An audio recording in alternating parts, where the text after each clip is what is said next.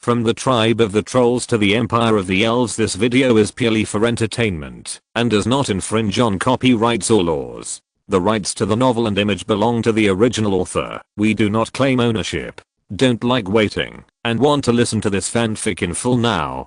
Subscribe to our Patreon, where you'll find the best fanfics. Chapter 326, Growth Interlude. Egg number 1,674,353,021. Fertilization date 2300 hours, March 38, 201. Rune calendar. Gender, female. Tentative name, Alinaths. Status, first day of consciousness, about to be released to the primary growth world. Please confirm. Confirmed. Release is allowed. Confirmation signal received. Release procedure is about to be executed. Consciousness is being extracted. Consciousness is extracted. Simulated body is being constructed. Body is constructed. Main body is being linked. Link successful. Release in progress. Release completed. Please confirm. Confirmed. There is a very ordinary town located between green mountains and clear waters. The most common buildings are the elegant tree houses scattered in an orderly manner.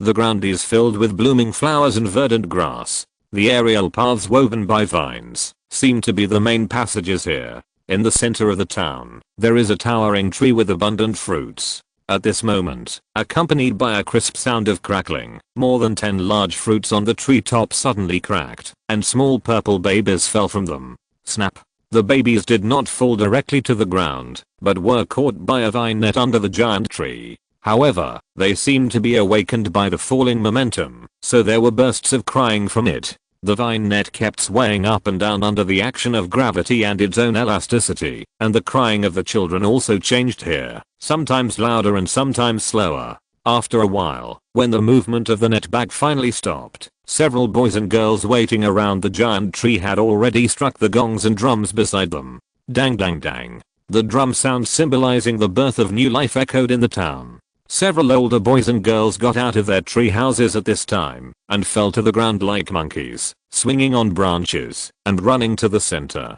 From a distance, the leading girl was seen shouting, "Have the babies been born? Have they been born? How many are there?" "There are 17. The little ones by the tree," pointed at the tiny ones in the net and responded, "Wow. There are so many. The old mare will definitely be very happy." The half-grown girl led the children behind her and ran over. She shouted happily while picking up the little things from the net one by one, then passed them to her companions to put them in the basket, and then she jumped back. Old mare. 17 more little ones are born. The town is not too big, so the loud voices of the children can be clearly heard in the old mare's apostrophe house. An old elf with wrinkles on his face and a cane walked out of the house tremblingly and then said with a smile, "Wow, that's great. It's your turn to raise the children this time, right?" "Yeah, it's our turn." "Okay, then I'll teach them slowly." "Old mare, after these little ones are grown up, can I go outside?" The little girl, who was the king of children before, now pitifully tugged at the mare's arm, fanning her eyes as bright as purple gems, and asked expectantly, "Wow, don't you play outside every day?" "Not that outside. It's the outside in the movie Elves vs. Mammoths that was shown yesterday." "Hey, that's still very early." "How long is very early?" "You can go when you grow up." "Then when can you grow up?" "You've grown up when you can go out. You're bullying the elf." "Okay, dear, your task now is to study. Take care of your younger brothers and sisters, and then play like a spoiled child, otherwise you will regret it in the future." "Big liar. I'm not going to pay attention to you." Humph. Time passed little by little with the rising and setting of the sun, and the central mother tree gave birth to batches of slow-growing elf babies. Among them was a beautiful little girl named Alinaths, who was also born here and grew up little by little. One day, the school was over and the teacher's shadow disappeared with a smile. Then, small figures rushed out of the tree houses like monkeys, and then they swung forward by holding the hanging branches of the vines or swayed forward on the vines above. The flowers and grass on the ground also heard the joyful shouts of playing.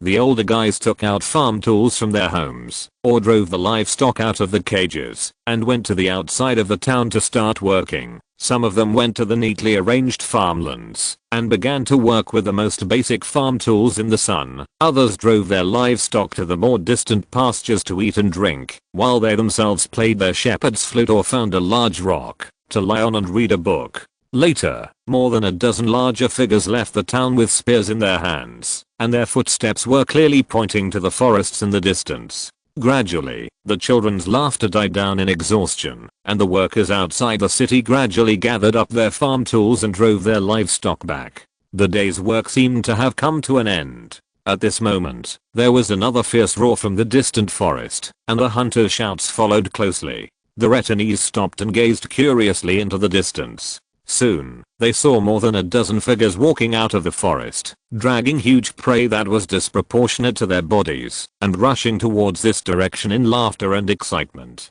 Obviously, this is a strange town. Even though the unconventional architectural layout in the town can be explained away by reasons such as supernormal and elf, after the teachers turned into shadows and disappeared. Except for the old mayor, the whole town seemed to be left with only traces of the lives of young children and teenagers. Whether it was the labor in the fields, the pastoral songs coming from a little distance, or the hunters walking away. They were almost all little guys with a height of no more than 1.3 meters, and those playing in the town were not even half a meter tall. What's more, their purple skin and pointed ears were obviously elves, so compared to the 3.5 meter height in adulthood, this was a country for children. In the evening, a bonfire banquet for the purpose of farewell was held in the open space outside the town. More than 100 middle-aged people were busy not far away, under the guidance of the mayor. They had to dismember and bleed the giant beast brought back by the hunting chief, and then put it on branches, and wait for the fire to be grilled later. Nearby, hundreds of little ones were playing around the bonfire.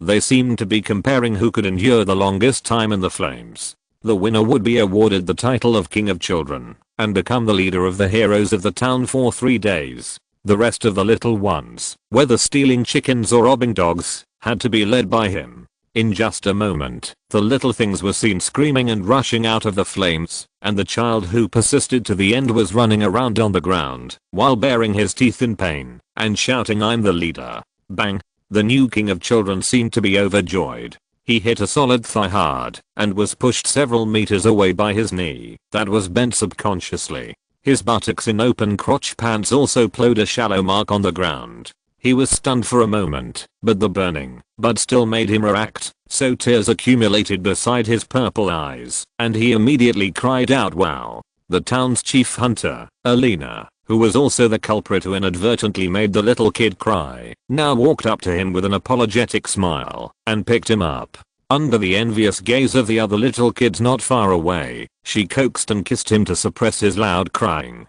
After another moment, Alina put the little kid in her arms back to the ground. In the still crying and aggrieved eyes, she gently patted the dust off his legs and buttocks, and then stroked his hair and said, "You are so good," and watched him leave like a good baby. "You were fooled by that kid. He did it on purpose." A teenager came over and said in a snorting tone, and raised his hand to slap the little kid in the distance. When Alina followed his line of sight and looked over again, she saw that the little guy had turned around again and was making faces at the boy, pointing at his own face and then at Alina, before running away triumphantly and noisily, joining the flow of children and leading them to continue making trouble. But she just smiled and said, "It's okay, and I won't have the chance to see them again for a long time." Alina's words made the boy next to her feel a little disappointed. Obviously, he no longer had the interest to chase and spank them. He just sat on the haystack, looking at the jumping flames not far away, and didn't know what he was thinking in his trance.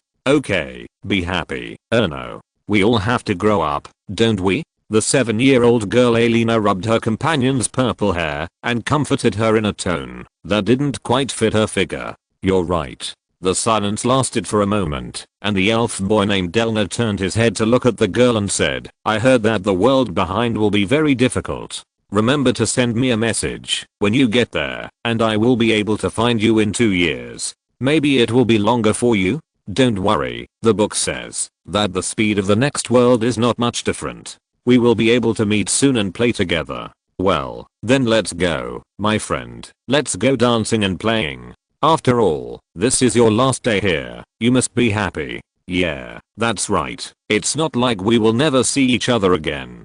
Time passed quickly in emotions such as joy, melancholy, and yearning, and as the sun rose again, a dozen of the oldest children, including Alina, were missing from the town. Egg number, gender, female, name, Alina's age. 7 years, inside the egg reel, 12 years, main consciousness virtual, 27 years, subconsciousness virtual in total, status, adapting at double speed, about to be released into the next stage of growth virtual realm.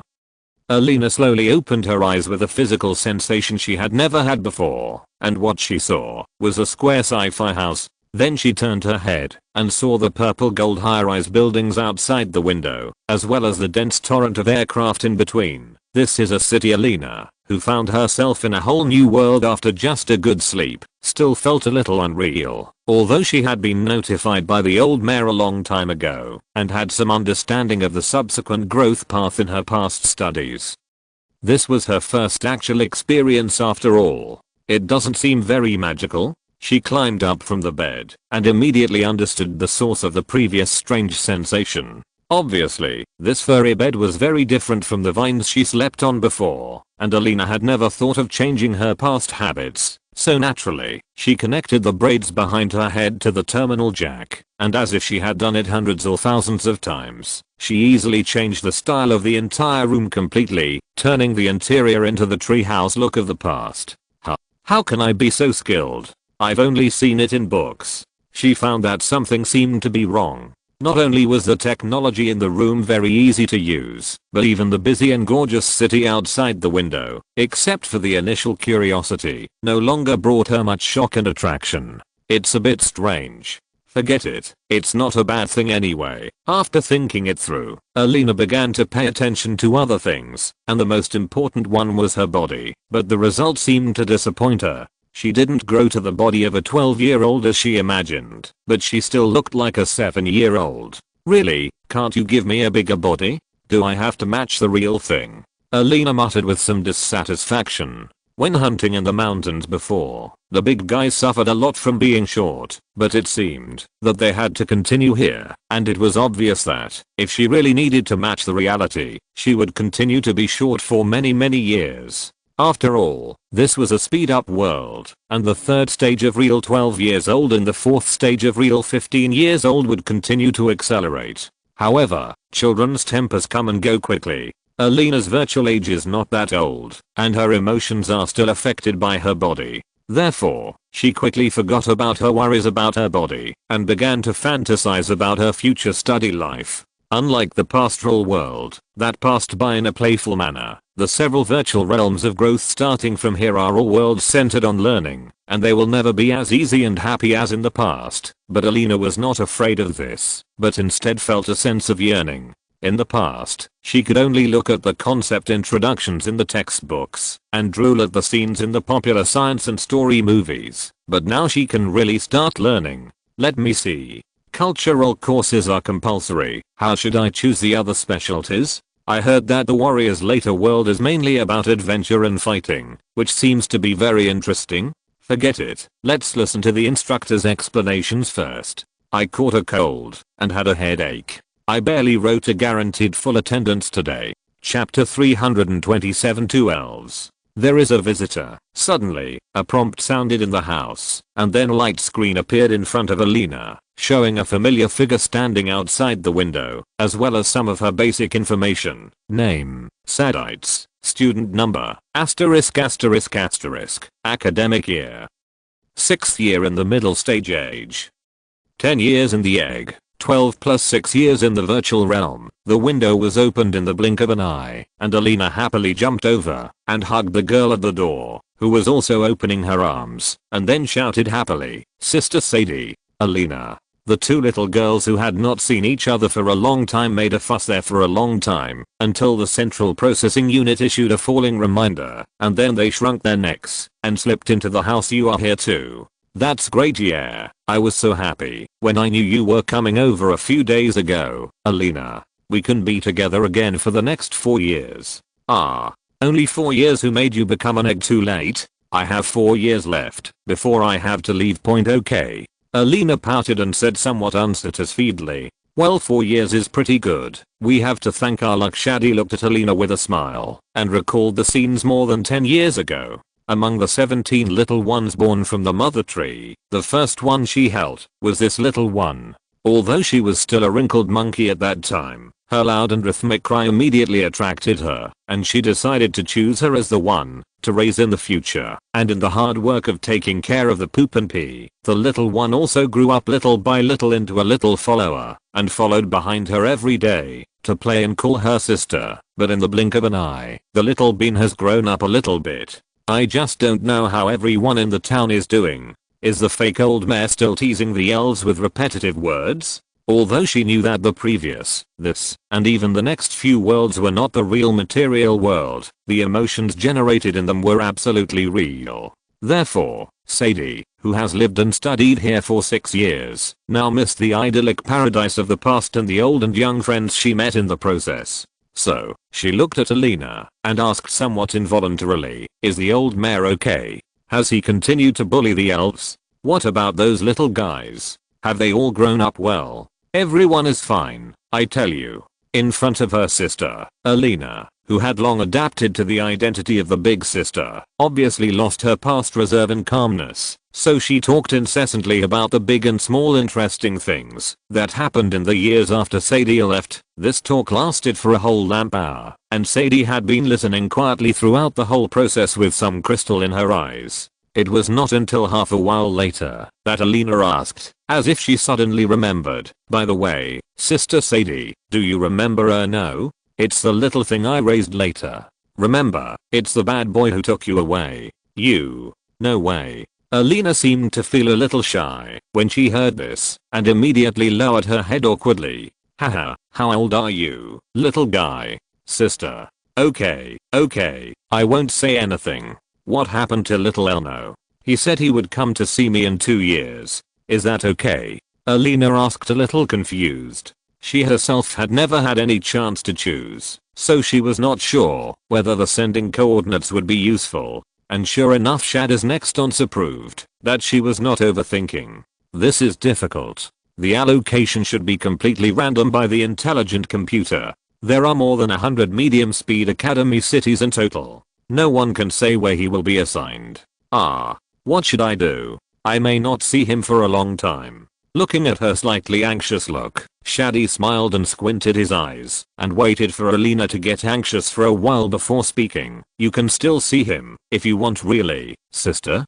Really? Because all the medium speed academy cities are in the same virtual world, but the distance between everyone is set very far. That means we can fly over to play with him? Well, we can go during the holidays, but not after school starts. There are also large-scale city-scale competitions. If both of you are players, you actually have a chance to meet on the field. Huh, that's good. Oh, I'm just worried that he will cry. Don't look at me like that. Haha, okay. Alina has really grown up, even though she is still a little girl. Still talking. Humph, I won't pay attention to you. Okay, I still have a week of vacation next, and this period of time is also your adaptation period. Do you want to follow me around? I want to go. Then go and make a suitable set of clothes. There is no need to defend the town against monsters, so beauty and comfort are the first requirements. You can wear more relaxed clothes. Oh, I'll go right away. Sister, help me pick one. Even in the real world, luggage is something dispensable for the elves, not to mention the virtual world within the domain. So, although Alina just arrived here today, to be honest, she really doesn't have anything that needs to be settled or packed. So in a good spirit, she only waited until the new clothes arrived before she followed Shadi to go out for a look. So, the window was opened again in the blink of an eye, and then turned into a platform protruding from the building. The two half-grown girls did not feel any extra discomfort due to the sudden wind, but just held each other's hands and easily walked onto the platform. Wow. Even the tallest trees in the forest seemed much shorter than here. Alina, who had the opportunity to stand so high for the first time, looked at the inner city aircraft speeding past in the distance, the large purple gold buildings, and the ant-like walkers hundreds of meters below. She couldn't help but cheered in surprise. Then she asked, "Sister, what will happen if I jump from here?" "The virtual world will unplug your connection line." "Ah, what do you mean?" "It means that at the moment, before you fall to the ground and die, your consciousness will no longer be here. Then I can jump at will?" Alina said with obvious excitement, and immediately became eager to try. "Don't do anything stupid." Sadie quickly grabbed her sister's hand, and then warned, "The big elves will punish you. Do you want to stay alone in a dark room without any light, and without any sound for 3 days? Ah, forget it. It's scary just thinking about it." "That's right to be scared." The teacher said that once you get used to doing stupid things here, you may lack the sense of crisis in the future. So there are many kinds of behavioral rules and restrictions. Sadie breathed a sigh of relief and explained carefully, "Think about it. You are used to jumping hundreds of meters high here. What if you get confused one day, after you are born, and think you are still in the virtual world and you can't die? Oh, Alina will die ugly, right? Yes, then I won't jump." "Alina, be good." "But," Alina looked at everything in front of her and said with emotion, "It's really different here. There are so many elves. The city is so big and busy. What will it be like in reality? I don't really know what the reality is like, but in this city we are in, there are probably nearly 10 million elves as big as you and me living here, and there are hundreds of thousands of teachers' consciousness projections resident here, and many uncles and sisters who occasionally come here for vacation, and have homes and shops here. Wow. So many. In the past, there were only a few hundred elves living together in the small town." Alina had naturally never seen such a densely populated urban area, so when she looked at the vast city in front of her and heard Sadie's explanation, she was stunned. "Oh, you'll get used to it slowly. I heard that before we come here, we will adapt subconsciously first." "No wonder. I said so. Look, my car is here." As they spoke, a small two-seater aircraft bypassed the building and came to the platform, and then stopped in front of the little girls with a wash. The pink paint and cute round style immediately made Alina's eyes sparkle, and she stammered, "So beautiful. Is this yours, sister?" "Of course. Come and sit on it. Sister will take you for a ride." Oh. The aircraft, which is tailor-made for children's bodies, is naturally small and exquisite. Even the smaller Alina did not feel empty and bulky after sitting in it, and was immediately comfortably wrapped in the seat under her butt. "Have a seat. I'll show you around first. By the way, let's go to the core teaching area first. After all, that's where you'll be traveling back and forth for 10 years. Just as Shadi was talking, she felt her arm being patted several times in succession, and Alina's impatient voice came to her ears. Sister, can I have a flying machine too? How can I get one?"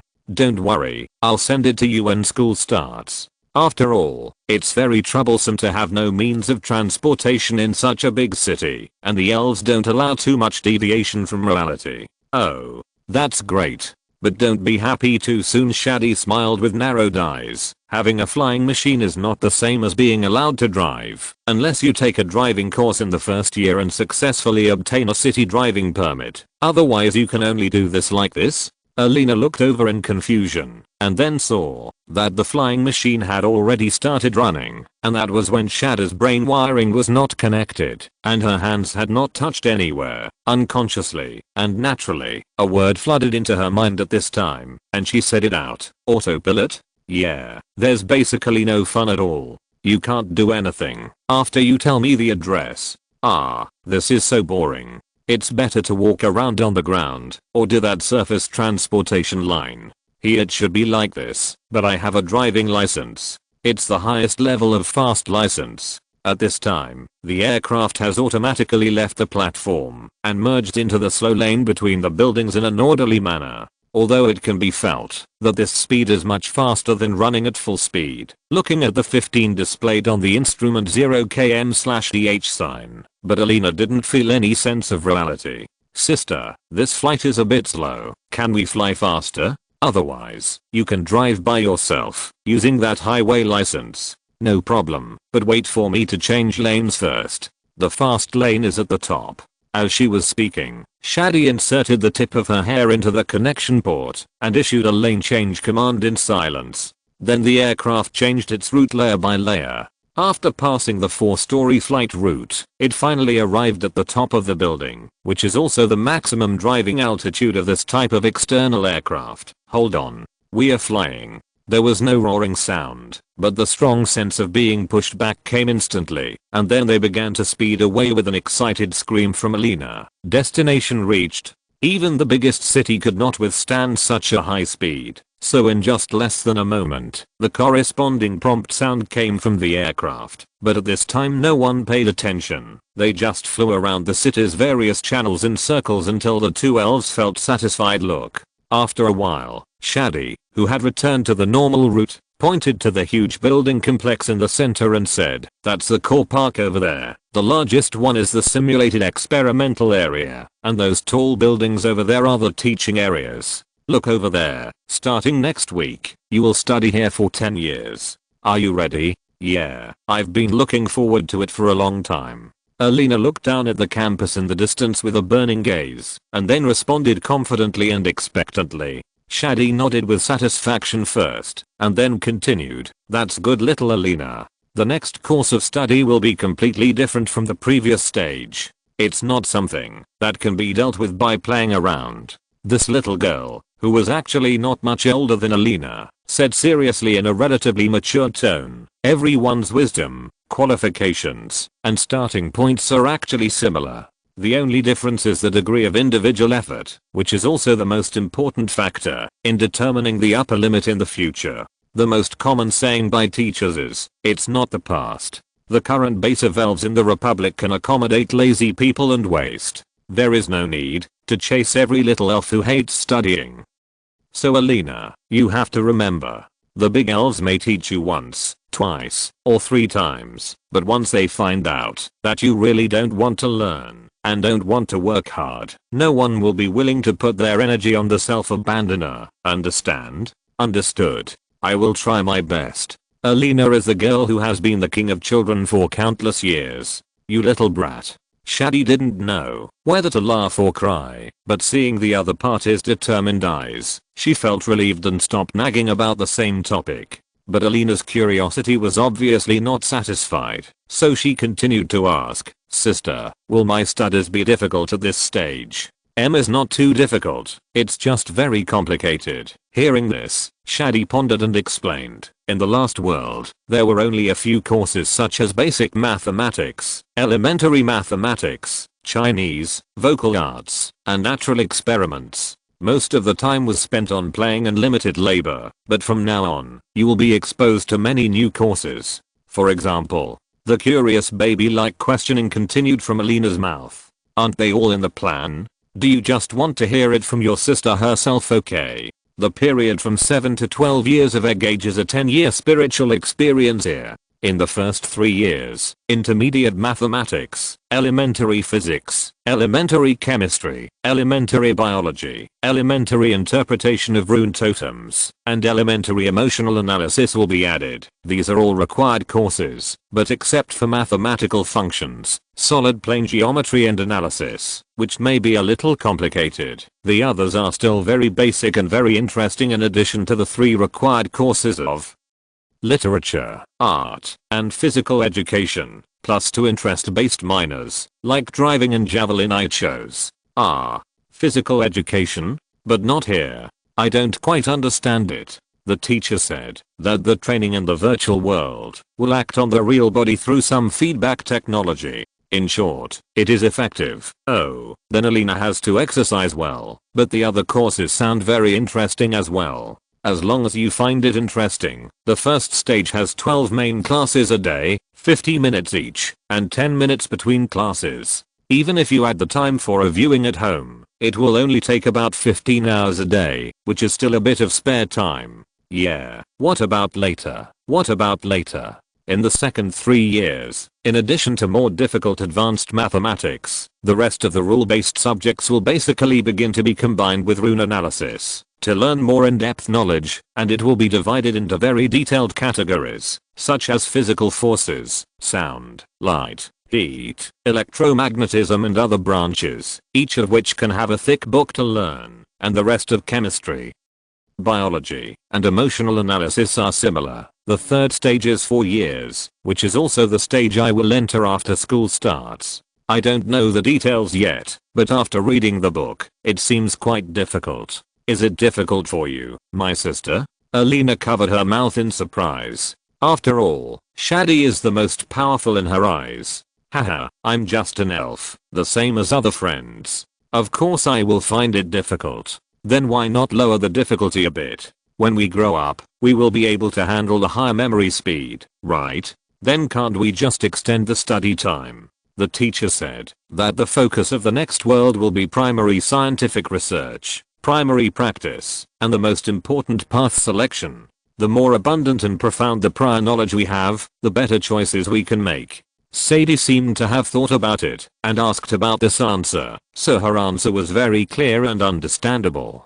That's why we need to focus on learning more and more in-depth knowledge in the next 10 years, so as to avoid making random choices in the dark and regretting it in the future. Oh, Alina understands. I will work hard too. Will I supervise you well during the 4 years that I'm here? Yeah, no problem. After the serious topic was over, the two girls went to the amusement park to have a good time and then returned to the residence with a very tired spirit. Taking into account Alina's unfamiliarity with city life, Shadi decided to stay here temporarily for at least the first week and then go back after the former has almost adapted to it, so at this time they naturally returned to the same place. After changing into her favorite cute nightgown, Shadi, who had just finished washing, walked out of the bathroom and then saw Alina looking at the light screen with relish. "What are you looking at?"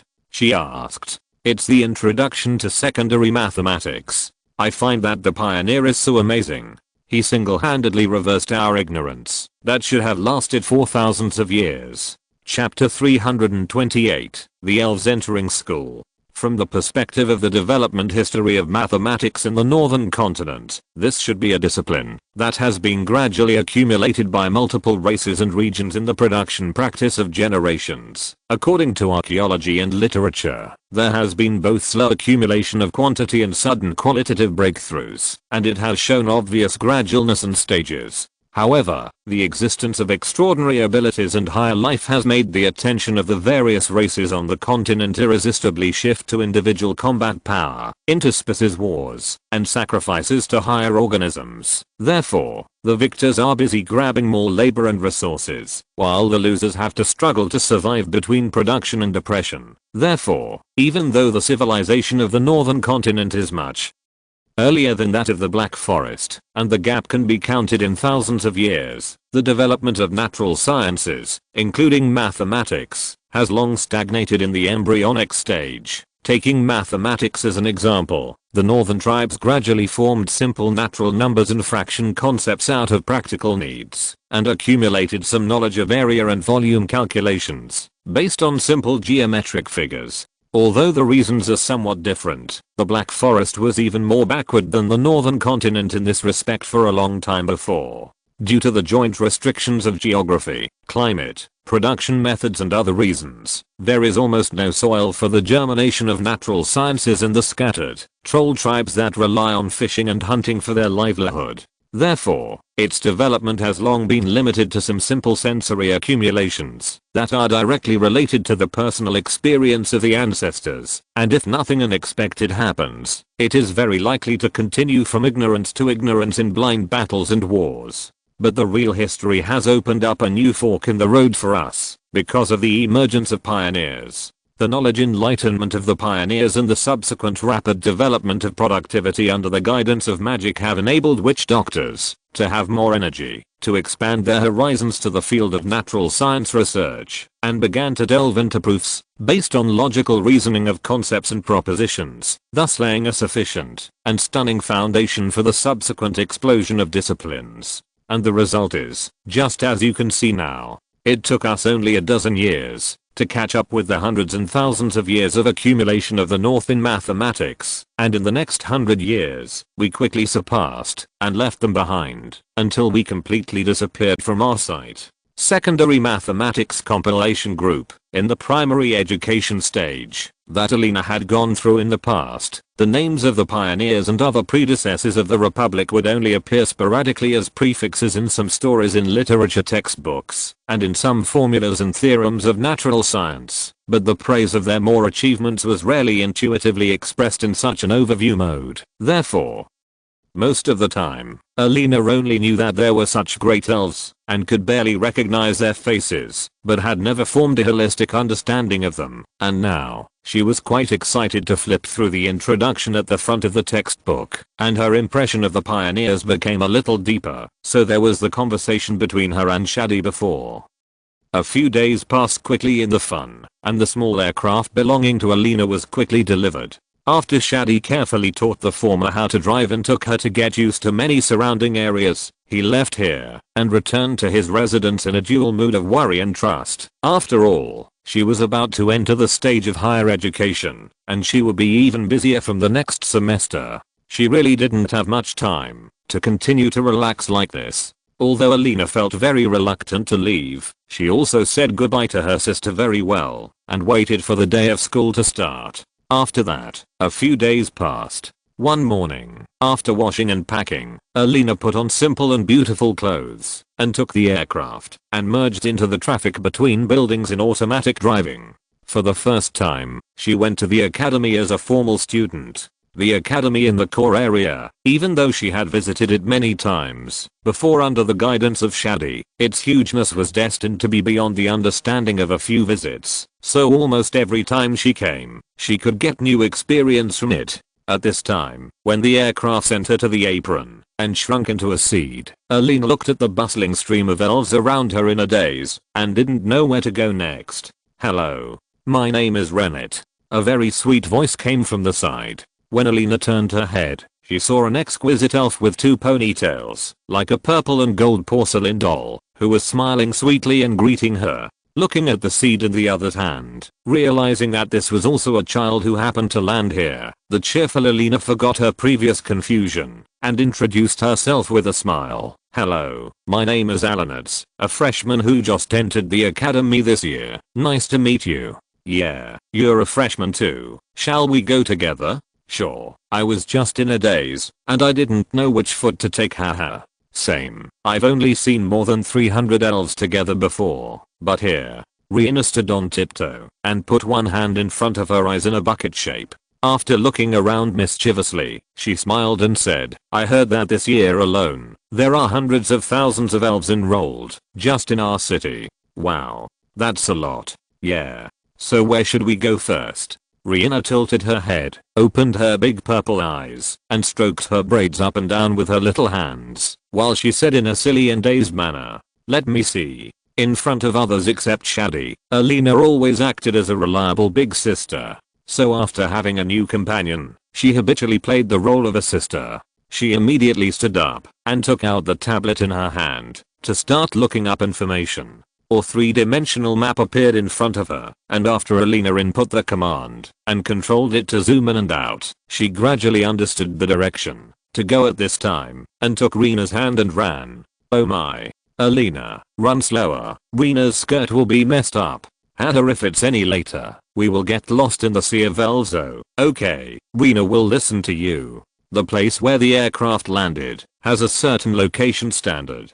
The branch entrance of the auditorium that the two girls need to go to at this moment is actually not far from here, so after running around for a while, they soon arrived at their destination along the elf stream in laughter and entered the freshman auditorium along the passage. The auditorium was obviously a very strange space. Even though hundreds of thousands of elves' virtual bodies and hundreds of thousands of teachers' projections had entered it, it showed a just right sense of distance, and its overall breadth was not exaggerated to the scale of a city. No wonder Sister Shadi said that this is almost the only area in the city that does not conform to the rules of reality. Holding Rihanna's hand tightly, Alina looked at the elves in front of her, who seemed to be close yet far away, and the teachers in front of her, who seemed to be very far away, but also seemed to be right in front of her. At this moment, she couldn't help but murmur, "Who is Sister Shadi?" The elf's sensitive hearing was reproduced 100%, so little Rihanna behind her also heard this sentence clearly, and asked with considerable curiosity, "She's a very powerful sister."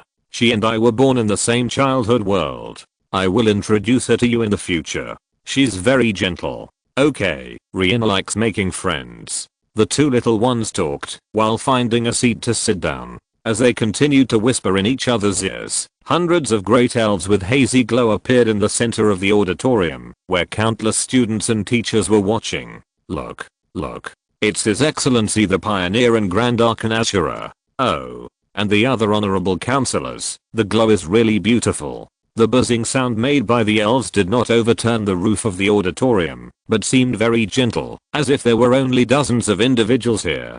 Soon after, when the discussion gradually died down, a male elf walked out of the central shadow and said to every direction at the same time, "I'm glad that we have ushered in the New Year's enrollment season. The elves in various academy cities, the Republic is looking forward to your thriving growth and the day when you are truly born." After only a very brief opening speech, the projection of the chief officer of the Ministry of Education returned to its original position and began to observe the elves in more than 100 venues together with the other members of the parliament and many members of the executive government. At the same time, this obviously did not have any bureaucratic style of the opening ceremony. Perhaps it is a bit inappropriate to say ceremony, but in short, it has begun. Under the power of the domain, the new students have entered the past, as if they were there in person. They will quickly and deeply experience the twists and turns and development of the history of their race from the volcanic era. So at this moment, music sounded in Alina's mind, and the scene was sometimes accelerated, and sometimes slowed down, playing an epic picture with the tall volcanoes as the background. Some of the still crawling salamanders abandoned the magna life that had lasted for who knows how many years. They shed most of their animality and turned into upright creatures and gradually lost their long tails and scales and finally became sturdy trolls with hunched waists and long teeth. Afterwards, the trolls resolutely entered the black forest and drilled into the darkness where food was more abundant and gradually gained a foothold after countless years of fighting. The picture changed afterwards. The middle-aged troll witch doctor rapidly aged and turned into dust in the frenzy of the monster invasion. The warriors took simple bone weapons and ventured into the forest to carry out hunting tasks and brought back precious food with blood. In the rapidly changing scenes, a small troll tribe with only a few hundred people came into view. Among them were little trolls crying for food, pregnant women with big bellies, and young witch doctors searching for simple inheritance. Afterwards, the tribe grew little by little. Hunting gradually changed to farming and animal husbandry. The tribal language became relatively rich, and the chieftain system and elder system were slowly taking shape. Civilization was about to begin, but the crazy wolf pack completely destroyed it all. After a bloody fight, the giant wolf stepped on the corpses all over the ground and howled to the sky. All the troll tribes in the west and black forest were slaughtered at this moment. The beginning of the troll civilization was interrupted and ended cruelly in the killing. On the other side of the river, a small tribe that had just been forced to migrate here not long ago gradually gained a foothold on the east bank. It seemed that there was nothing special about it, and it was always developing hard and tenaciously.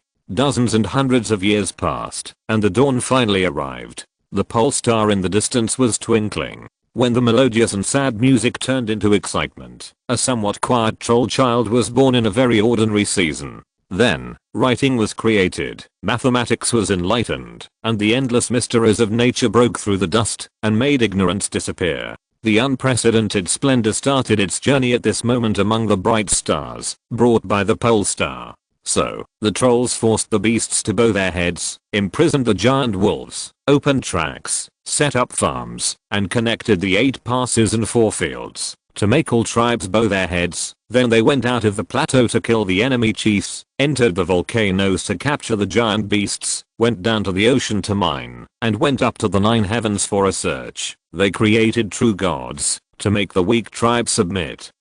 Sent down angels to force the strong tribes to surrender. The sun came to the world to kill the near gods on the linen road, and dreams were widely spread to imprison all living beings in sleep. Over the past few decades, the world has changed dramatically. Over the past 100 years, things have changed. Looking back, the mother planet has returned to the unity and the moon of magic is in the sky. In a trance, Alina finally woke up from her dream. She stroked the excitement in her heart that had not yet subsided, recalled the scenes she had seen before, and in her mind was the yearning for the future and the enthusiasm for current learning, and this new semester officially kicked off. Let me see. The first class is scheduled to be Mr. Cecil's elementary physics. My sister said that his class is the most interesting. If there is no problem, I will choose this teacher for the physics class. Alina. Several calls came from behind, waking up the girl who was looking down at the light curtain in front of her. Looking back, she found that it was a new friend she met a few days ago, who was running towards her. Hey, you're here too? Yeah. Has Alina chosen teachers for your interest subjects? Almost all has been chosen. We'll see if I can adapt to it later. So fast? Rena asked in surprise. Why don't you choose more? Mecha combat is something I've been looking forward to for a long time. I tried it a few times and I think it's pretty good, so I didn't want to make it so complicated again. What about the other one? High speed driving. I can't stand the slow automatic driving anymore. Can you show me which two teachers they are later? I want to be with Alina too. That's fine with me, but Rena should choose what she is interested in. Don't you like music the most? But it doesn't matter. We live so close. I will come to play with you often. Okay then. Although her little face was puffed up like a squirrel, Rena still agreed with her friend's pertinent advice. Okay, let's go to class. Let's go home together after the club ends tonight. Yeah, I'll go first. There is no custom of dividing classes in the academy, so after saying goodbye to her friends, Alina walked towards the classroom for the first class scheduled for today. In fact, whether in or outside the field, there is actually no need to go to the classroom for classes, but due to the insistence of the top leaders of the Republic's Ministry of Education, the traditional classroom education is still retained in the Academy City. So at this time, after Alina rented the large tiered classroom dedicated to teacher Cecil, she found that the teacher's projection had not yet arrived, so she found a suitable seat and sat down. Afterwards, she connected her braid to the control port of the tablet in her hand, and turned the elementary physics book in it into a book-shaped light screen. She flipped through the book, while waiting for the teacher to arrive. The classroom was slowly becoming noisy. Alina looked up and looked around, and found that it was full of hundreds of elves. At this time, everyone was excitedly discussing something with their companions in a low voice. Hello. My name is SX Tower. A handsome boy who had just arrived in the classroom greeted her politely, after sitting down next to her. Alina's, hello too. Before they could say anything more, they saw a slight fluctuation in the space in front of them, and then a figure turned from nothing to something. From virtual to real, and finally turned into a big elf about 3.5 meters tall. Nice to meet you. Yeah, I'm glad too. The two new little acquaintances hurriedly ended their communication, and looked at the new teacher who appeared in front of them. The noise in the classroom also stopped almost at the same time, and all the elves looked over expectantly. Cecil was a gentleman who looked very intellectual, although it was impossible to judge his age from his face, and he could only guess that he was a real adult. This was also the most enviable and curious point for many elves, because they had never really seen a few big elves since they grew up. Ahem. The teacher paced to the center of the central podium, first raised his eyes to scan the shining eyes, then coughed lightly and said, "Let me introduce myself first. My name is Cecil Stir, born in the 69th year of the rune calendar, and I'm exactly 143 years old this year." Anyway, the calculation at that time was 143 years old. As he said, he scratched his head as if in distress, and added, "But with such a complicated situation now, to be honest, I'm a little confused about my actual age." A good-natured laughter came from the front, because this is almost the common distress of all the elves now, especially those little guys who haven't even been born yet. They can even more understand the confusion of the virtual world about age cognition. But it doesn't matter. Let's get back to the more important aspects. Cecil continued with a smile. I graduated from the Central School in Rune 85, returned to school in Rune 164, and entered the Geocentric Laboratory to study planetary tectonics. In Rune 178, I followed the Great Wizards to participate in the construction of the Magic Moon, and then obtained the Wizard degree in 186 after the project was successful. In Rune 201, I published the Cold Star Core Start concept and obtained the Great Wizard degree. As for now, my main consciousness is in the orbital space station of the dead planet next door, continuing to conduct research on projects related to Cold Core Start. The goal is of course to transform the planet. Wow. Is the teacher a great wizard on the magic side? Researching planets, it looks amazing. An obviously lively elf asked loudly. No, the teacher is a warrior side. A warrior who aspires to become a star of course. It's still a long way from the goal now, but I'm a genius. So I will definitely succeed. Oh. Okay, that's all for the self-introduction. You can't understand the rest for now anyway, so I'll slowly tell you in class later. Cecil clapped his hands to ease the noisy atmosphere in the classroom caused by the previous introduction and said slowly and proudly, for example, what discoveries have been made in my research field over the years and what contributions have I, a genius, made? Hey, the prerequisite is of course that you have to formally choose my class. It's very interesting. After suppressing the excitement of the children in the classroom again, Cecil gradually brought the class into the formal teaching stage and said, in the last stage, I believe you have started from phenomena and simple experiments, and have a preliminary contact with classical mechanics, as well as the most basic knowledge of electricity, thermodynamics, etc. And in the next 3 years, although you will not have the opportunity to come into contact with the truly cutting-edge rune physics, you will have more in-depth knowledge in the field of pure natural physics. This knowledge is the necessary pre-foundation for the later stages. Only by mastering this part of the content can you not get lost in the rune physics that is extremely complicated by the spirit and disturbance. So, whether you choose this class as the major of physics this semester or not, I have to warn you to pay attention to the basics and understanding, and don't have any contempt for it. Do you understand? I understand. Very good. I like the elves with loud voices the most. Now, please open the catalog of your textbooks, and I will take you to travel in the visible ocean of knowledge. Hearing this, Elena also solemnly turned the virtual textbook transformed by the light curtain back to the catalog page, and began to look forward to her so-called travel. Are you ready? Ready. Very good, let the teacher take you on board. As soon as Cecil finished speaking, the scene and feeling in the whole classroom changed. In a rather magical weightlessness, Elena seemed to be inside a huge spaceship and was fixed on the seat by several straps. She looked around in surprise and found that all the students were there and their states seemed to be exactly the same as hers. They were looking at their respective portholes with their mouths wide open and inhaling in unison. Elena's sight was also diverted as a result, and she also looked out the window, and then she saw an extremely beautiful blue planet and its satellite, as well as the stars shining brightly in the dark background. So beautiful. The little girl couldn't help but sigh, and couldn't look away for a long time. Cecil seemed to know what the children were thinking at the moment, so he waited for quite a long time, until the elves reluctantly looked away. Then he appeared again and spoke. Pioneers often say that elves are the darlings of the universe and can accept profound knowledge at a very young age.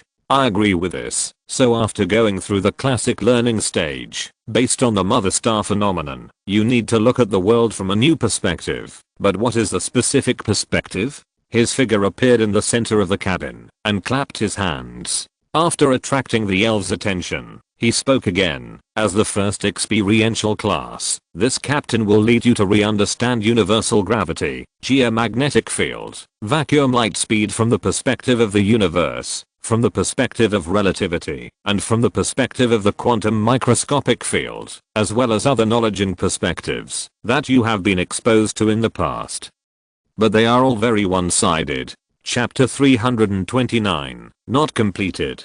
Cecil is a very passionate teacher. His class was very enjoyable. He not only led the children to see the deduction of the grand universe, but also showed them the unknown microscopic field strings. He explained the concepts of the 4 fundamental forces in a simple way, and also expressed the basic concepts of the medium such as virtual particles and real particles in the speculation, and explained the general principles and rules of the effectiveness of magic and totems. Of course, this was only a short class time, and it was only a passing popular science narration. The purpose was only to let students have an overview of the deep world and arouse their enthusiasm and interest in future learning. In fact, it was not enough for Alina and other children to learn too much and to specific knowledge. But here, the yearning revealed in the children's eyes also proved that many new concepts and new perspectives appeared in the process of Cecil's success, which really made the children feel overwhelmed. However, this immersive classroom environment, mysterious and fascinating knowledge, and the teacher's humorous speaking style really made many children have a strong interest in continuing to learn.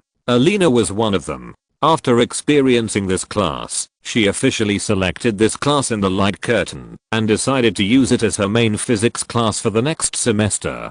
The academy city was left in the distance, leaving only the purple gold buildings shining in the sun, standing in the direction of the horizon like giant needles trying to pierce the sky. Nearby, there was an endless sea of flowers, the gurgling water in the ears, and two little girls who came out to spend a leisurely lunch break. Alina and Lena sat leaning against each other among the flowers. On the square towels under them, they could still see the small lunch boxes that had been packed. They half closed their eyes and quietly admired the beautiful flowers, or fiddled with the screen in their hands. The breeze blew in front of them, and the sea of flowers exuded bursts of fragrance. "Why are you looking at the light curtain instead of such a beautiful scenery?" Alina hummed as if she didn't want to interrupt the silence around her. As soon as she finished speaking, a beautiful voice, loud but not abrupt, came from the mouth of her companion next to her and merged harmoniously into nature. "Alina, take a look at this," little Lena said in her lovely voice. "What's wrong?" "Look what I found." Lena immediately tilted the light screen to the side so that her friend could see more clearly and said, "Here, this is it." Alina looked at the light screen sideways and then saw two armored vehicles fighting, but the background was not the ground or the sky where the battle was looking for, but the starry sky in the dark. As the camera shifted, the light screen was gradually pulled away, and Alina could finally see it more clearly. It was indeed the starry sky, and in addition to the starlight, there were also flashing lights and electricity passing behind it, and the outline of a giant beast seemed to be lurking in the darkness farther away. So, she got closer and looked more curiously and finally saw what those streams of light and the lurking beasts were after the camera continued to switch. "Is that a space battleship?" Alina was a little confused and subconsciously asked curiously, "What happened? Did they discover alien life and start a fight? Or did our experimental fleet finally lose its invincibility and start fighting itself?" She knew that these two speculations were actually ridiculous. Not to mention whether the experimental fleet could fight. The other speculation that Alina herself was looking forward to was almost impossible to come true. After all, how could something that had been searched for decades and could not be found suddenly appear? Teacher Cecil has said that if there really is alien life that can successfully and silently reach the mother planet from the endless deep space, then there is a high probability that the other side will force the Republic to retreat without a fight. And it is not that they do not want to fight, but that they cannot fight. The technological gap between the two sides may be terrifying. "Why are you so stupid today, Alina? How could aliens use the same equipment as us?" Gently pinching her friend's face, pulling it apart with a little force, and then letting it go. Lena's small action at this time made Alina gather some divergent thoughts. "Oh, that's right. Then what are they doing? Is the experimental fleet fighting itself? What nonsense are you talking about, idiot? Let me see it for you. It was just discovered, and it seems to have some relationship with us. At least it will be related in the future. What is it?" Alina's interest was aroused, and she urged with a slight bump on her shoulder, and after some operation, Lena called up the introduction page of the relevant matters, and helped to read it sentence by sentence. The 100 Cities Armored Competition League, the 100 Cities Physical Combat League, the Space Opera Federation, and the Deep Space Battleship Concept Federation are jointly organizing the 23rd Deep Space Fantasy Gala, and pre-promotion is underway. I would like to dedicate this to the new students. I hope you will work hard to grow, and thank the great elves in the material world for their care. Alina tilted her head and asked puzzledly, "Is it a performance by the graduating class?" "Yeah, but it doesn't seem right to call it a performance." Lena flipped through the detailed introduction and tried to figure out the meaning. It seems to be a concentrated display of the results of the interest groups. It is said that before leaving, they will bring out their strongest points to dedicate to the younger generation and the outside world. Wait, let me take a look. The wisest, most powerful, most beautiful, and most knowledgeable elves will personally design ships, weapons, and compose music with the assistance of the intelligent brain. The calmest and most powerful elves will be responsible for combat command, and the virtual realm Gala will be held with the resource support of the domain intelligent brain. Lena continued to read. This performance will be presented in the form of an interstellar war. Damn, what other surprises are there after saying it? But the music of the Space Opera Federation should be worth looking forward to, right? Friends in the interest group said that the senior brothers and sisters are very good. Although she also heard Riena's story, as well as the complaints and expectations that followed, Alina's interest was not here. Instead, she pondered over the words and muttered, what are the 100 Cities Armored Competition League and the 100 Cities Physical Combat League? Why do I feel that they are somewhat related to the interest group I participate in? Hearing this, Riena covered her mouth in surprise and said exaggeratedly, it's very famous, Alina, you don't even know it. And after entering the club, there should be relevant push notifications in the light curtain. You will know that it is more than just a little related. I haven't heard of it. Scratching her head, Alina said a little dazedly. Because of Shadow's persistent teaching some time ago, almost all her energy has been put into auditions and course selections recently, even the interest group. I didn't pay attention to the push notifications on the light curtain. I only tried the interest group on the day I signed up. Alina, you should go and have a look. The teacher said that interest groups are very important. Lena advised worriedly. The teacher said that nerds are not very useful. You have to be able to get your hands dirty and apply things. So interest groups are also an important learning process. Yeah, I'll go over today to make sure there are competitions. Of course there are. Even the music club has 100 cities report performance. Your two clubs must be in the form of competitions. Then I'm looking forward to it. Yeah, Alina is so amazing. She must be the first place every year. That's for sure. As they were talking, a sound came from the terminals of the two elves. Teaching will start in 15 minutes. Please return to campus as soon as possible. Forget it. Go back first and don't be late. I'll go ask myself today. Afterwards, the girls packed up some cushions and lunch boxes, walked to the aircraft that had not been folded up not far away, and set off together. After leaving the city, the inner city aircraft cannot fly high because there is no support from the surface facilities, so at this moment it just flies close to the ground, but there are not many undulating terrains here, and it does not affect its efficiency too much, so it maintains a considerable speed and allows the girls to arrive in time. Just run faster and you can get there before the teacher. Alina folded up the flying device as quickly as possible, took Lena's hand, and ran towards the classroom. After the second half of the day's classes ended, Alina packed up her things and hurried to the Mecha Club, which she had only been to twice. After entering the large building, she saw the blaming gaze of her instructor and the blank eyes of the children of the same age around her. Am I a little too late? Thinking of this, she scratched her head shyly and instinctively wanted to step back out of the door, but her foot was just raised and was immediately retracted. If you are wrong, you must admit it. What's the point of running away? So, Alina put one hand on her chest, bowed deeply, and shouted, I'm sorry to disappear for so many days. Alina is here to report. The children looked at each other. Some of them happened to have seen and remembered Alina when they first reported to the club. Now they roughly understood what was going on, so some ran over to introduce her to the instructor, while others explained something to the other children around them. The instructor was actually just a half-grown elf boy. He looked like a senior student. He remembered the relevant information when he saw Alina for the first time, but he didn't say anything directly at this moment. Instead, he listened carefully to what the child who ran over said.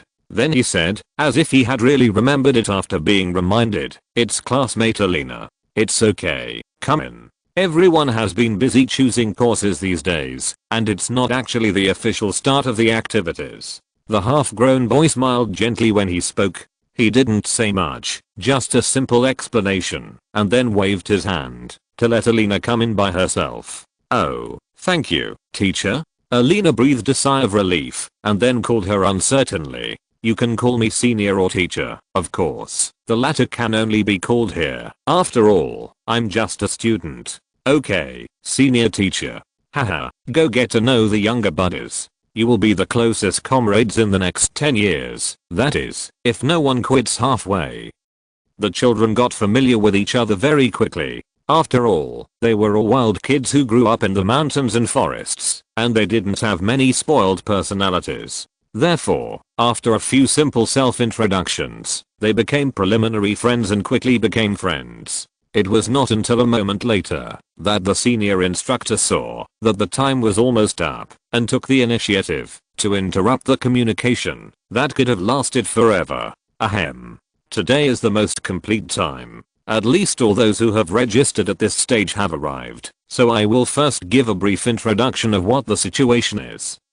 A light cough attracted attention. The senior teacher was obviously not a stage-frightened elf, so he introduced himself smoothly at this time. "My name is Petrosta, and I'm a 6th-year student. Just like I said just now, you can call me Teacher Senior, or just Pedro. It's fine as long as I'm recognizable enough. Let's talk about the clubs. Of course, we are the Armored Interest Club on the combat side. No one has registered the wrong name, right? No? Well, then I'll continue." He took a quick look around and found that everyone had a normal expression and no one showed any helplessness of making the best of a bad situation. Then he continued with confidence. "First, the Great Elves planning for the Academy City is mainly divided into two main lines, learning and hands-on. Learning is mainly based on teacher-student education, while interest clubs and your respective lives are basically managed by the students themselves. Except for monitoring harmful behaviors and psychological safety testing, they will not interfere in this area. And this is why I, a student, am here to act as an instructor at this time. Second, the instructor will only be set up for 1 year, and his purpose is only to guide you on the right track. From the 2nd year on, this interest club will have to operate independently. Third, the Armored Competition League, which is organized and operated by students, is a union of all the combat armored clubs in more than 100 academy cities. There is honor in competition, and there are awards in honor. Therefore, in addition to the daily study tasks that cannot be delayed, the daily combat exercises in the interest clubs, the city's elite competitions during the first holiday of each year, and the virtual world joint elite competitions during the second holiday, are everyone's main goals in the future. But it should be noted that the elite competitions are only divided into 3 levels. 1-2-3, 4-6, and 7-9. In other words, you need to compete with brothers and sisters who are 1 to 2 years higher than you for victory. The instructor paused for a moment with experience at this point, and indeed heard protests from the little guys. They are not brothers and sisters. Yes, the difference in the physical body is so small, what's the point of growing up in the virtual world for 1 or 2 more years? Haha, I feel relieved, if you think so. But I still have to remind you that in the past, it was rare for the 1st grade to defeat the 3rd grade. I don't know if I will see it this time. Chapter 330 Alama and the Three Little Ones. In the first 3 years, due to the lack of necessary knowledge accumulation, our club activities will be at a relatively elementary stage. For example, this semester, your task is by no means combat experience, but more familiarity. Use the basic armor developed and modified by the seniors in the past to complete the study and training of basic structure and basic driving, suppressing the emotions of the little ones. Pedro roughly explained the future activity mode of the interest group. At present, he just continued to speak, but after the end of the lower grade study stage, when you enter the middle grade, especially the senior grade, you will gradually accumulate some knowledge of engineering, rune totemism, material synthesis, etc. in school study, club, and library self-study. Therefore, the club will include armor design and modification in the scope of activities in addition to combat competition projects. At that time, the winner of the competition will not only depend on the combat performance on the scene, but also the performance of the club's self-developed armor will account for a considerable proportion. In addition, other related federations will also hold various design and modification competitions, such as harsh environment exploration, special environment combat, etc. After saying this, Pedro called up and enlarged the projection screen, showing nearly 100 types of armors in the open space in front of him, some upright, some beastly, and some insect-like. Then he pointed to their respective introduction pages and explained them roughly to the curious children in front of him. Unlike competitive events, the highest honor of design and modification is to become the Academy City template, just like the armors you will be driving for training and competition in the future, as well as the future modification templates, are all the wisdom accumulated by seniors for 10 years even more. Some of the best and most inspiring ideas have the opportunity to be valued by the great elves outside. At this time, he enlarged several of the strange armors of different shapes and made a key introduction. For example, this one was favored by the great elves of the exploration department, and the seniors who designed it, such as Brenda, Bent, and Mana, were awarded the 8th class dedication medal for it.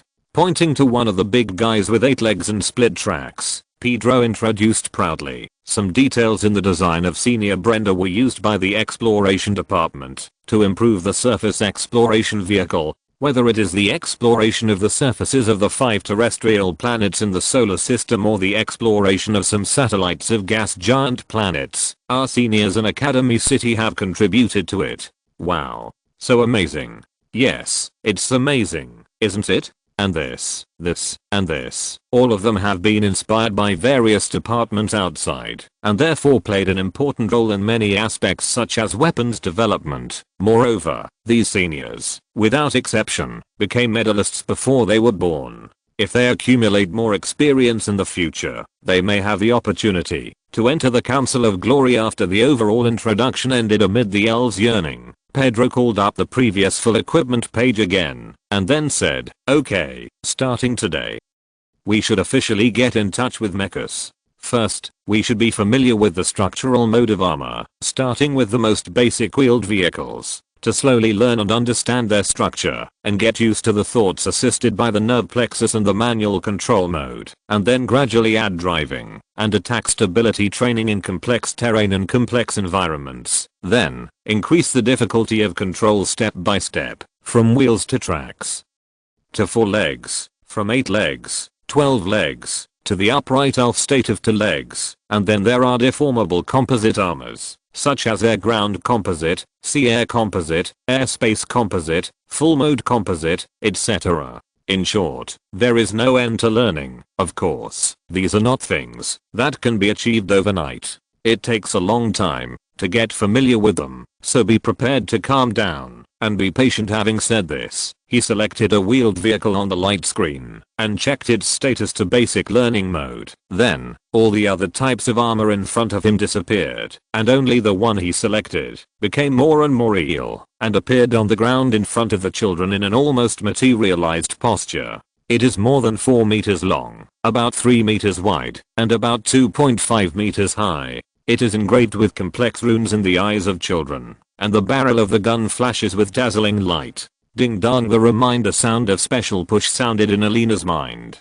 She looked down and found that it was the armored club that was just marked as special that sent a message. The content was a basic introduction to the big guy in front of her. Then Alina looked up, and after getting a signal from Pedro, she flipped through the name, Raging Flame Wind, type, teaching basic wheeled single-seat artillery vehicle, power, solar starter chamber, totem maintenance emergency auxiliary power, composite electromagnetic energy supply chamber, main power.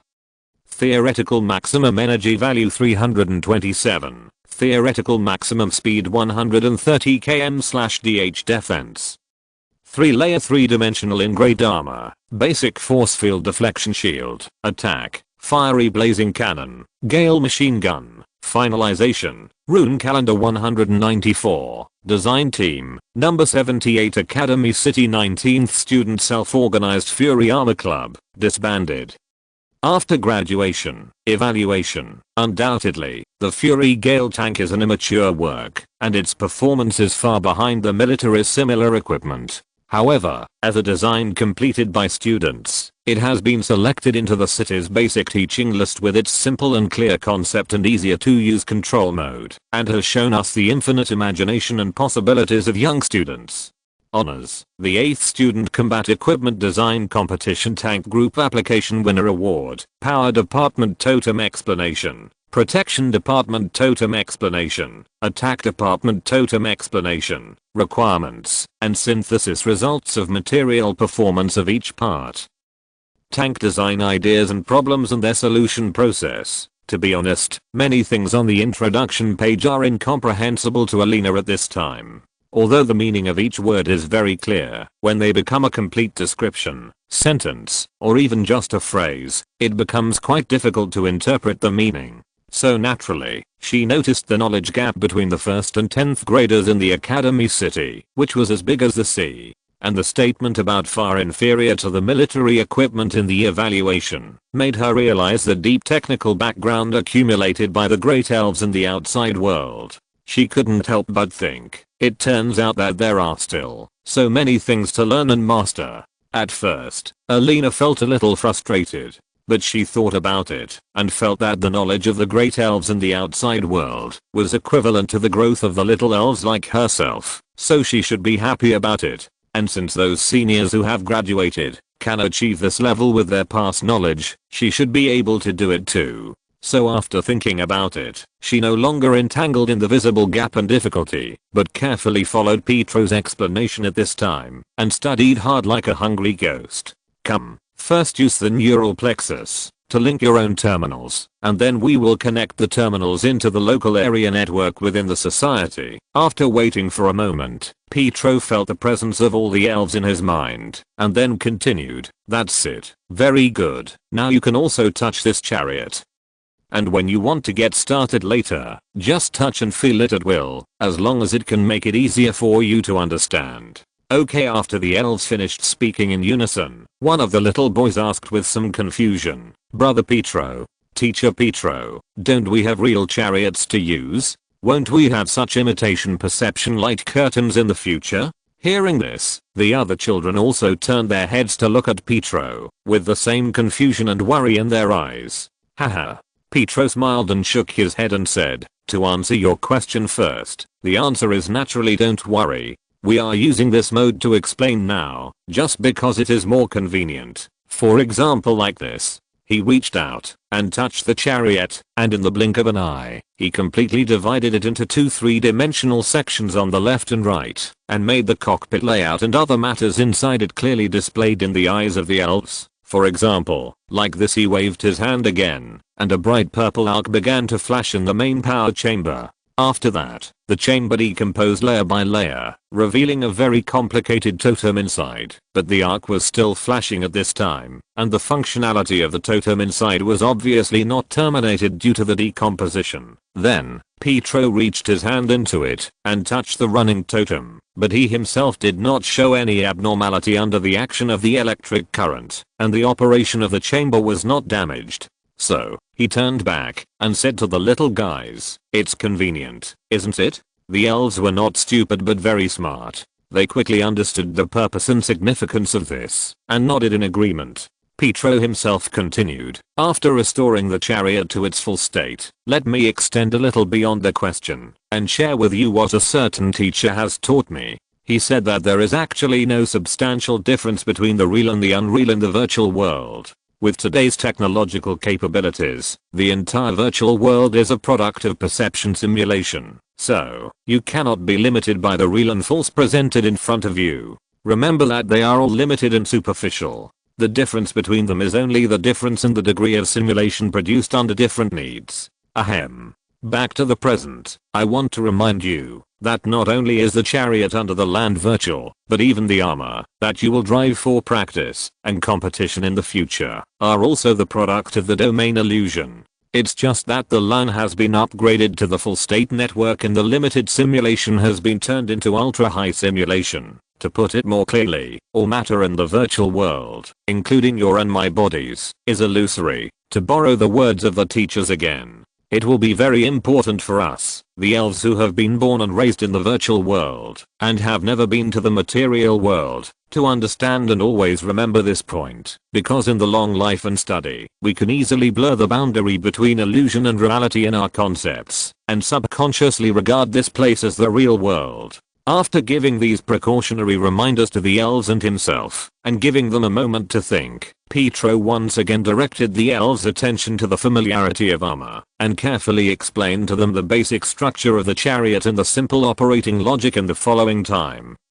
Classroom, armor club, and private life became the main axis of Alina's behavior in the virtual world, and time passed little by little in the rising and setting of the sun, one day, 1 week, 1 month, half a year. The first holiday after enrollment came after a busy exam month, and Alina, who had strived for excellent grades for herself, also welcomed the city's internal selection competition for interest clubs, and tasted the rare frustration in her life. Whether it was armored combat or aircraft racing, the gap in knowledge and experience made the third-year students win almost all the victories. Alina did not get the first place as she wished, and she did not even get the qualification for the 100 city selection competition. The little girl was secretly sad for a while, but her friend's timely discovery and comfort made her optimistic again, and she decided to face the difficulties and make persistent efforts to strive for the qualification for a year later. Then, the second semester began again in the prospect, passed in the effort, and ended again in the harvest. The scenery of the city outside the window was moving backwards at a moderate speed. Alina and Lena, who had just finished the exam month, had just set off from home. They were sitting on the surface track system for a long time, preparing to go to the commercial district to meet Shadi, and then welcome the upcoming holiday with a food festival. The biology experiment is so difficult. I'm so nervous. On the train, little Lena was holding her friend's arm and complaining with a pout, while Alina turned her head and asked curiously, "What question did you get randomly?" "It's the hybridization experiment of low-level flying insects. I'm telling you, a lot of the experimental equipment have been used before, and I use them very well. But I got confused during the exam and almost forgot how to use them." "Haha, you were too nervous. So what was the final result?" "Huh." Still laughing. "The result is good. It's also excellent grade. That's good. In case you fail back a grade, we can't go home together in the future." "What? If Lena fails back a grade, Alina won't want to play with me?" Little Lena opened her eyes wide in surprise, as if she couldn't believe that the other party would be so ruthless. "What nonsense are you talking about? The school hours and campuses are all different, right?" I don't care with low laughter. The two little girls quickly arrived at their final destination and saw Shadi, who was waiting for them when they exited the station. After that, they held hands and formed a circle, jumping and screaming, just like chirping birds, because many great elves on vacation would use the virtual world where children grew up as their resting place. There was almost everything on the commercial street, such as clothes, small accessories, etc. But at this time, at least 2 of the 3 little girls were heading straight for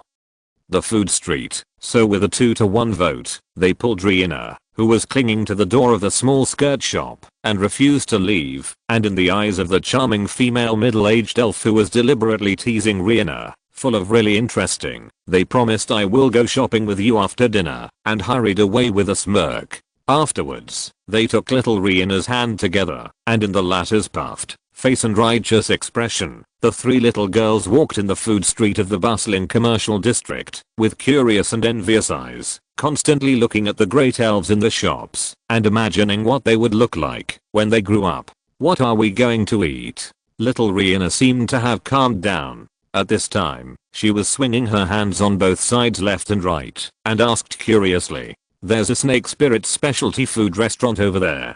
The sister who owns the store is called Alama. She is not only very pretty, but also has rare cooking skills." "Snake spirit? Is it the kind of elf-like species with a tail?" "There are actually snake spirits in the virtual world," Lena asked puzzledly. "How could that be?" "That sister knew a friend of the snake spirit, so she learned a few tricks from her." "Oh, so that's why it's snake spirit food. It should be much more delicious than our food, right?"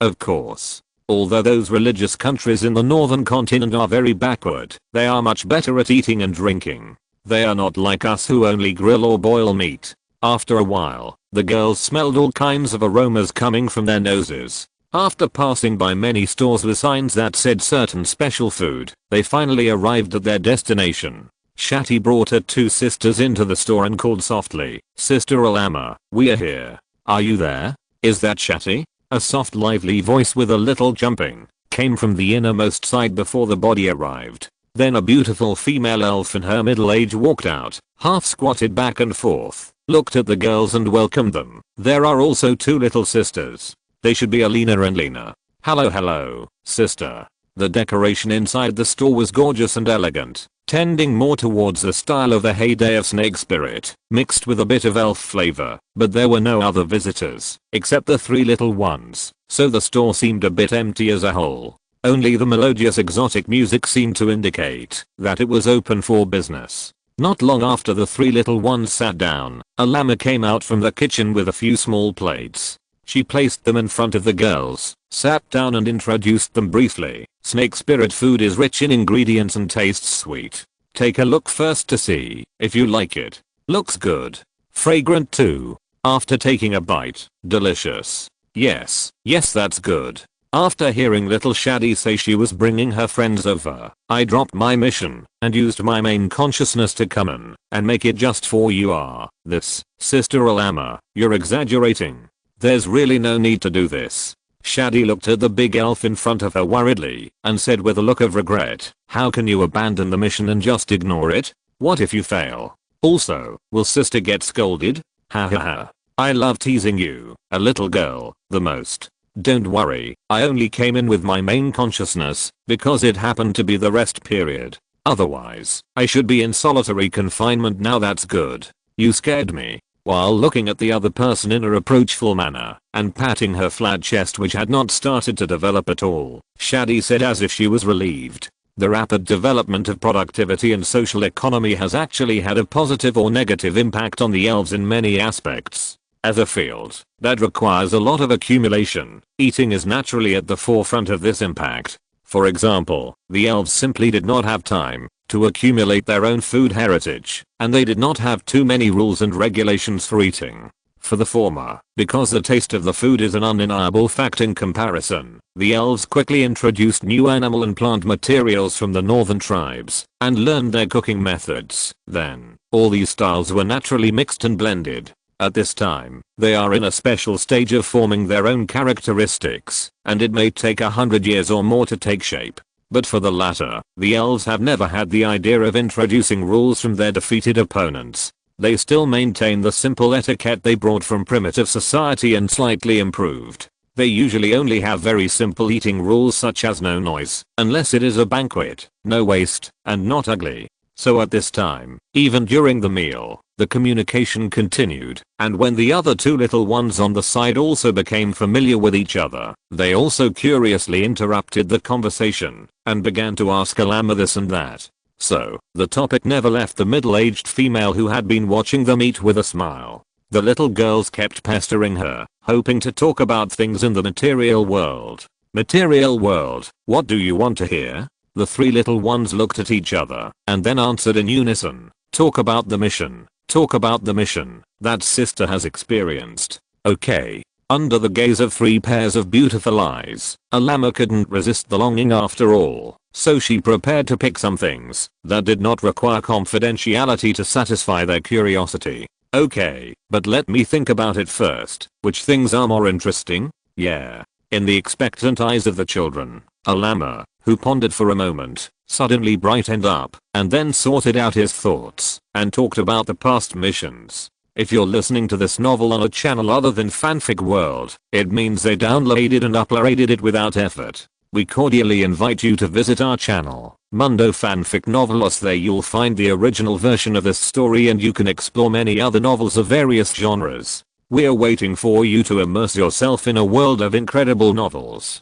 Chapter 331 Kiru Snow City and Rose. After killing the near-god mammoth in the 121st year of the rune calendar, the Republic finally stopped the climate impact on the continent that had lasted for more than 20 years. The harsh environment in various regions also gradually came to an end in the devout prayers of the gods, because they lost the support of the domain power behind them.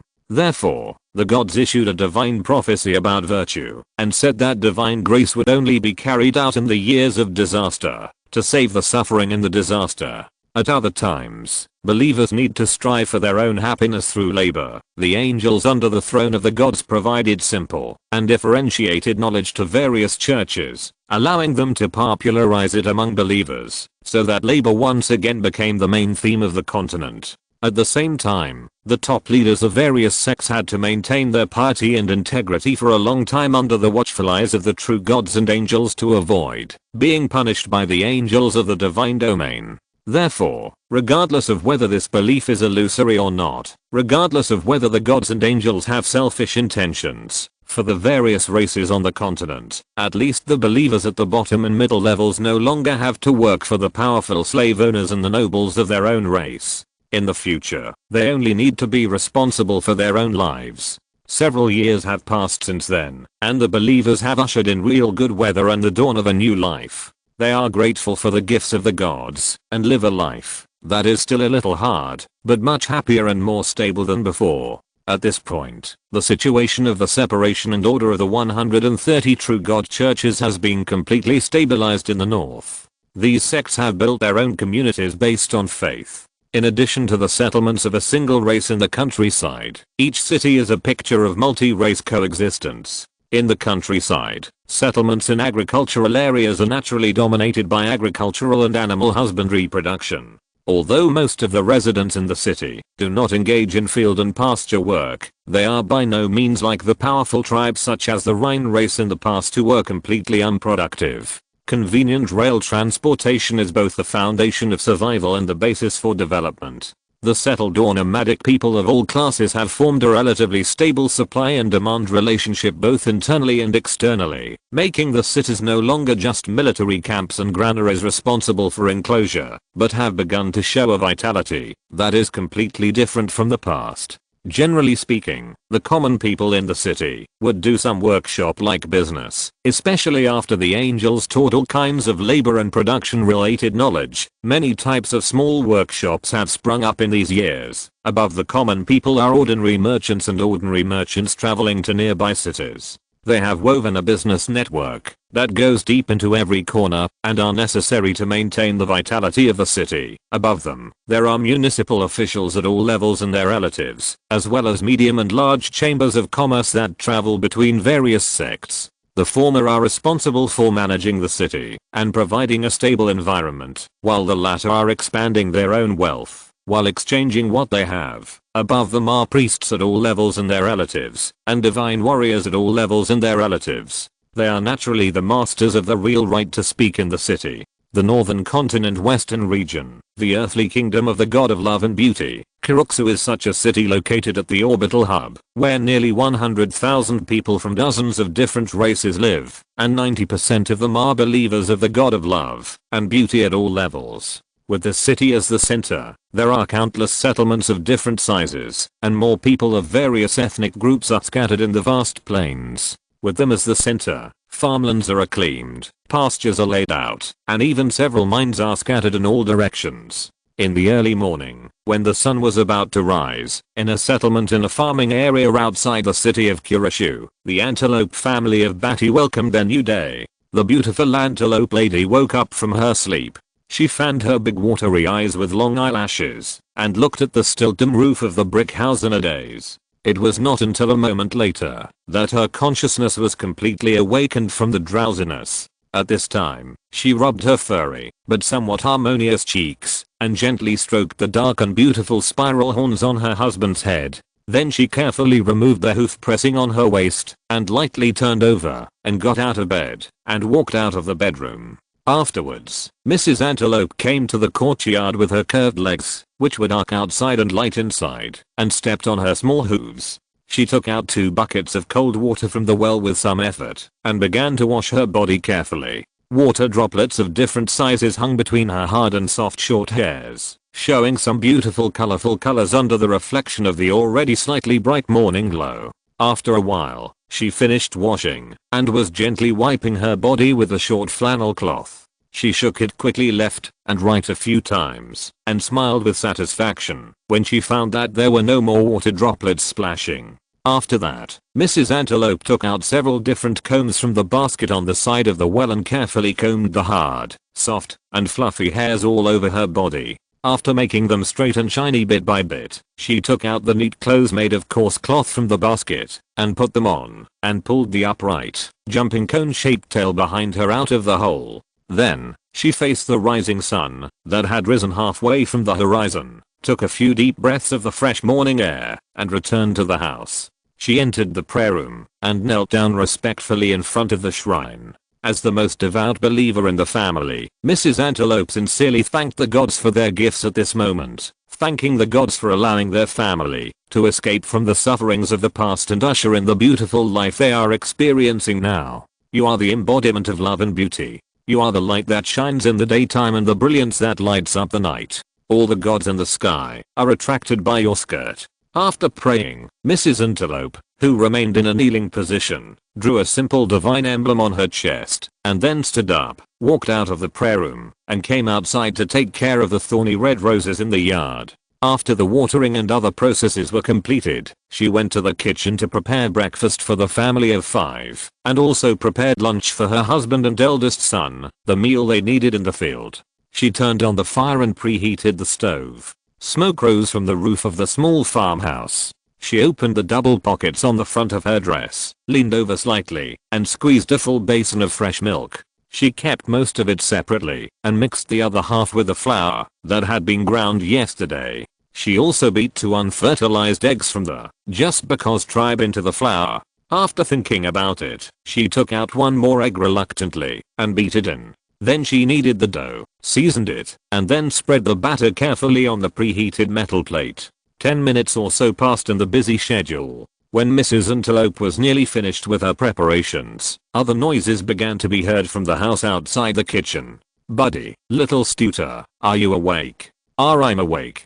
Mom is awake." After these 2 vague responses, Mrs. Antelope took the pancakes that had been kept warm on the stove, since they were made, a basket of fruits and vegetables, and some fresh milk, and then she walked out of the kitchen leisurely and placed them on the dining table one by one. At this time, the other 2 upright antelopes, still half asleep, entered the dining room and sat down to eat in a daze. The son looked very much like his father. If it weren't for the fact that his horns were 2/3 shorter, the spiral patterns were lighter, and he was much shorter, it would be impossible to tell the difference between them under the cover of their hair. Of course, the antelopes themselves didn't have this recognition barrier, not to mention the female antelope who was a wife and a mother. Therefore, when she saw her eldest son reaching out to grab the food, she immediately slapped his hand with a snap.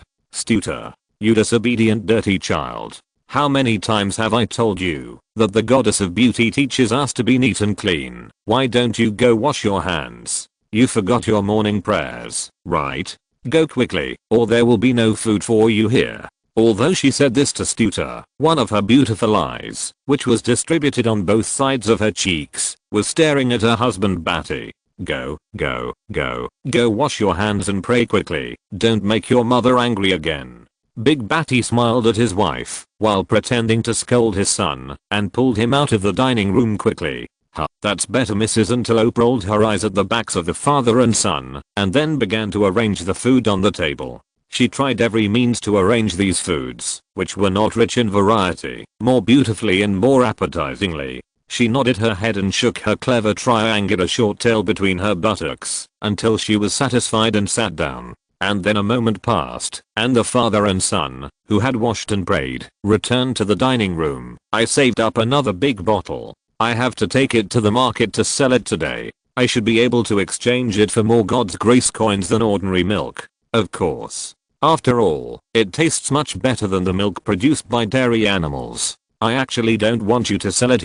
"You are such an idiot. The next harvest is still several months away. What will we eat in the future if we don't sell it? Although she said so, the swaying leaf-shaped pointed ears and the constantly jumping short tail seemed to indicate that Mrs. Antelope was actually very pleased with her husband's praise, so she hummed twice before continuing to mutter, "The eggs at home are almost used up. I have to buy some more. It's just that the eggs of the tribe are a bit expensive. This time, let's buy ordinary poultry eggs. Yeah, it's up to you to decide. Praise the goddess of beauty for giving me a good wife. Also, we have to send those two little ones to a church school. They can't be illiterate like you two idiots." She seemed to be a little dissatisfied when she said this, and she emphasized angrily, "You two hard-working guys, my sister's husband is running to apply for admission, and look at you. Stuter, did you hear that? Dad is old. You have to set an example for your brothers and sisters." "Ah. Oh. Okay, Dad, I'll learn. I will definitely learn." Mrs. Antelope nodded with satisfaction after hearing this. In fact, while she was chattering, she never stopped moving. She helped the father and son again and again, rolling the washed vegetables, and cut fruits into the pancakes, and then handed them to the two strong laborers. The father and son occasionally responded with a word of praise, but more often they ate non-stop with their heads down. Their mouths protruding from their cheeks could basically finish a pancake roll in 3 bites, and then they eagerly waited for Mrs. Antelope to hand over the next one, and gave more free compliments during the process. After finishing all the food on the table, the father and son finally felt full, so they took the milk produced by the mother, and drank it all in one gulp, smacked their lips, and praised it again. "It's delicious," and then stood up, and walked out of the dining room with their recurved hooves under the satisfied expression of the mother antelope. When Mrs. Antelope simply cleaned up the table, and brought the food basket to the yard, Batty and Stuter, father and son, had already taken the farm tools distributed by the church, and the son took the food basket from his mother. "It's hard for you to eat some cold food today," Mrs. Antelope said with a little apology, tucking the thick cloth that could keep warm. "It's okay, Mom. Aren't you going to bring your brothers and sisters into the city? Isn't it nice for us to have some cold food occasionally?" Haha, Stutter is right. In fact, it's great to have lunch. It's not like those years when we worked for the Rain Masters. As he spoke, as if he remembered some of the miserable life in the past, Big Batty cursed viciously. "These damn Rain people, why doesn't the goddess of beauty send them all to the ugly hell?" Well, the mercy of the goddess of beauty shines on all things. Let us forget the bad past and live a good life. Mrs. Antelope stepped forward, tidying up her husband's clothes with some frayed edges, and gently comforted him. "Okay, then we'll go. Goodbye, Mom. Well, be careful on the road." After seeing off the father and son, Mrs. Antelope woke up the other two children who were reluctant to wake up, and helped them wash and wash, prayed to the goddess of beauty, and then watched the children finish their meal bit by bit with a happy and warm smile.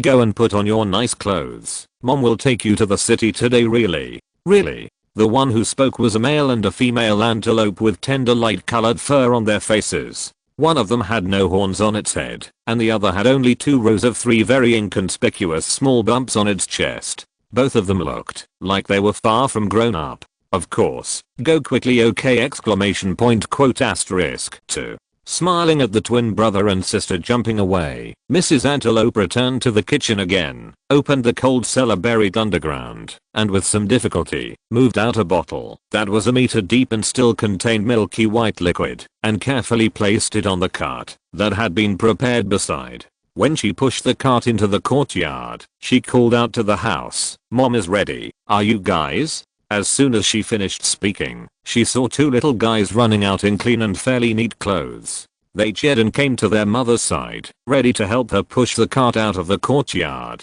close the door and lock it. Looking at this small courtyard that was not big but warm and beautiful enough, Mrs. Antelope felt a strong sense of satisfaction and gratitude in her heart. She was both out of habit and from the bottom of her heart, and at this moment, she whispered praises to the goddess of beauty. Then, she took the 2 happy little antelopes and rushed to the market in the city that was open at any time. In the settlement where Batty's family lived, there were nearly 50 families living at this time, and most of them were blood brothers from the same lowly servant clan. Later, after they believed in the goddess of beauty and killed the nobles who licked the main clan and the claners event of anger, they had the life they have now. At this time, the male middle-aged and mid-aged laborers had all gone to the fields, so only some naughty children and old people who could not work were left in the settlement. The former were running and playing happily. Their clothes, which were obviously just washed, would often become grey and dirty in a morning or even shorter time.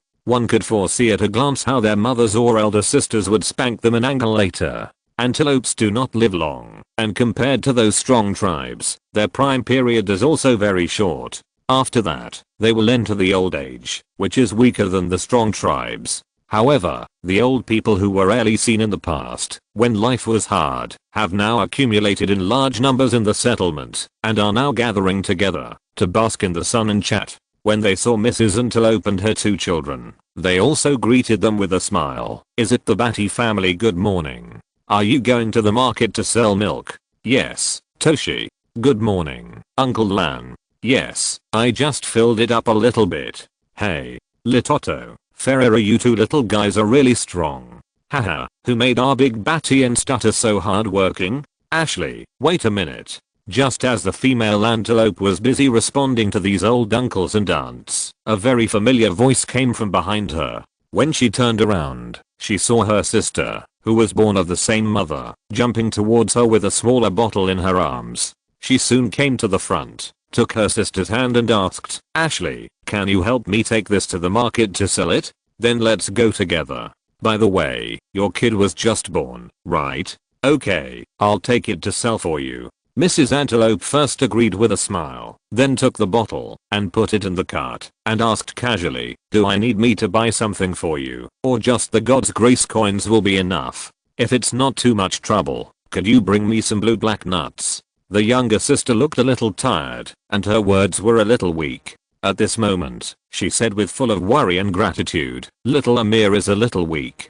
The city pastor diagnosed him with malnutrition.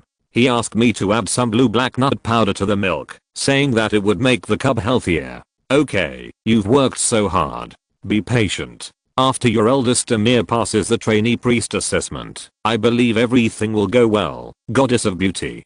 Goddess of beauty, I think so too." Imagining her husband wearing a priest's robe and the scene of their home becoming richer because of this, the young mother responded with longing in her eyes. On both sides of the fairly flat path in the countryside, there were patches of green farmland, with many farmers working hard, and Mrs. Antelope, with 2 children, and pushing a cart, followed the not too large not too small group of travelers on the road. After passing 2 small settlements of different races along the way, she saw the city of Kiru Snow and the bright red dome of the central church protruding from the highest point of the city wall. This city was actually only established a few years ago, but with the help of God's grace and the joint construction of the extraordinary and the people, it has become somewhat decent and looks quite prosperous. The city of Kirush is built around a series of forts, with a roughly circular wall. The church's thorny rose emblem is shining with sacred light between the walls, and the large expanse of roses planted outside the city appears dazzling and brilliant in the sunlight, and emits bursts of fragrance of just the right intensity at all times. The city had 4 main gates. Lady Antelope's settlement was located in the east of the city, so the one she was facing at this moment was naturally the east gate. In her past life, the city was the glory of the Rhine Lords. Although the inferior species who served as slaves and servants built it at the cost of their own lives, they were not actually qualified to really take a look at it, let alone go in to do some small business. So, Lady Antelope still had a fear of the city instinctively. She hesitated at the door for a long time, until she saw that one of the soldiers on duty happened to be of Antelope origin. Only then did she prepare herself mentally, walk towards the city gate, and join the line of travelers. But her fear seemed unnecessary, because the guards at the door just looked at the travelers coming and going indifferently, and then neither stopped them to question them, nor opened their luggage for inspection. So Lady Antelope entered the city easily as always. At this time, it was already morning, and the city was a bit noisy. People of different heights and appearances were bustling on the streets, and the hawking voices in the language of God were heard all the time. However, the antelope species, who were born sensitive and timid, were not very accustomed to this prosperity. In addition, she did not understand the language of God, so the lady felt very nervous at this moment, and the 2 children were holding her clothes and following her closely. "It's okay, don't be afraid. We are all believers of the goddess of beauty. God of beauty is above. God of beauty bless you. Yes, mother, we are not afraid. God of beauty bless you. Comforting the children and herself, the antelope lady lowered her head and worried, and walked quickly to the market area among the bustling pedestrians of different heights and beautiful houses on the road with the main color of bright red and pink. In fact, the two little antelopes have been here several times with their mother, but today they are still curious and afraid. They half close their eyes, only daring to use their peripheral vision to look at the pedestrians on the road and sneaked a glance at the magnificent buildings on both sides of the street. Litotto, can we live here in the future? The little male antelope asked in a mosquito-like voice. No, I want to stay in the settlement with mom and dad. After the little female antelope responded bravely, she asked in confusion, Ferreira, do you want to live in the city? I don't know. I kind of want to, but I'm also a little scared. But mom said we have to go to church to study. Doesn't that mean we have to move into the city? Okay, then I will definitely accompany you. Well, have we agreed? Well, we agreed that we will go to church to study together. Sister Alama has been talking for a long time. Why haven't you shown up yet? Little Rihanna, who had not heard the mission as she wished, pouted and shook the arm of the big sister she had just met, asking relentlessly, are the antelope lady and the little antelope boring? Not really. They are still quite interesting, but I want to hear you talk about the mission, especially the combat mission. Alina on the other side shook the big sister's arm and emphasized, it doesn't matter to me. The life of the antelope is also quite interesting. Facing Alama's inquiring eyes, Shati nodded and said so, then shook her head and asked with a little confusion, but how should I put it? Sister's story is as if you had sneaked into their house and saw and heard it with your own eyes. He don't care about these details. Alama smiled and scratched his hair, and then responded to the little girls on both sides. Soon, it will be my turn to go on stage, and it will be a hero. Chapter 332, Kirusno City and Falling. There are small peddlers who come and go between Kirusno City and the surrounding rural settlements, but after all, they also need to make money from this, so when doing business, they will more or less leave a little difference for themselves. Therefore, a large number of farmers, especially those with adult females who do not work in the fields, males for stronger female races, will not sell their output to these peddlers, but are more willing to spend time pushing the goods into the city to sell them themselves, thus saving the part of the profit that needs to be transferred in the middle. Similarly, they are unwilling to sell the goods that have been pulled into the city to those local merchants, although the price offered by the local merchants will be better than that of the peddlers in the countryside. In fact, in the early days, the merchants in the city and the municipal officials were connected with each other and had some small ideas about this part of the profit, but under the pressure from the upper church, Kirusno City finally opened up two east and west markets, which were reserved for these small farmers who came into the city to sell their own products as business venues. Considering that the popularization of the divine grace language is still imperfect, especially in various rural areas, most farmers can only speak their native language, so the Church of Kirusno City left the divine grace array in these two markets, so that the believers of the god of beauty of different races can communicate to a limited extent in a specific area, and at a specific time in a chicken duck speaking way. East City Market Management Office name. Behind the desk, a short but quite agile black-haired upright cat tribe, wearing a bright red trainee priest robe with thorny rosebud patterns, asked in the not-so-fluent divine grace language, Your Excellency, I'm Barty. I'm Ashley from the Barty family. Holding the child's hand tightly, Mrs. Antelope suppressed her anxiety and stammered in the language of the antelope species. Where are you from? What goods do you sell? After a short rustling recording sound, the trainee priest looked up and asked again. Berwick Settlement striped horn antelope milk. The tongue inadvertently licked the sharp but small fangs. The cat tribe with smooth and shiny black hair swallowed its saliva involuntarily and then lowered its head to make a record. I'll go to stall number 56. By the way, do you know how to count and do addition and subtraction? Can you use the divine grace scale? The god's cult uses continental meters, continental grams and other units. Yes, I can. A priest taught me. That's great. Go borrow the scale and bring it to the stall. 2% of the total transaction amount will be used as management fees. There will be transaction records generated based on words and scales. You can come and pay the fee when the stall is closed. After speaking, he added an explanation. The maintenance of the divine magic array also consumes resources. She felt a little distressed, but Mrs. Antelope nodded silently. After all, this is much more cost effective than selling to traveling merchants, and without the blessing of the divine magic array, it seems that she can't do business, right? Then go. The black-haired upright cat was about to ask her to set up the stall, but swallowed the words, as if he remembered something, and then secretly glanced at the other trainee priests on the left and right, then bent down, and crawled under the table, and nimbly stuck his head out from Mrs. Antelope's side, looking at the bottles of milk in the cart and whispered, "Ashley, that striped horned antelope milk. Can you leave a little for me?" Licking his lips, the pupils in his eyes shrank into 2 vertical lines. "Of course, I will pay for it.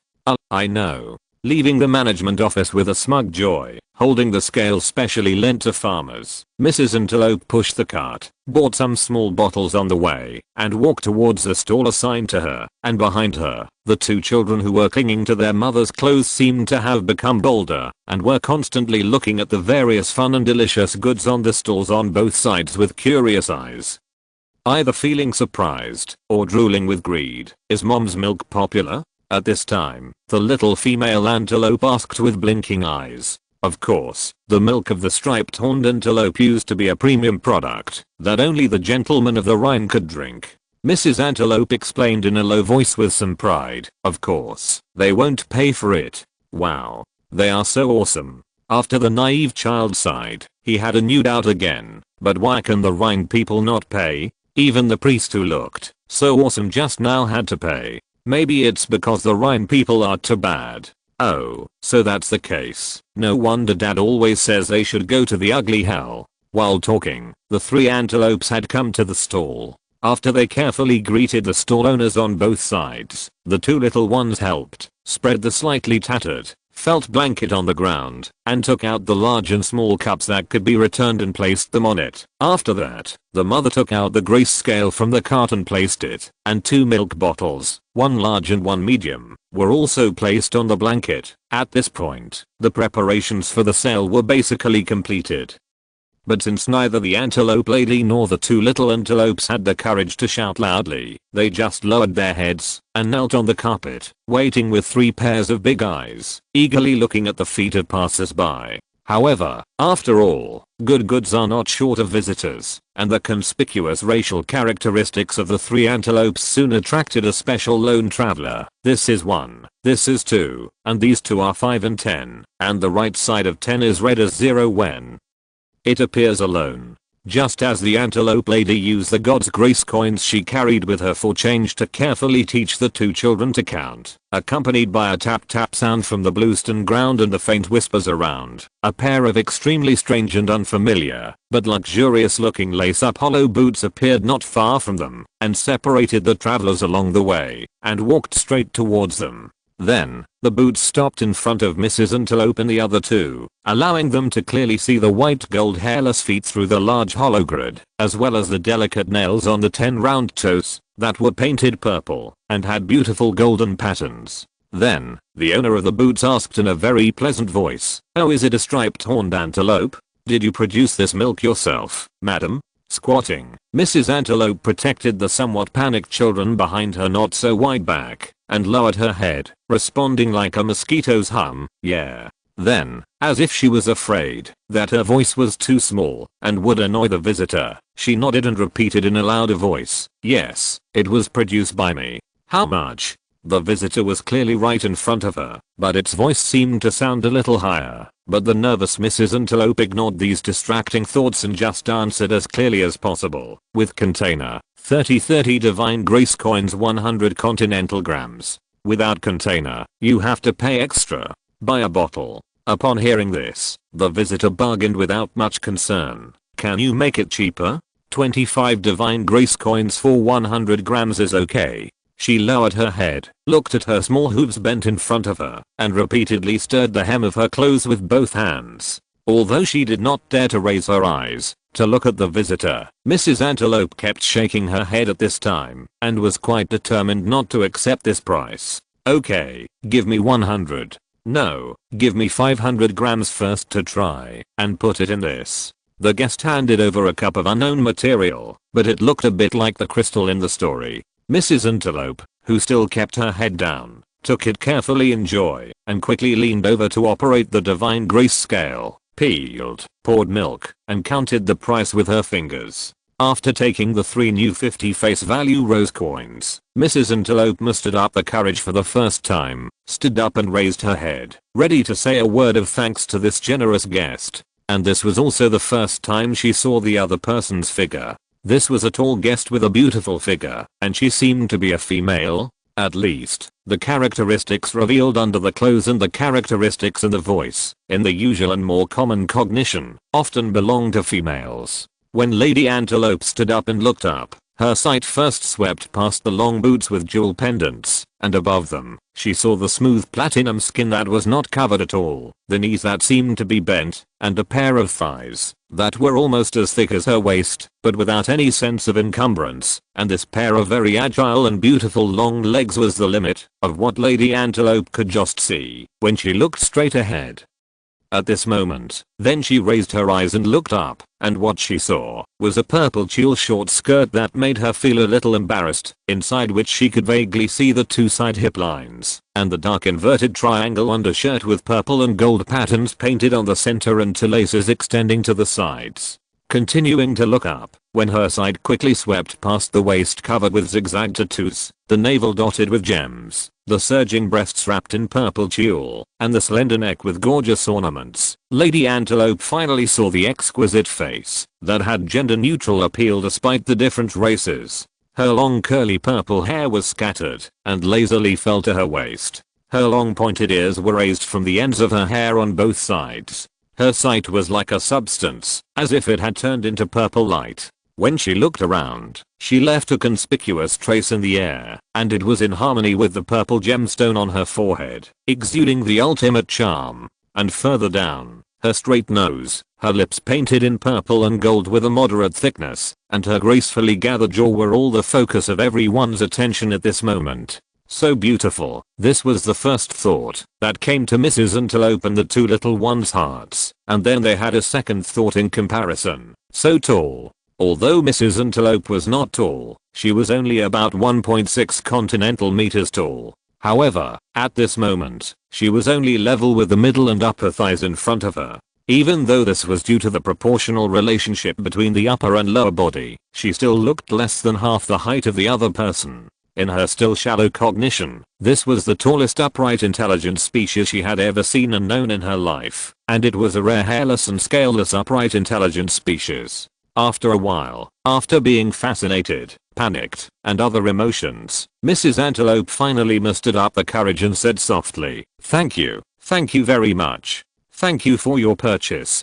This beautiful, pretty, charming, 20 synonyms omitted here, lady, after hearing Mrs. Antelope's thanks, just waved her hand very elegantly, and replied with a nice voice, you're welcome, and then she took the small bottle handed by the other party and started drinking. When she heard the story here, Alina pouted and said, TSK, this beautiful, elegant, this and that lady, could it be you, my big sister? What do you mean by this and that?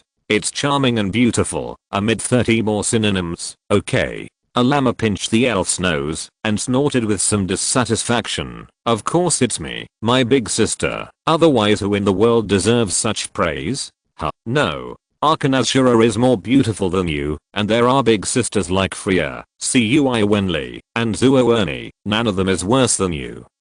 Seeing a llama being speechless, little Shadi and little Lena immediately covered their mouths and giggled, and the former even pulled the upright Alina over, covered her mouth, and smiled and comforted her. Sister Llama is of course very beautiful, but why do you have platinum skin, and why do you appear in Kilu Snow City?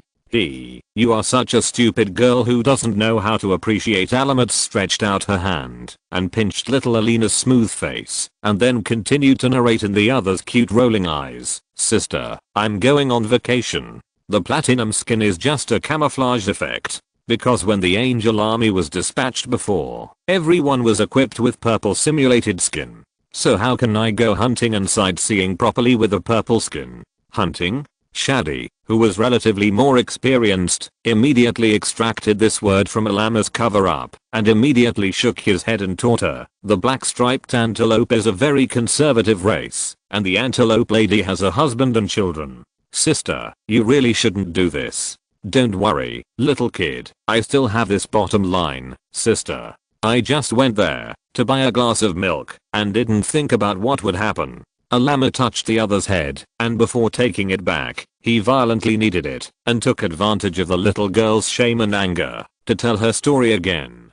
The holy land of the goddess of beauty has been invaded. It was just as the sun was rising on this day, when the city of Kurusno was about to wake up after the darkness and usher in a day of prosperity and busyness. However, in a deep canyon 100 kilometers away, some danger seemed to be brewing. The sunlight had not yet been able to completely shine into it, and now it only reflected a dazzling light on the mountain walls on both sides, while the bottom of the canyon was still in darkness without light all year round. Shifting the line of sight downward, and letting the gaze penetrate the deep darkness in front of the eyes, the outlines of a team of hundreds of sturdy creatures could be seen.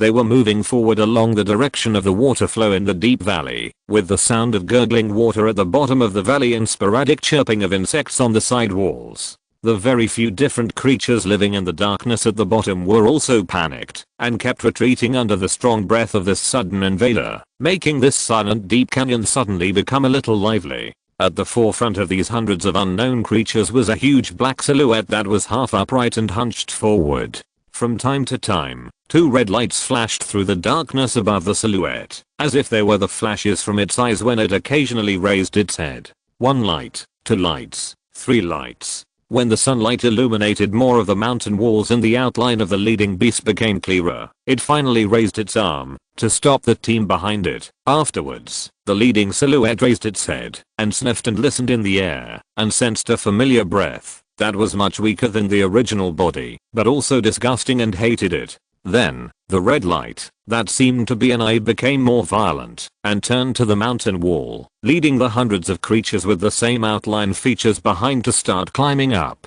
100 meters, 200 meters, 500 meters. The sun finally shone on it, and the figures in the team. It was brown, hard, short hair, strong latissimus dorsi and sos muscles, thick and long upper limbs, and medium short and strong lower limbs. Finally, their heads and a pair of hideous hairless bright black faces appeared from the top of the mountain wall. The leader climbed out of the deep gorge first, with its lower limbs propped up, and upper limbs touching the ground, together allowing the nearly 100-meter high majestic body to stand, and the red light of disgust and anger in its eyes was also revealed at this time. Looking back, baring teeth, swinging arms to urge the creatures with similar shapes behind to climb up as soon as possible, and then continued to move forward for a while with the slight tremor of the earth, and finally saw the source of the disgust faintly, the outline of a city in the distance. Ah! It roared, and the ground cracked with its footsteps, raising large amounts of dust that dispersed in the air. Ah!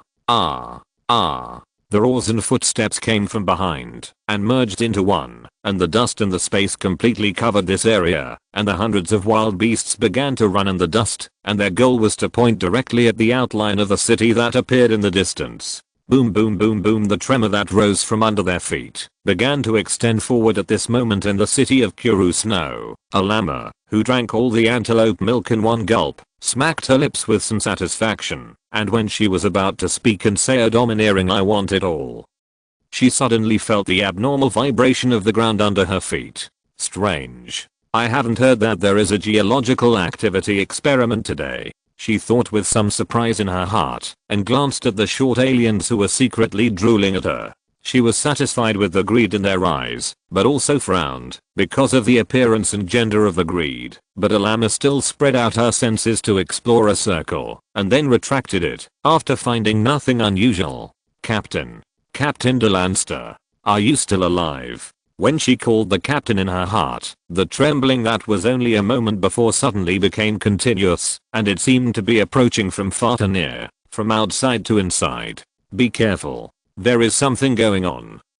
The captain's reply came at this time, and the trembling sound had become continuous, causing cracks to appear on the ground under their feet. But before a llama could communicate with the captain and teammates, he inadvertently saw dozens of black spots falling from the sky, and after these black spots, there seemed to be a second, third, and fourth batch of black spots that were getting bigger and bigger, and soon turned into rock balls that were at least 10 meters long. Their landing points became clearer and clearer, and some of them were smashing towards the market.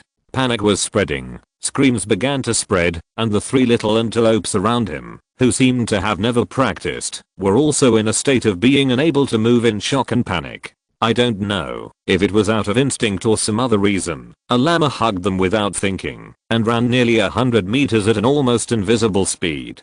Boom. Rocks fell from behind, and the sound of houses collapsing and screams suddenly became one, and there were also roars of beasts that shouldn't have appeared here, which started from this and spread out and soon resounded throughout the city. Putting down the 3 antelopes in his arms, a llama frowned and looked back, only to see that the market had turned into ruins, with 4 violent apes over 10 meters long standing in it. Chapter 333, Violent Ape Attacks the City and Decisions. 10 kilometers outside the city, pairs of scholard eyes were staring at the city in the distance. Behind the king of the violent ape, there were more than a dozen violent ape lords over 60 meters tall lined up in a row, and next to them were hundreds of blue-gray boulders. The diameter of these boulders ranged from a few dozen meters to several dozen meters, and the texture seemed quite hard. At this time, the king of the violent ape grabbed the 2 largest boulders in one hand, and then threw them in the direction of the city, and then, the violent ape lords raised the boulders with both hands and smashed them in the same direction. Afterwards, the king of the violent ape picked up the 3rd and 4th boulders, and the lords also reached out to touch their second boulders. Then, the 2nd and 3rd batches of hundreds of boulders rose into the air one after another, and fell into the city with bursts of explosions, and then collapsed a large area of buildings, crushed countless residents, and there were also roars of apes from various landing points in the city. Then, the Ape King waved his long arms forward with a flash of red light in his eyes, and the dozens of lords behind him roared, and rushed towards the city with all their limbs. The ground trembled as they stepped, and the soil cracked as they moved. Endless dust spread, and condensed around them, and then covered the city like a barrage of bullets. The Ape King, who started the last of the 10, 7, 5, and 3 kilometers, had already rushed to the front at an absolute speed, and suddenly jumped up at this moment. It jumped into the air with an extremely stretched posture, and then curled up its huge body of 100 meters into a ball in mid-air. As its limbs changed, it also accelerated suddenly in the air, and broke through the last 3 kilometers at a speed that was faster than thunder, and slammed into the city wall like an unstoppable hammer. Boom boom.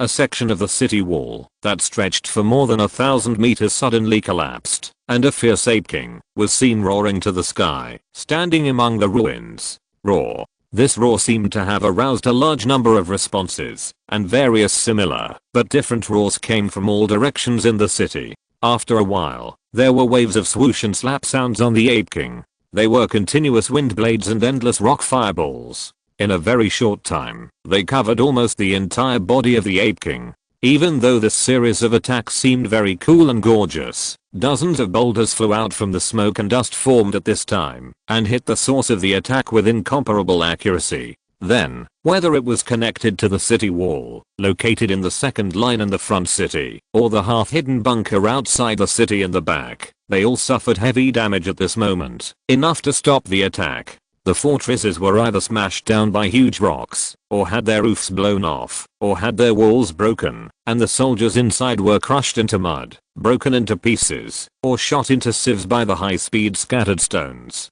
After that, whether it was the smoke and dust in the fortress or the wind and fire covering the Ape King, they all rolled and spread with another long roar, and unlike the miserable scene shown by the former, not even a hair on the Ape King's body was broken. There was a playful expression on its ferocious face. At this moment, it stretched its waist backwards, then leaned down, and slammed the ground with its upper limbs, that seemed to be much longer than its legs. Immediately, more than 100 wide cracks in the ground spread out in a 60-degree angle with the hammer point as the center. These cracks in the ground kept merging and splitting as they extended, and soon they intertwined to form thousands of zigzag cracks of varying sizes. Another fierce boom sounded here, and the smoke and dust spread to the air tens of meters high, forming a thick shield that covered almost all the scenes below. But another roar came from the mouth of the Ape King, forming wind pressure and shock waves that suddenly surged forward, as if kindly blowing away the thick smoke and dust, revealing a 60-degree angle in front, and the ruins that spread over a radius of more than 100 meters. There were no bunkers or sentries, no streets or beautiful 3-story buildings, and there was no trace of any remaining life in the perception. Boom, boom, boom. The strange sound echoed in the ruins, but this was not the rescue that the dead here had expected. Instead, the city walls were shaking and crumbling. When they collapsed one after another, dozens of scalded eyes with anger and pleasure appeared from the smoke and dust. Afterwards, a row of giant apes, which were about 1/3 shorter than the Ape King, but still could be called behemoths, passed through the dust, revealing their shiny black and smooth chests and abdomens, and dark brown short hairs that stood upright like steel needles. The situation was already quite clear.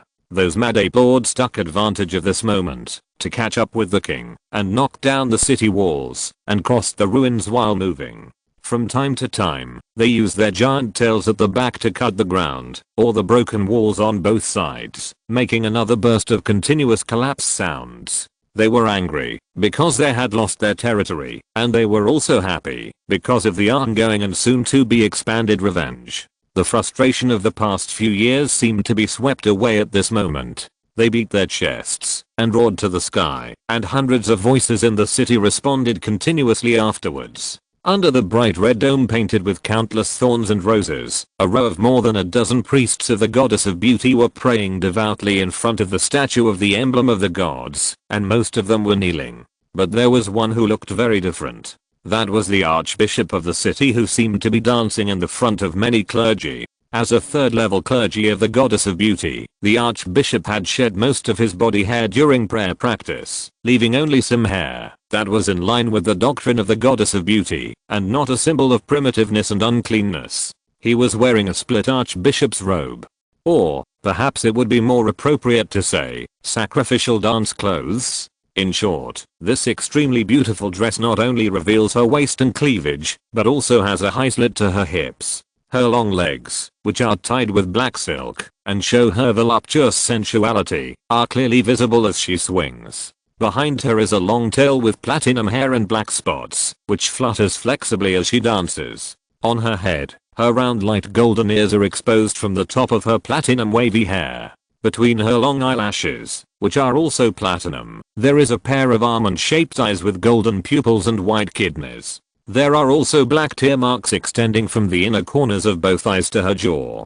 Her skin, both outside and inside her clothes, looks quite healthy. Most of her skin is also platinum, but there are small black rose patterns blooming in between, which outlines a sense of mystery in her enchantment. The archbishop's thin black and purple lips opened and closed slightly, and she uttered a very charming divine song, but the faintly visible bright white fangs inside contrasted with her fingers that still had sharp claws, as if to show that she was by no means a weak creature who could only dance. At this moment, when the priests and bishops who had not yet shed their hair and were not qualified to dance for the gods were deeply immersed in the wonderful divine music and dance, she suddenly stopped moving, because a divine revelation symbolizing danger rose in her heart. She closed her eyes and thought, and after lowering her long tail to lightly touch the ground, she felt a slight tremor. She suddenly opened her eyes, and a gorgeous and illusory rose pattern flashed across her eyes. Then, the archbishop's already nimble and strong legs gradually grew stronger muscles, and the beautiful toenails painted with red nail polish turned into sharp claws, and the hind feet were lengthened and raised, and the front feet grew cushions to touch the ground. Afterwards, the muscles in the legs were seen to be intertwined and bulged while accumulating strength, and the black silk was torn, and agile power rose from every inch of muscle,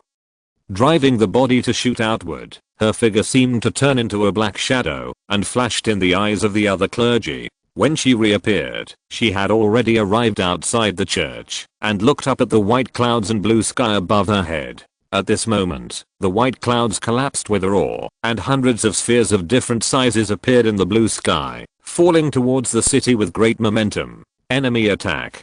Clergy prepare for battle. Apprentice clergy evacuate the believers. The order was immediately spread throughout the city under the blessing of the divine grace formation. The bewildered bishops and priests behind them finally reacted and immediately rushed to the armory to prepare to fight with armor and weapons. The soldiers who were on duty around the churches or resting at home also behaved in the same way, and the apprentice priests everywhere were preparing to evacuate the people according to the order. But the attack came too fast. Before the churches began to evacuate the people, the first batch of boulders had already fallen into the city, and the subsequent batches also came later. Another moment passed, and dozens of bee straws that made her uneasy came from all directions, and the rising smoke and screams also made the archbishop feel heartbroken. At this moment, a huge stone hit the central church squarely, but a red curtain of light spread out from the rose divine pattern on the top of the church, causing the stone to slow down as it fell and ignite a fire-like glow.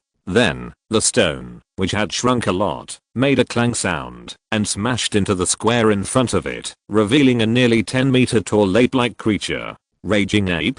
Is there one in every boulder? The archbishop naturally recognized this creature. It should be the overlord of the past era in the deep forest, where the headquarters of the Holy Land is located, but it has been extremely rare in recent years. How could it appear here? The source of the beast's roar seemed to be clear, but it was precisely because of this that the situation was not optimistic, because this was an extremely powerful group of high-level magic beasts, and the rest of the city did not have the defense measures of the central church that could prevent them from attacking in their days. Looking at the violent ape that was unable to get up not far away, a flash of pink roses appeared in the archbishop's eyes again, and as he took a few steps closer, he chanted in a low voice, "Divine law, charm, confusion, adoration." As she chanted 3 melodic divine laws, the fierce light in the mad ape's eyes, which was very conspicuous even in his drowsiness, retracted. Divine law, surrender,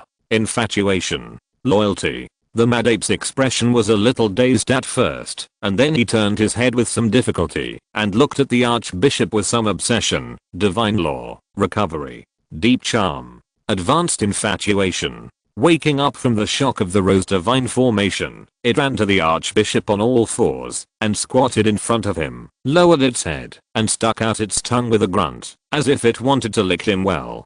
"Get out of here, ugly thing." The archbishop slapped it, leaving 5 deep blood marks on the face of the 10-meter-long giant. He looked at it with disgust and added, "Protect me." The aggrieved mad ape nodded fiercely, and then fiercely and vigilantly scanned the surroundings. Tap, tap, tap. There was a sound coming from the side and the archbishop turned his head and saw that it was the only 40 divine grace knights in the city, running quickly under the leadership of the branch leader.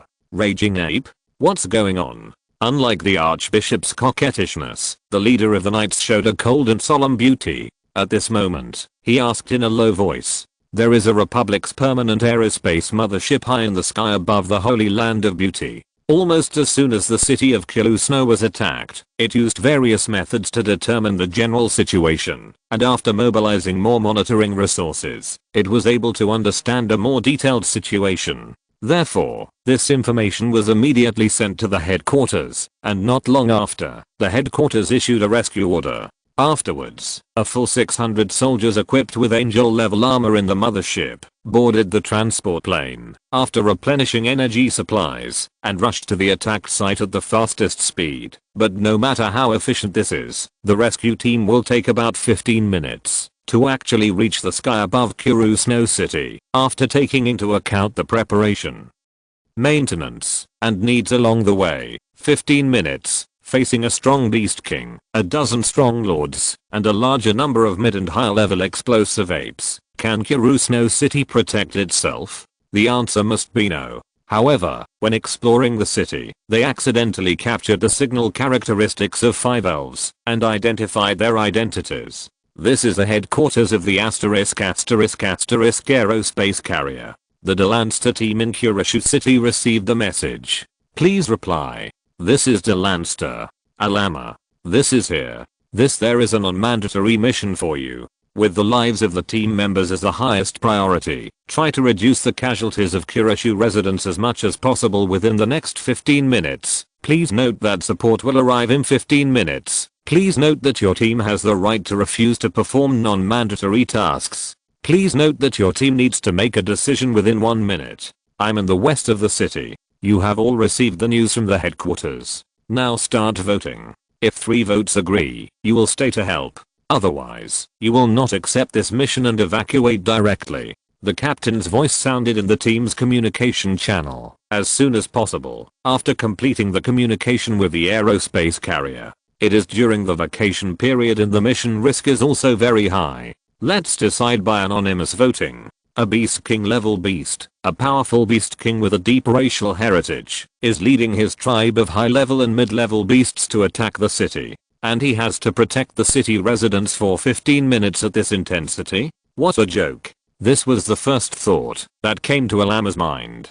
The ones being attacked were not her fellow elves, but some ugly races that she usually didn't care about, and it was just a non-mandatory task. What does it have to do with us? Only a fool would help these ignorant and ugly guys. So naturally, she had to say the no vote, and it was already on the tip of her tongue. However, when the endless wailing, screaming, and crying merged into one in her ears, the "I don't want it" that was about to come out of her mouth could not be said. She thought she could turn around and leave without any hindrance, but when the time came, she unexpectedly found that her heart was softened. Alas, she sighed in her heart, put down the 2 large and small milk bottles in her hands, and used the spiritual courage spells that she carried to sweep the 3 antelopes in front of her who were unable to move, and told them to take the milk bottles and hide them carefully. Then, she silently chose the option of staying, and a moment later, the captain's voice sounded in her heart again. 5 votes to stay, and 0 votes to withdraw. Since it is everyone's common choice, then it is decided. Everyone doesn't seem to like it, and will end this as soon as possible. Chapter 334, the story that reaches its end.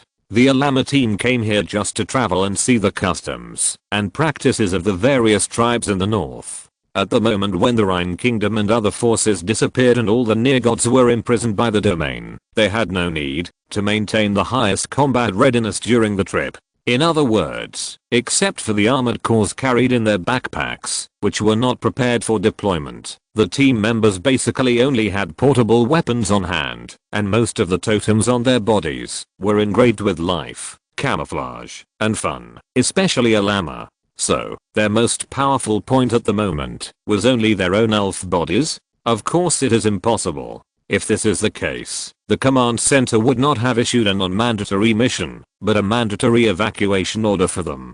Because no matter how much they whitewash it, the value of the people in Kiluxu City cannot be more important than the lives of the 5 elves in the eyes of the Republic. Therefore, although there are also certain mission risks, the Republic actually has a way to remotely strengthen the 5 warriors so that they can obtain a certain degree of execution ability and life guarantee. So when the captain made the decision to accept the mission, the command center issued an order for them to gather as soon as possible and go to the central church together to receive the subsequent power. Previously, the 5 warriors had informed each other of the coordinates. The nearest meeting point to them was the east of the city center, so after Alama temporarily settled Mrs. Antelope's family, the next thing to do was to go to the designated location as soon as possible. At this time, she was hiding behind a ruined wall, carefully watching the violent ape rampaging not far away, and then her braid flexibly reached into her backpack and rolled out a sphere the size of a palm, and this sphere was the central core of her armor that had not yet been deployed. The core used the most advanced nano-level engraving method, which not only had a set of ultra-macro level auxiliary systems that could be activated immediately after connecting to energy, but also stored various application mother programs for deployment packages, expansion packages, etc. Now, she moved her thumb sideways and opened a piece of carapace on the core sphere, revealing a hole underneath, and accompanied by a small wriggling from the chest strap, a purple thin tube stretched out from the deep groove in front of the chest and drilled into the hole very flexibly. Buzz buzz buzz, some slight vibrations were emitted from the sphere, and then a hole was opened from the other side, and the braid behind Alama's head went around and inserted into it. Energy access, neural connection establishment, auxiliary system has been activated. Please select Time is very tight, material strength, engraving selection, etc. Just barely coping is enough, she thought. Emergency mode has been selected. Primary composite material, rapid proliferation, skeleton free armor type structure, self energy supply, primary photosynthesis, primary comprehensive reinforcement, primary control assistance, executing. The braids and chest tubes began to extend. A llama placed the core on the ground, and then physical energy began to flow into it along the chest tube, allowing it to take root and sprout according to the preset mode of the expansion pack. The sprouts began to spread from the feet, and it didn't take long to form a set of dark green armor on a llama's body. Its components are combat boots, leggings, combat skirts, breastplates, neck armor, non-face covering helmets, and the resin lens on the left eye that has not been made transparent. And although it is a split structure, in order to facilitate the hardcore energy supply and neural control, multiple passages and pipelines are left between the parts to maintain the connection. Afterwards, when Llama was thinking, the armor covered most of her breath, and with the energy provided by the hardcore, it increased her combat power. The constant primary detection technique on it was also activated at this moment. In the next moment, the resin lens was covered with a long list of densely packed labels such as worthless cannon fodder nearly dying, super low level cannon fodder severely injured, low level cannon fodder apprentice priest death, and among them, there were 4 groups of glaring, comprehensive type allied creature intact marked out, which were obviously the 4 violent apes in the market, more than 10 meters tall. It should be just the basic body of their tribe, right? It really deserves to be a violent ape.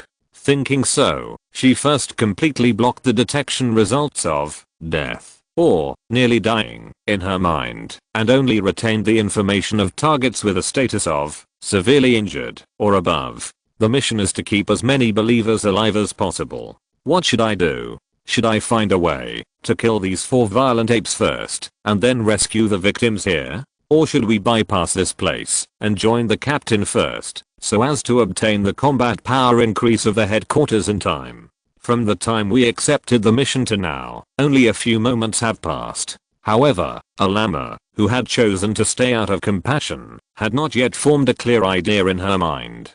Before she could make a decision in her hesitation, the crying and shouting from the settlement outside the market attracted the attention of a violent ape in the market, and attracted it to walk over there. The ruins where a llama was located happened to be on the path she was going to take, and this incident eliminated most of her options. So, holding her breath, and holding the weapon she carried with her, a llama focused part of her attention on the surrounding reality, and part of her attention was always paying attention to the reconnaissance information, and waited for the best time to attack. Scarlet eyes full of hatred and cruelty flickered, and the violent ape took a long step with all 4 limbs. Every time its shoulder blades moved, it could move forward and approach a not so short distance to the street not far away. Over there was a large group of panicked residents who were evacuating to the bunker deep underground with the trainee priests. The tongue licked from his lips, and the pleasure in his eyes was clearly revealed in the brewing. The violent ape seemed to be picking up a piece of debris that was several meters long from the ground, and after gently shaking it twice, threw it over there, then raised his head, lowered his eyes, and looked at it expectantly with a playful look.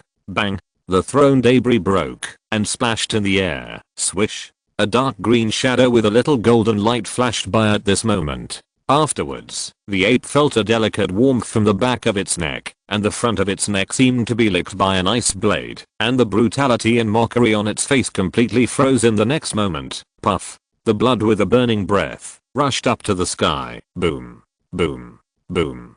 A big head fell to the ground, bounced several times on the ground, and then rolled far away. Roar. A roar came from not far away. The source was undoubtedly the other 3 violent apes. After discovering that their compatriots were killed by a sneak attack, they rushed towards the giant corpse with anger.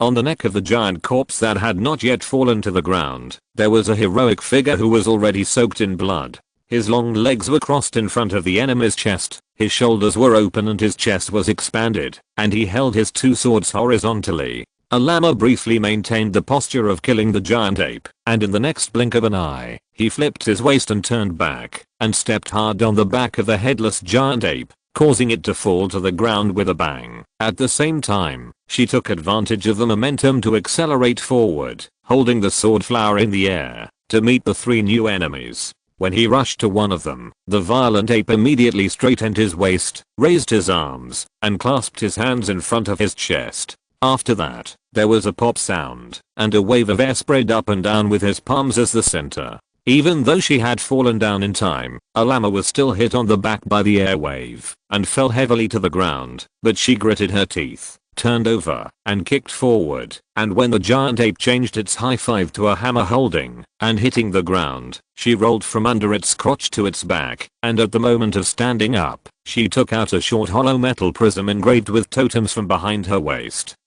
and threw it heavily at the gap in the giant ape's buttocks that was naturally opened due to its leaning over. The prism was 3 fingers wide and more than 1 palm long. Under the influence of the huge force, it hit the giant ape's anus directly. It was clamped by the muscles when it was inserted about half a palm, and then it exploded with a bang. Oh. A slightly different roar came from behind her, but Alama did not pay attention to her own results. After throwing the prism, she ran forward a few steps, immediately started another taunt, and after confirming that all 3 giant apes were lured away, she ran in the opposite direction of the refugees. At the same time, she used the simple divine grace language she had learned in recent days to inform Lady Antelope of the location of the bunker and the approximate location of the wounded in the market to the apprentice priest over there. As for whether he would go to rescue them or not, and whether he could rescue them, it was up to him to judge. On Lady Antelope's side, after the divine grace array failed in the destruction, she actually could not understand divine grace language, so after receiving Alama's familiar language and voice in panic, she just seemed a little confused in her confusion. Fortunately, she was not a fool, and she also suffered the effect of courage, and the voices of the refugees over there were heard in time, so she took the opportunity to pull the 2 children and hurried over. Thank you for the protection of the goddess of beauty. Thank you for the warriors of the goddess of beauty. Where are you? We are rushing to the agreed place, but, looking at the signs attracted by the ridicule in the resin lens, Alama replied with some annoyance, but I have 36 elite monsters hanging behind me. I can only try to pass through the ruins, otherwise the casualties will be unimaginable. Me too. 31 here. 24 here. 18 here. Finally, the captain said in the communication channel with some helplessness, I also have 43 hanging here. Captain, you are really amazing, but what should we do? Can we still meet smoothly and receive power with these guys hanging? Wait a minute. After a moment after the captain said this, new information sounded in Alama's heart. Change the target and go directly to the central church. The command center said that there is a way to delay them for a while there. Understood. For after having a clear goal, Alama began to lead the group of wild apes behind her, bypassing the evacuated people as much as possible, and rushed to the central church from the city that had become ruins. She ran as fast as the wind, and from time to time she turned back and interspersed with the slightly bulky wild apes to create a taunting effect, making them more angry and chasing more determined. After this behavior was repeated several times, several groups of slightly different messages suddenly appeared in the resin lens. High-level cannon fodder level 3 priest spellcaster fatigue right square bracket asterisk 1. High-level cannon fodder level 3 priest warrior fatigue right square bracket asterisk 1. Level 2 priest fatigue right square bracket asterisk 26. Level 1 priest fatigue right square bracket asterisk 235. Comprehensive elite creature mental disorder right square bracket asterisk 5 beautiful priest and warrior. Mental disorder. Could it be the legendary dog licking manufacturing technique? Just as Alama was thinking this, although her figure was relatively too small to be discovered, the more than 10-meter tall apes behind her immediately caused a commotion in the church boom. A series of loud noises rang out from all directions, immediately attracting the attention of the archbishop, the head of the knights, and the other clergy around them, forcing them to look over with solemn or desperate eyes. A larger area of smoke and dust spread from the direction they were looking at, and in the shadows, more than 30, 40, 20, and 10 ape-like creatures could be seen, breaking through the cover, trampling on the ruins, and converging towards this side from different directions. The clergy here were also fighting, but even with the most elite church units in the city and 5 bootlikers converted by the archbishop, they could only use the latter as the main force to cooperate in blocking the mid-10 or so mad apes in front of them during the siege, and the price was the believers in various costumes on the surrounding ground, and the red armored corpses of the church units. By this time, more than 30% of the priests of the goddess of beauty had been killed or wounded, 50% of the warriors of the grace had been killed or wounded, and a small number of members of the knights had also died in battle. The 5 bootlikers were also seriously injured in the suspicious attacks of their companions, but at the back of this battlefield, there were a large number of believers of the goddess of beauty who, under the organization of the trainee priests, took refuge in the central church. What should I do? What should I do? The archbishop's lower body had completely transformed into a beast, and her heart was filled with anxiety. She knew that, once those new violent apes joined the battlefield, this defense line that was originally maintained with great effort would definitely be torn apart in the first place, and the loss of the church's defense line also meant that those devout believers in the rear who had not yet taken refuge in the church, and had almost no fighting power, would be completely exposed to the attack range of the mad apes. At this moment, the beautiful white gold archbishop, who was sweating all over, was biting her black lips, reciting the divine law with difficulty and helplessness, hoping that the almighty gods could give his believers more power. At this moment, the cold and beautiful black gold leader, whose clothes and armor were soaked with blood, was holding a gun, and looking forward resolutely, ready to lead the knights of divine grace to charge again, hoping that the almighty gods could give her more courage. And in the next moment, an unknown feeling of being moved arose from the hearts of the 2 third-level priests at the same time.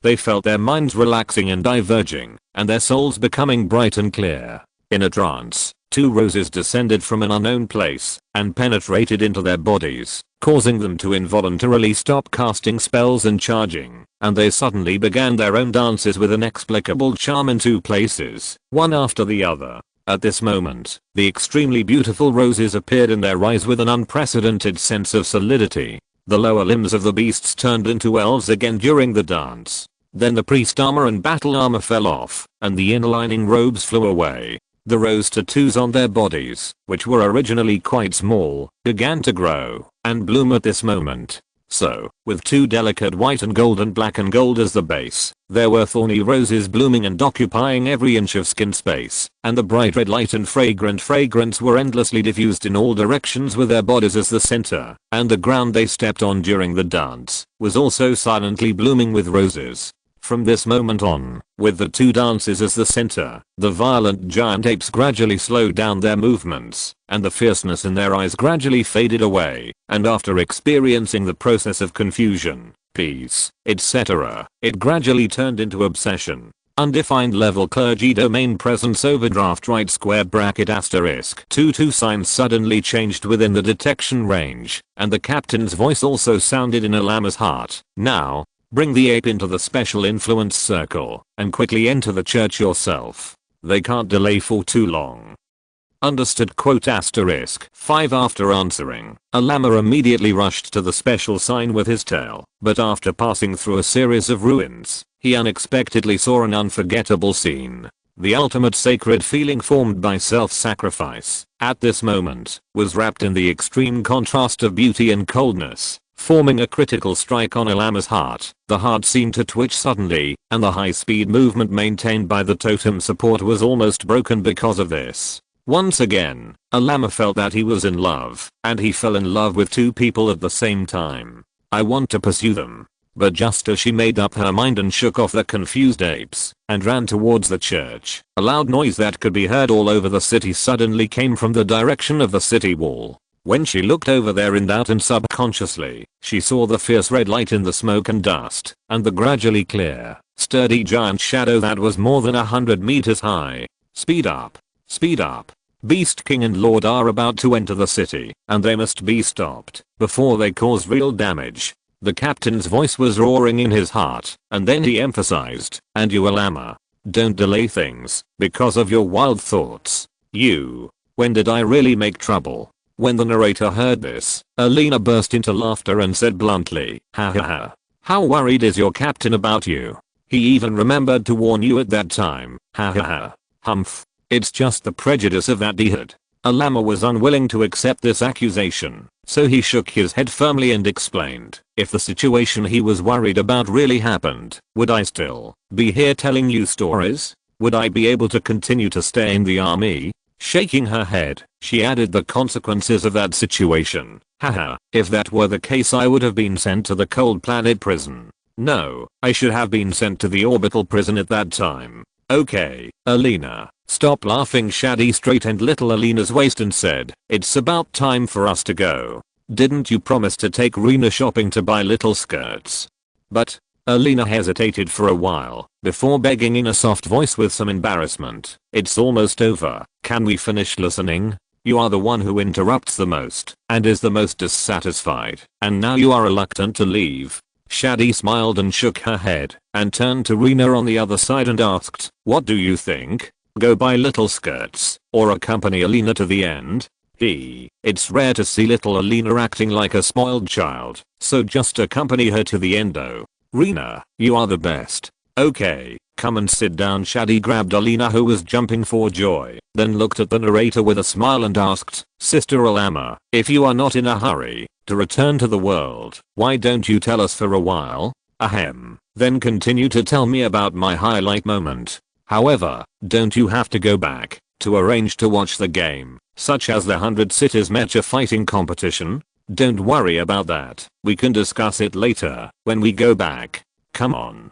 Come on. Alina shook her head and urged, tell us about the Beast King level, why you have to go to the church to receive the power, and the 2 golden skins. Why can the dark-skinned girl hold back so many elite monsters with her dancing? Hey, what a question-filled little girl, Alama said with a smile. The Beast King level is a high-level monster, but there are no wild ones now. Ah. Why is that? Because the last batch of more than 100 wild beast kings were all captured shortly after the Kuru Snow City incident ended. Maybe your bodies in the outside world are being nurtured by one of these beasts. Oh, so that's why you have to go to the church to receive power? Alina continued to ask with purple eyes full of curiosity. This. After thinking for a moment, and taking out his terminal to check, Alama continued after finding out that it was not a secret. You know about the holy light in the battle with the near-god mammoth, right? The 3 little ones nodded vigorously. The pioneers thought of the use of holy light in that battle, and began to study this field in depth. After destroying the near-god mammoth, Alama said slowly, before that, the special effects of high-level monsters have always been a problem. Even if you have the ability to deal with them, it is easy to overturn due to the lack of defensive countermeasures. If the attacking end does not have the assistance of the corresponding magic crystal, it is even more impossible to generate the same effect. But in the application of holy light and subsequent research, we finally got the anti-special effects shield in defense, and we also mastered similar effects on the attacking end. But what does this have to do with you going to the central church? You are so impatient. The anti-special effects shield is a particularly complex totem engraving, which has very high requirements for materials and precision. With the technology at that time, it was necessary to go to the headquarters or orbit, and use a special totem industrial mother machine, to take a long time to truly complete it.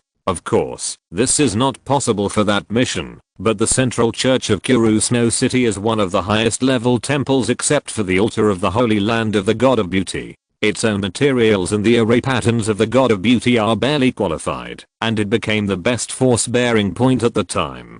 Church. Force-bearing point? But how can the church fight? He at that time, my sister shouted, I'll form the head, and then the captain said happily, I'll form the crotch. Chapter 335. The end of Alama's story. The 2 third-level priests, relying on the power of the domain, successfully delayed the actions of many violent apes, but they themselves were seriously damaged.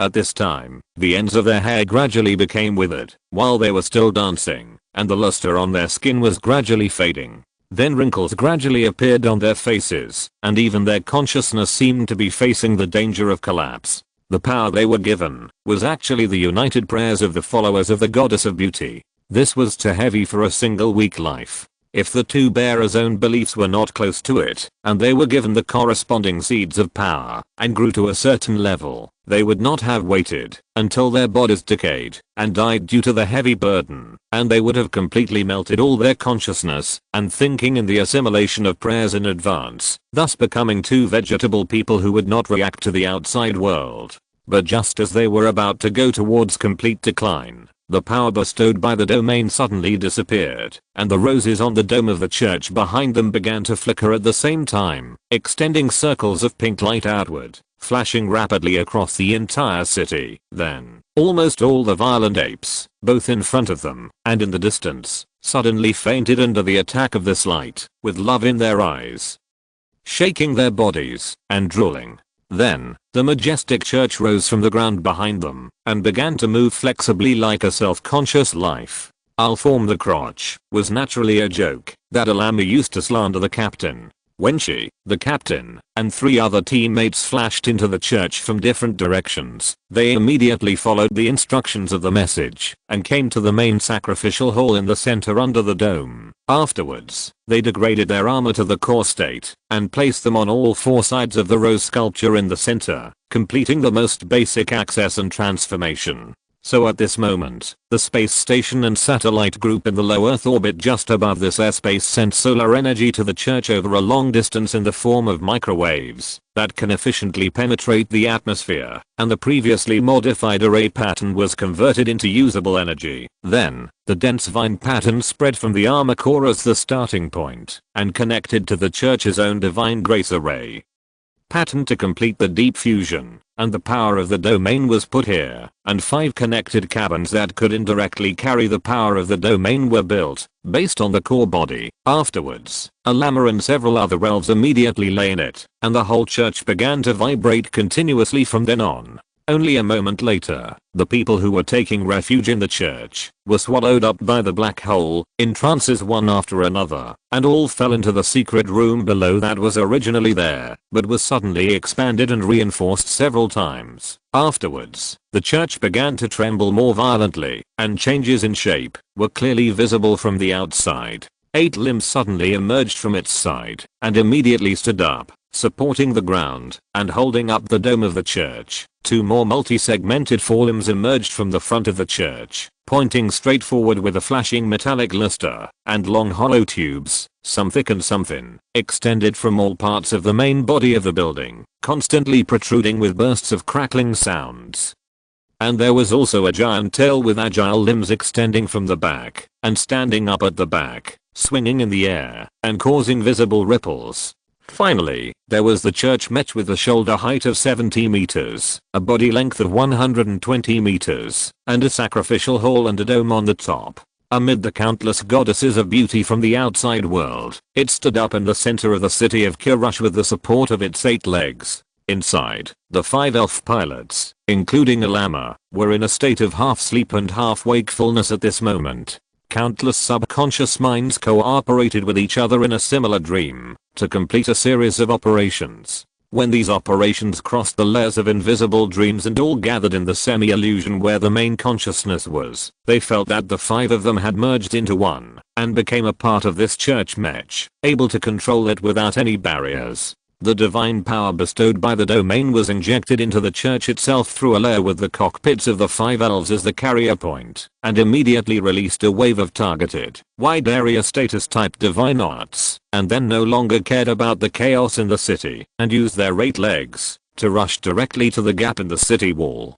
And there, the Beast King had just destroyed a large area of the city with a single blow. The Beast King's attack annihilated a large area of buildings and believers along the city wall, causing at least nearly 1,000 deaths, and when the dozen Lord level violent apes behind it also destroyed the oncoming wall and entered the city, it decided with a grim smile to launch a final revenge, completely razing this dirty city to the ground in order to temporarily calm its own and its tribe's anger over the loss of territory. And this was only the first one. The Beast King smelled too many similar smells in the air, and they would all be the targets of revenge from now on. But just as they were thinking in this way and preparing to enter the city to carry out destruction and killing, a strange creature suddenly rushed in from the front and interrupted the planned action. Suddenly, a pink light spread out and directly acted on all the violent apes. Before most of them could react, they were hit hard with a loud rumbling sound. Then, countless metal fragments, burning flames, and bursts of electric light completely covered their bodies. Most of the violent apes were traumatized by this, and their brains fell into a strange state of confusion. A strange emotion spread from their hearts, making the world look a little more beautiful and their expressions a little softer. The only Beast King who was not affected too much, before he could blink a few times and figure out what happened, he felt a collision in his chest and abdomen. It was a strange big guy that penetrated from the pink light. It looked like a creature and a building. As soon as it appeared, it hit the Ape King head on, causing it to take several steps back until it stopped deadlocked dozens of meters away from the ruins of a city wall. At this moment, the Ape King leaned forward and subconsciously used his hands to resist the two arms that were stretched out and fell into a brief wrestling. The facts proved that the Ape King was more powerful. After only a moment, it used more powerful power to suppress the monster in front of it. This monster is naturally the church armor, because it is, after all, a non-combat unit used to delay time. So after surviving the initial inadvertent outburst, it completely fell into a disadvantage in the contest of power, but it carries a divine power invested by the domain after all. So every attack contains the pink interference from the beliefs of the living beings, especially in a long period of zero distance contact, which can amplify this effect to the extreme. So at this time, the Ape King slowly realized that something was wrong with his mentality, but when he wanted to let go of his hands that were wrestling with anger, he found that the opponent's forelimbs had already turned into some kind of restraint, just like a piece of taffy tightly wrapped around his arms. The Ape King howled angrily and kicked hard, and the huge sole of his foot kicked the church mech more than 10 meters off the ground, but under the protection of the divine power, it did not suffer too much damage, and was still using itself as a bridge to tirelessly instill influence on the opponent.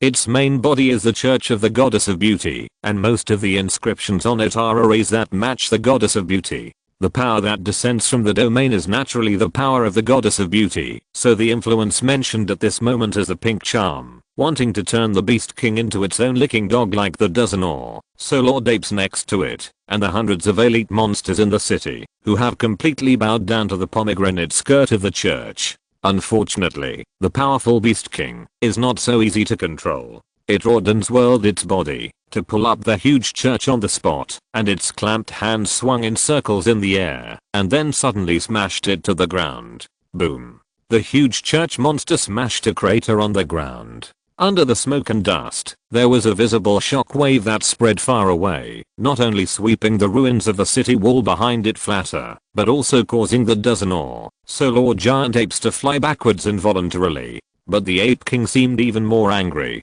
It was a high-level life with extremely high intelligence. Although it failed to lead the tribe to build civilization and become a god due to its shortcomings in numbers and average intelligence, it was much smarter than its compatriots and had the ability to communicate with other creatures, so it could understand many concepts and ideas in the civilized world. Naturally, it understood that what was emerging in its heart at this time was a combination of love and beauty. The damn monster in front of it was actually trying to influence its mind and make it fall in love with this ugly thing for no reason. The Ape King was naturally angry, and he roared at the Lord Apes and the elite apes in the city. The shock from the superior species in his voice swept across the city in an instant, allowing the apes to regain their consciousness for a short time. So, these apes were ready to kill the creatures around them with shame and anger. The most convenient and fastest group of apes around the clergy were the clergymen who were kneeling and praying. The first target was the two old third level who were naked and barely conscious.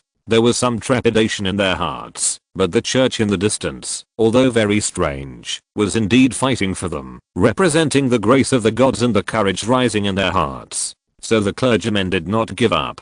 They were ready to fight with faith in their depression and in their weakness and exhaustion. Even if they died at this time, they would only return to the kingdom of the true God in the end. But just when the giant fist, the giant stone, and the giant foot were about to come, a pink halo rose again in the distance, sweeping across the entire city again, accompanied by a wave of attacks rising from the same direction, blocking the approaching sturdy body with great precision. Then, the giant apes fell into stupidity with love in their eyes, and the boulders exploded one after another in the air, looking gorgeous like fireworks in the flames and lightning. In the ruins outside the city, seeing the monster that was thrown to the ground and actually launched an attack under his nose, this undoubtedly aroused more anger from the Ape King again, making it decide to temporarily let go of all the situations in the city and concentrate on getting rid of and killing this monster before doing anything else. So the Ape King roared and stepped heavily on the belly of the monster that had not yet climbed up. It used all its strength to pull its arms back, driving the locked restraints on it, and at the moment, it issued a series of subtle and continuous cracking and crisp sounds. The sound of crackling and breaking continued to be heard from the church monster's forelimbs. Although the belly that was stepped on did not show any obvious cracks, the ground touched by the back was cracking layer by layer, fully demonstrating the great strength of the Ape King. What should we do? What should we do? Our arms will be torn off sooner or later. The elf warriors who were exercising joint control thought so in a state of half awakeness and half sleep, and then they saw the strange arthropod tail at the end of the tail quickly climb to a higher angle than the Ape King's head, and a purple halo quickly emitted from the opening at the end, with a fierce crackling and buzzing sound, or thick electric light was stimulated from it, and drilled straight into the Ape King's mouth, which was wide open due to the sound he made due to the force, and went straight into his throat and abdomen. Amid the strange sound, the latter's belly lit up with a translucent light, and after swelling slightly, it made a dull sound. This attack that went straight into the abdomen injured the Ape King, forcing him to curl up his body forward involuntarily while wailing. At this moment, the limbs on the side of the church monster bent downward and suddenly bounced up.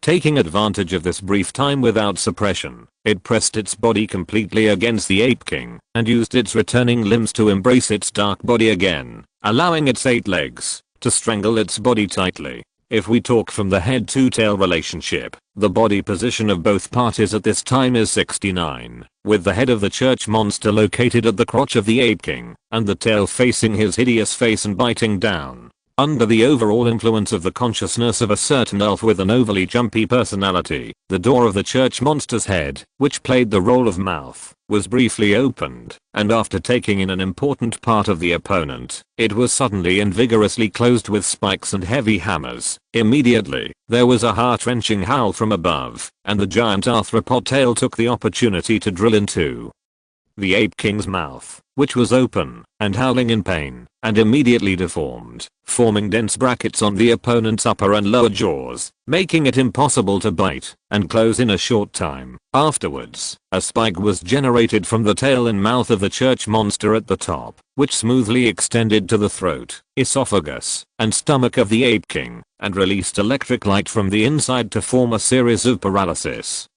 And below, it tried to drill into a certain unspeakable hole, but because it tried hard and desperately to maintain its closed state, it failed to make the Ape King lose his virginity in a sense. At the same time, there were charming halos emitted again and again from the two embracing, which not only deepened the love in the hearts of the Lord Ape and the elite apes, but also made the Ape King miserable. It wanted to exert force, but its arms were bound and its body was always tightly attached to the other party. The only feet and tail that were still free could not generate much force due to flexibility, length, structure and many other reasons. In fact, the Ape King had many ways to escape from this predicament, such as closing its mouth hard and biting all the mess in its mouth, but every time it wanted to do so, or make other moves, a weak point on its body would be hit harder and harder. Although the skin on it was still intact and very likely to remain intact, the essence inside was really painful. Heavy and unknown snicker was heard from somewhere, and the church monster took this opportunity to drive the Ape King to the ground. Then, accompanied by a loud bang, a giant ape with a shoulder height of more than 100 meters and a weird church with a shoulder height of 80 meters were seen overturned on the cracked ground outside the city.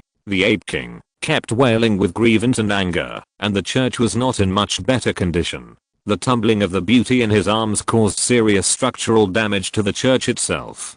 Building materials kept falling out of the shield and being crushed to pieces, and the various complex array patterns inside and outside were also struggling between breaking and repairing. If it weren't for the domain to make up for the power and the energy support from outer space, this dilapidated church would have been immediately torn to pieces by the angry and frustrated Ape King. But fortunately, the material was relatively solid and the array pattern was relatively complete. Therefore, even though it failed to cause substantial casualties to the Ape King, and failed to turn it into a licking dog, it successfully delayed its actions, and disarmed its helpers. At this time, the 15 light minute limit stipulated by the headquarters was finally reached. After that, the divine song swept through the space, and beautiful roses bloomed in the sky. Accompanied by the loud prayers of the believers in the whole city and the surrounding areas, a gate painted with the pattern of the goddess of beauty emerged from the clouds. Then, when the divine gate slowly opened, facing the beautiful light all over the sky, there were as many as 600 huge angels in the air. Then, endless beams of light were emitted from the hands of the angels, and they fell straight on the licking dogs of all sizes in and outside the city. So there were pink roses blooming from the black hair, and the mad apes themselves were also pulled up to the sky by invisible forces, and dragged into the gate in the clouds. When the rest of the giant apes inside and outside the city were swept away, the angels focused their attention on the strange scene outside the city. Although they still looked extremely serious on the surface, their true bodies inside were all smiling. "What are you looking at? Why don't you do it?" Layer upon layer of voices that sounded like both male and female. Some of them were exasperated and sounded in the hearts of the angels, urging them to put away their extra thoughts and descend to the ground. They used their outer bodies as the hub to prime or domain power, and applied it to the giant ape while it was still unable to move. After a while, the Ape King gradually stopped moving. Snoring sounded from its nasal cavity, and the church monster finally stopped maintaining its own movements, and immediately untied those normal or somewhat shameful restraints layer by layer, and pulled out the two successful and unsuccessful pipes in the upper and lower directions. At this time, the angels once again lowered the visible or invisible traction. They all wrapped around the sleeping Ape King, and slowly floated up with his extremely strong dark body. More than 10 angels left the team, and flew to the sky above Kuru Snow City under the devout worship of the believers who came out of the shelter to see the miracle. They slowly landed on the original site of the central church, that had turned into an empty space. After a moment, when they stepped on the ground, array patterns extended from the soles of their feet, and with a wave of their hands, a church that was exactly the same as the original one rose from the ground again. At the same time, several angels descended directly above the archbishop and the branch leader. They not only dispelled the fatigue and injuries of the surviving clergy and believers, but also sprinkled a strange liquid into the mouths of the two old and dry devotees, allowing them to recover to their original state in a short time. After this battle, although the two were overdrawn a little seriously, both their piety and their bodies actually became more compatible with the power of the goddess of beauty. Once they recovered, they would be good combat power and research and observation objects, so they received more treatment than just recovery at this moment. After completing all this, the angels who were going to rebuild the church or restore the status of the crowd rose into the air again in silence, joined the angel group, and carried the Ape King into the door of God's domain and left completely. Of course, they also extracted 5 unknown containers that were 5 meters long, 3 meters wide, and 2 meters high, shaped like coffins from the church monster. And after destroying all the remaining non-god formation inscriptions, they took the coffins and left. The survivors in the city and the surrounding settlements who were fortunate enough to see all this, at this moment, were praying devoutly to thank the true God for the angels who specially sent down to save the suffering. And in the midst of such prayers, a loud boom sounded outside the city again, causing the clergy and believers to look over with fear in the stress, fearing that the giant ape would slip through the net and attack again. But what was visible was the front church outside the city collapsing in the flashing halo. After losing all external support, the trauma suffered in the previous battle with the Ape King was finally completely aroused, causing this church, which was not dedicated to fighting, to completely collapse, like a flower scattered by a fairy, turning into a pile of building ruins, just like the areas inside and outside the city walls that were directly destroyed by the mad apes. Seeing this, the 2 highest ranking priests in Kurashu city who had recovered finally put down their hearts that had been raised again, and after praying silently for a while, they began to arrange the rest of the people to organize municipal officials and believers to rebuild their own city. At the same time, in the invisible depths of the sky, dozens of transport ships in stealth mode were carrying the bodies of the Ape King and more than a dozen Lord Apes, preparing to return to the direction of the aerospace mothership. After arriving there, the large-sized mad apes hanging outside and the mad apes imprisoned in the cabins would all be transported back to the Black Forest by the receivers from the headquarters, and among them only the Ape King would probably have no hope of freedom in this life, but the rest of the mad apes would live and reproduce freely in the new territories, allocated according to the situation. Back to this time, in one of the spaceships, a llama was licking his face and approaching the captain. He squatted down and whispered in the helpless eyes of the other 3 team members, "Captain, our vacation is not over yet, right?" The captain turned his eyes to the other side, as if he was not willing to pay attention to her words. A llama continued to change his direction and move to the other side again, and continued to say with a smile, "So, we don't really need to go back to the headquarters right away, right?" The captain turned his body sideways again, and a llama continued to move synchronously. "You say right." The captain covered his face with his hands, and finally responded helplessly, "What do you want to say?" "Let's travel for a while. We haven't finished visiting Kiru Snow City and the kingdom of the goddess of beauty. Don't you want to try so many delicious and fun things?" Alas, the captain sighed after hearing this, and after looking at a llama for a while, he finally shook his head and initiated a communication link with the transport ship driver and asked the other party in his heart under a llama's excited eyes, "Brother, is it convenient for Fang to stop the ship here?" "What's wrong?"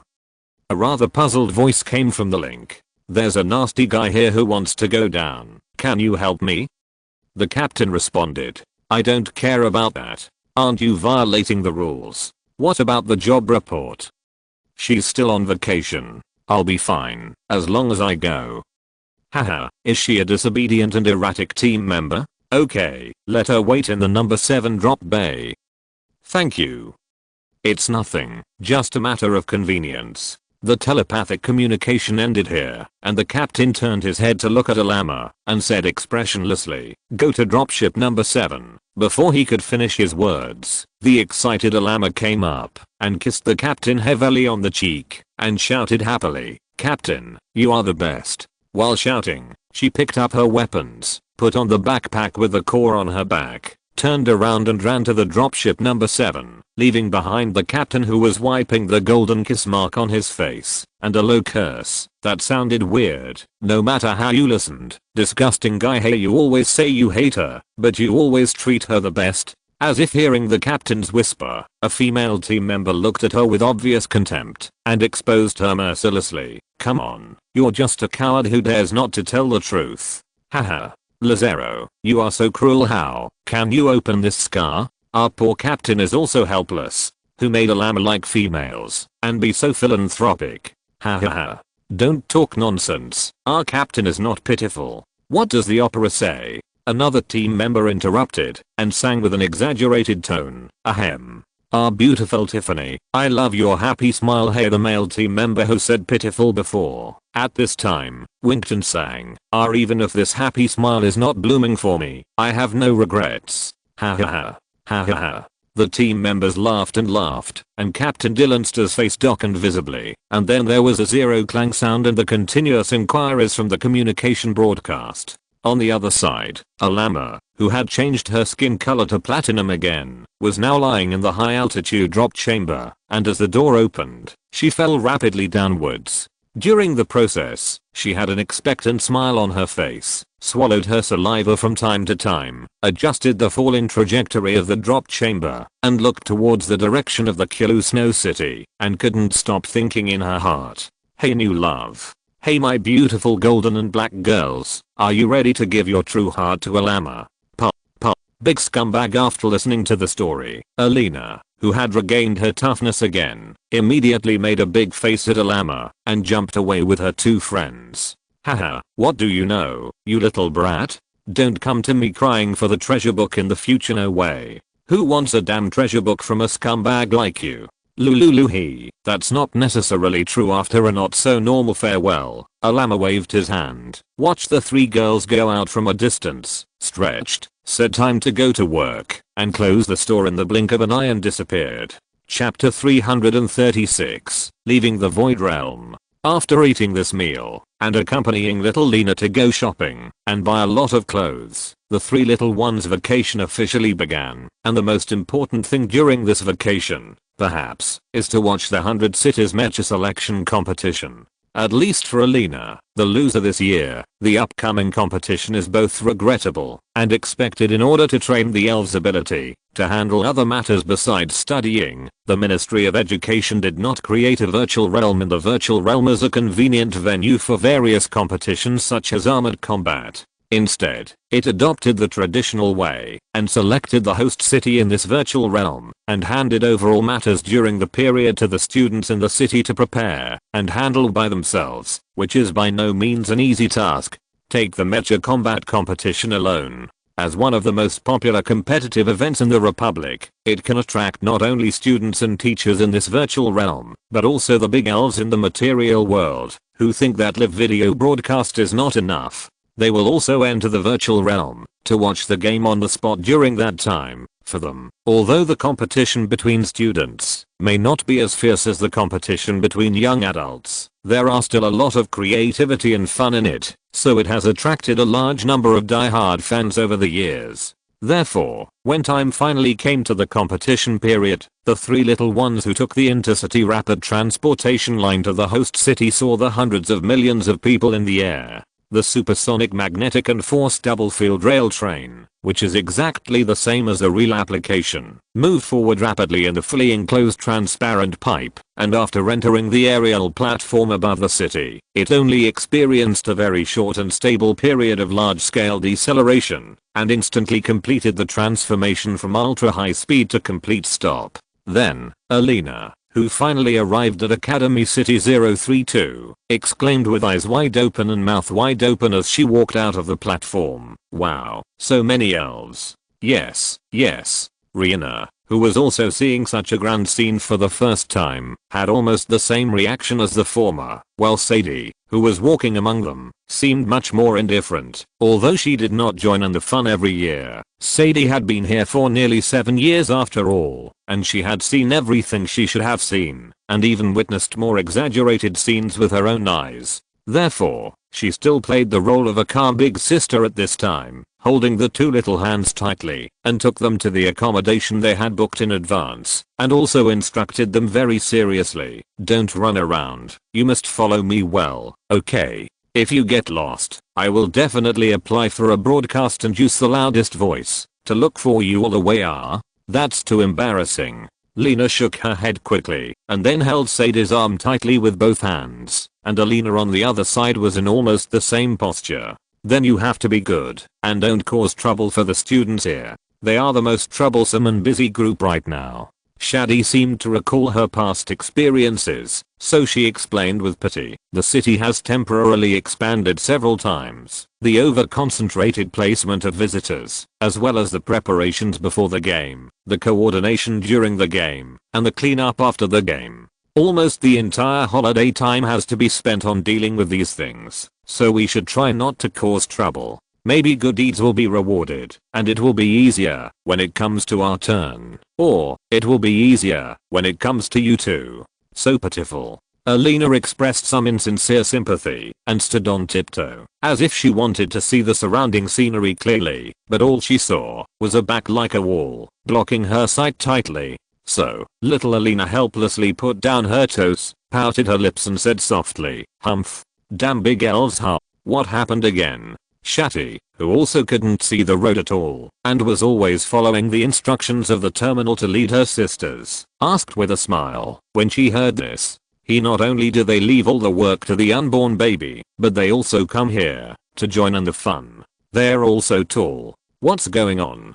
Before she finished her half-true and half-false complaint, Alina suddenly felt a pair of strong hands holding her waist, and her line of sight quickly rose, startling her so much that she subconsciously shouted out immediately. At this moment, a female voice that sounded like the scorching sun in the desert rang out from below her. "I can't pretend I didn't hear that." Little sister Alina was indeed a little surprised at first, but after she came to her senses, she was not really too frightened, so she quickly recovered her breath and looked towards the place where the voice came from. This was a strange older sister, and she had a completely different style from the Alama she had known before, especially her extremely short hair that almost showed her scalp, paired with the somewhat neutral clothing on her body, which immediately made her look extremely heroic. Beside this strange big sister, there were 3 male elves of different styles, including the sturdy guy who suddenly lifted her up to her shoulders. "Hurry up and put my friend down." Little Rena, who was less than 1.3 meters tall, came up and jumped more than 3 meters high to grab Alina's feet, as if she wanted to snatch her back from the big guy, but she failed after all. After grabbing her friend's feet and struggling in the air for a few times, she was easily lifted up by the big guy's left hand and was put on the empty shoulder on the left in an instant. Ah. Wow. The ups and downs of the scream quickly turned into exclamation. Rena, who had become almost the highest point here, immediately understood why Lena's previous exclamation came to an abrupt end, because the street scene in front of her, which was constantly surging like a tide, really shocked her.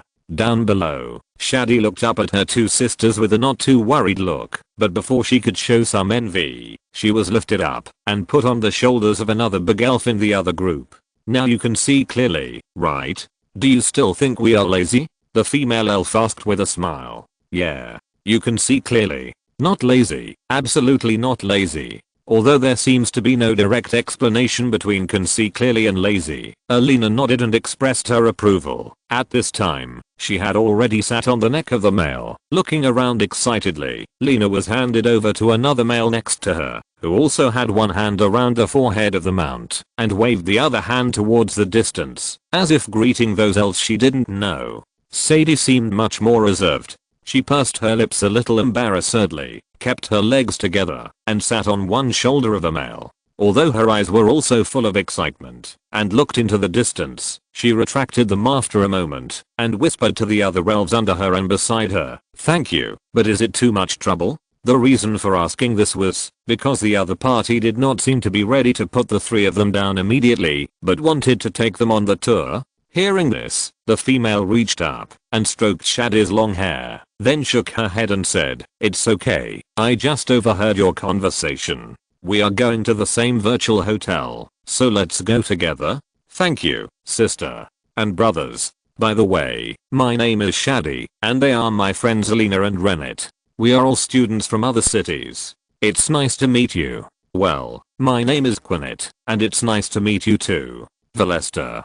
The one holding Alina was a male warrior with a firm face and simple clothes. He responded very concisely at this moment, but it seemed that he was just used to this way of speaking, and there was no impatience. "I said Auster, hello, cute little sisters." The one holding Rennet was a warrior who was smart and calm. He had a meticulous big back hair, but at this time he introduced with a gentle smile. "Is Sylvestra sitting comfortably? Is my shoulder a little uncomfortable?" The warrior that Shadi was supporting responded at the end. He was a warrior with long straight hair, 2 diamond pendants on his ears, and black lipstick. When he spoke, he carefully moved Shadi's position slightly, as if he wanted her to sit on a place with more flesh on his shoulders. After only a short exchange, the 2 sides became relatively familiar with each other, at least for Shadi. As for the other 2 elves whose attention had always been elsewhere, they could only remember their names. But in any case, a strange combination appeared in this tide. At the bottom, there was a female and 3 males, with the short-haired female as a core. At the top, there were 3 elves hugging their foreheads, and one of them was relatively quiet, while the other 2 were always shouting and yelling. Since everyone was heading in the same direction, and the weight of the 3 little ones was no more difficult for the big elves to carry than leading a poultry, Shadi accepted the offer, after expressing her gratitude, and she also kept communicating with them frequently during the journey. Therefore, in addition to the names mentioned in the self-introduction, Shadi learned more about them during the conversation. For example, this handsome sister named Kana was a senior active duty officer in the military, and her individual strength was only slightly weaker than a few of the top warriors such as Giant Fang, making her a real first-tier physical combat force. In addition, she was the former team leader, current common partner, and the most powerful warrior of the 3 males on the side. The 3 males were former teammates, competitors who were always provoking each other, and now good friends. Moreover, Sister Kana had existed during the tribal period and had entered the prime of life long before the pioneers were born.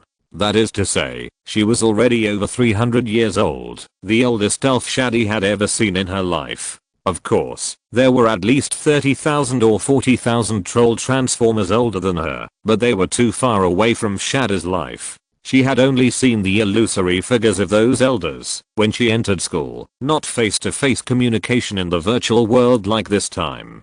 "Sister, can I touch your hand?" Shadi asked a little embarrassedly. "Do you want to see if I'm old?"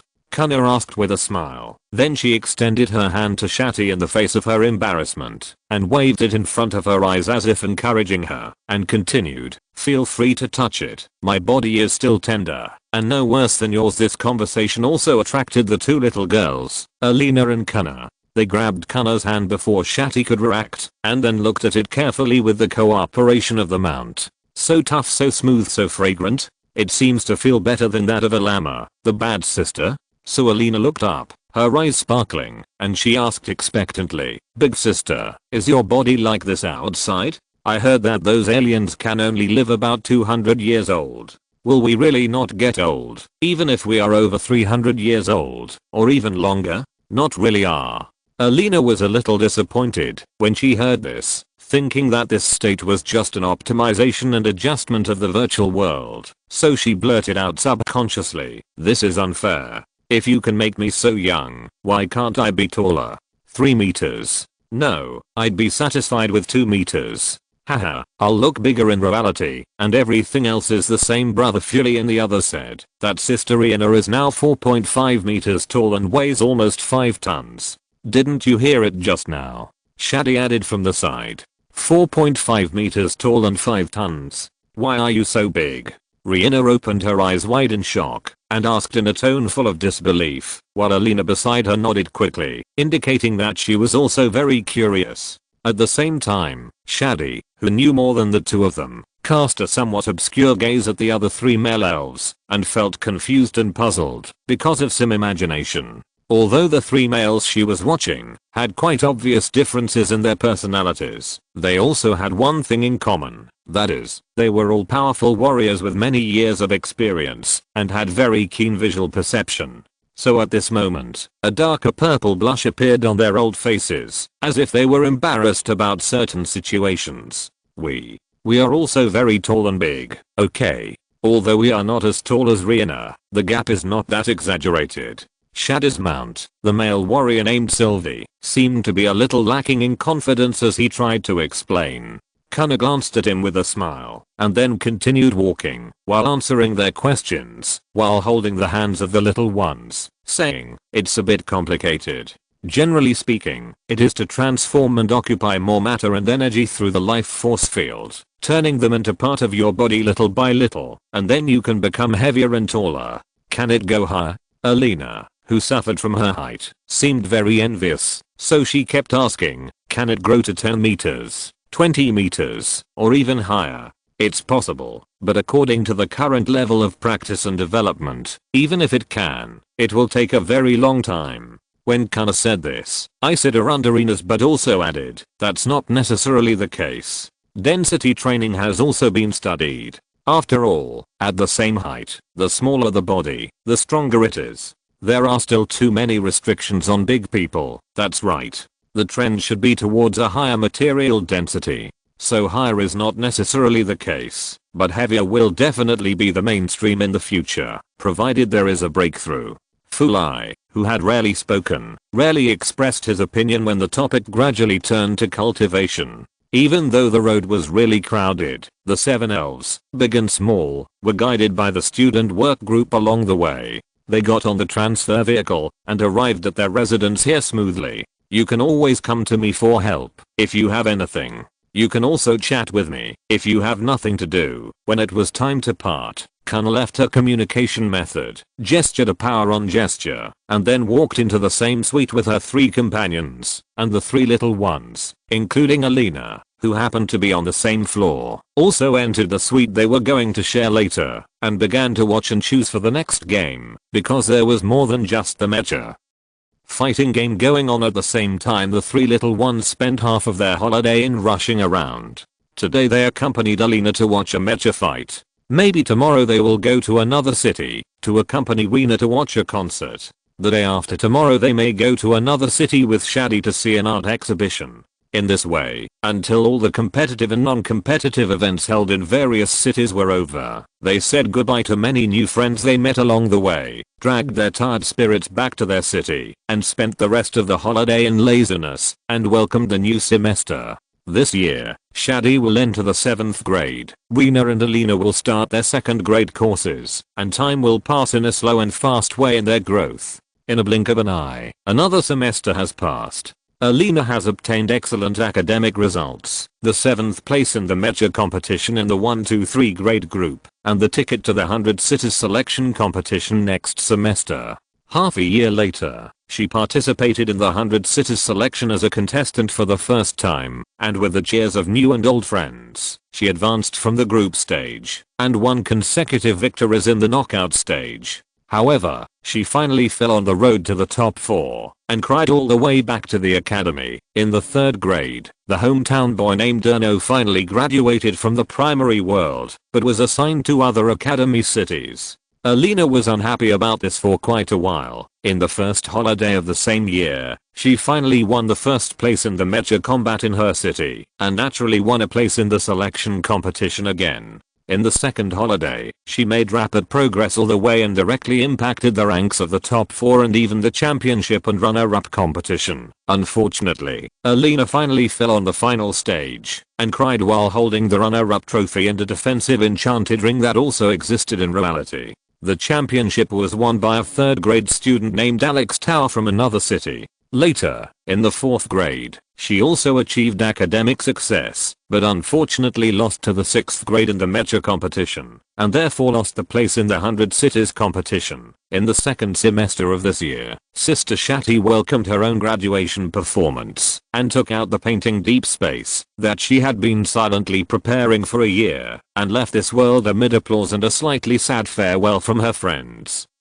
In the same year, hometown boy Erno solemnly introduced a friend of the opposite sex to Alina, and although the latter only vaguely felt that something was going away at the time, tears kept falling from her eyes when she returned to her residence. After that, he succeeded in his studies in the 5th grade, restored his friendship with Elna, took 3rd place in the Urban Mecha Fighting Tournament, and ended in the quarterfinals of the 100 Cities Tournament. He succeeded in his studies in the 6th grade, began to try to design mechas, and took 1st place in the Urban Internal Tournament. In the championship match of the 100 Cities Tournament, he met his old rival Alec and defeated him, thus obtaining his first championship ring, which was enchanted with an advanced escape technique that could ignore terrain and penetrate the ground. In the 7th grade, she continued to get excellent grades in her studies. The mecha she designed was eliminated from the competition. In the Urban Civil War, she qualified for the 100 Cities Tournament with the 11th place, and finally lost in the top 64. However, victory and defeat were common to Alina, and she also realized that the other elves were not stupid or foolish. Therefore, in addition to encouraging herself to keep working hard, she did not cry like in the past. In the 8th grade, she got excellent grades in all subjects, was shortlisted for the Mecha Design Exhibition, and lost to her old rival in the 100 Cities Tournament, and won the runner-up. Her friend Lena participated in the concert as a conductor for the first time, and was well received. In the 9th grade, she got excellent grades in all subjects, and the mecha design that seemed to have no talent was still shortlisted for the exhibition. However, in the last 100 Cities Tournament, Alina advanced all the way, and defeated her old rival again, to win the 2nd championship in her life. So she received another championship ring, and this time the constant enchantment was advanced calmness. In the 10th grade, she got excellent grades in all subjects, but her act design was abandoned. She won the championship in the graduation performance. At the farewell party, she promised to see you in reality. Then another night passed. In the blink of an eye, Alina came to a brand new world. She resolutely chose the path of a warrior, and began a new stage of life with practice as the priority. Just when she thought that she would need to spend 5 years, 10 years, or even longer here, the warrior instructor in charge of leading the practice said, "It will last for 2 years at 4 times the speed. This stage is just to make you familiar with and accustomed to practice. More specifically, it needs to be carried out in the real world, where you can get efficient progress in your real body. So, in 2 years, no, in half a year, I can be born?" Alina asked in surprise and joy. While receiving a very affirmative answer, she also received guidance on coming to the virtual world to train and choosing a path of specialization after her birth. Let's speed up to finish this part of StarCraft. School starts in April, so I'm very tight on writing books recently. Chapter 337, Born into the World. As we all know, in the 121st year of the rune calendar, the Republic killed the surface level super life form, the near god mammoth, for the first time. What was the significance of this killing at that time? Answer: for the Republic at that time, this was both good news and a slight regret. Needless to say, the good side is that it has only been more than 100 years since the dawn of the Elven civilization, but it is no longer absurd for the Black Forest to match or even kill super life forms, and in this process, it is not just a few powerful individuals such as the pioneers who play a role, but the real joint efforts of the whole people, so the morale and confidence that can be boosted during this period are immeasurable. The regret is that it is, after all, a super individual standing on the heads of billions of creatures. Its body contains the great power of nature, and its spirit contains the gathering of the will of all spirits. Its existence itself is undoubtedly the most incomparable treasure in the world, and such a great culmination of natural concepts and the will of living beings. If it can quietly wait in dreams until the day when the technology is truly mature, its research value will far exceed that of a simple death. At the same time, this killing also opened the real faith era, allowing the current world pattern to take shape. Alina put down the pen in her hand and made a final check on the paper displayed in the light curtain. Due to the overall emphasis of the elf civilization, compared with the science and practice exams taken in the previous 2 days, the questions of the political history subject seemed to be simpler, but Alina understood what this exam meant, so she still read the 10-page test paper, which was almost entirely review questions, 3 times from the beginning, and chose to hand it in until she was sure that there were no problems. Please confirm. Again confirmed. Received. Grading in progress. In the light screen, the string of ellipsis was jumping, and Alina rubbed her hands nervously and began to wait. Your grades are as follows: mathematics, excellent science, excellent practice, excellent liberal arts, excellent art, pass according to the standards of the Republic's birth law. You have met the birth requirements. Please apply for birth within 3 days.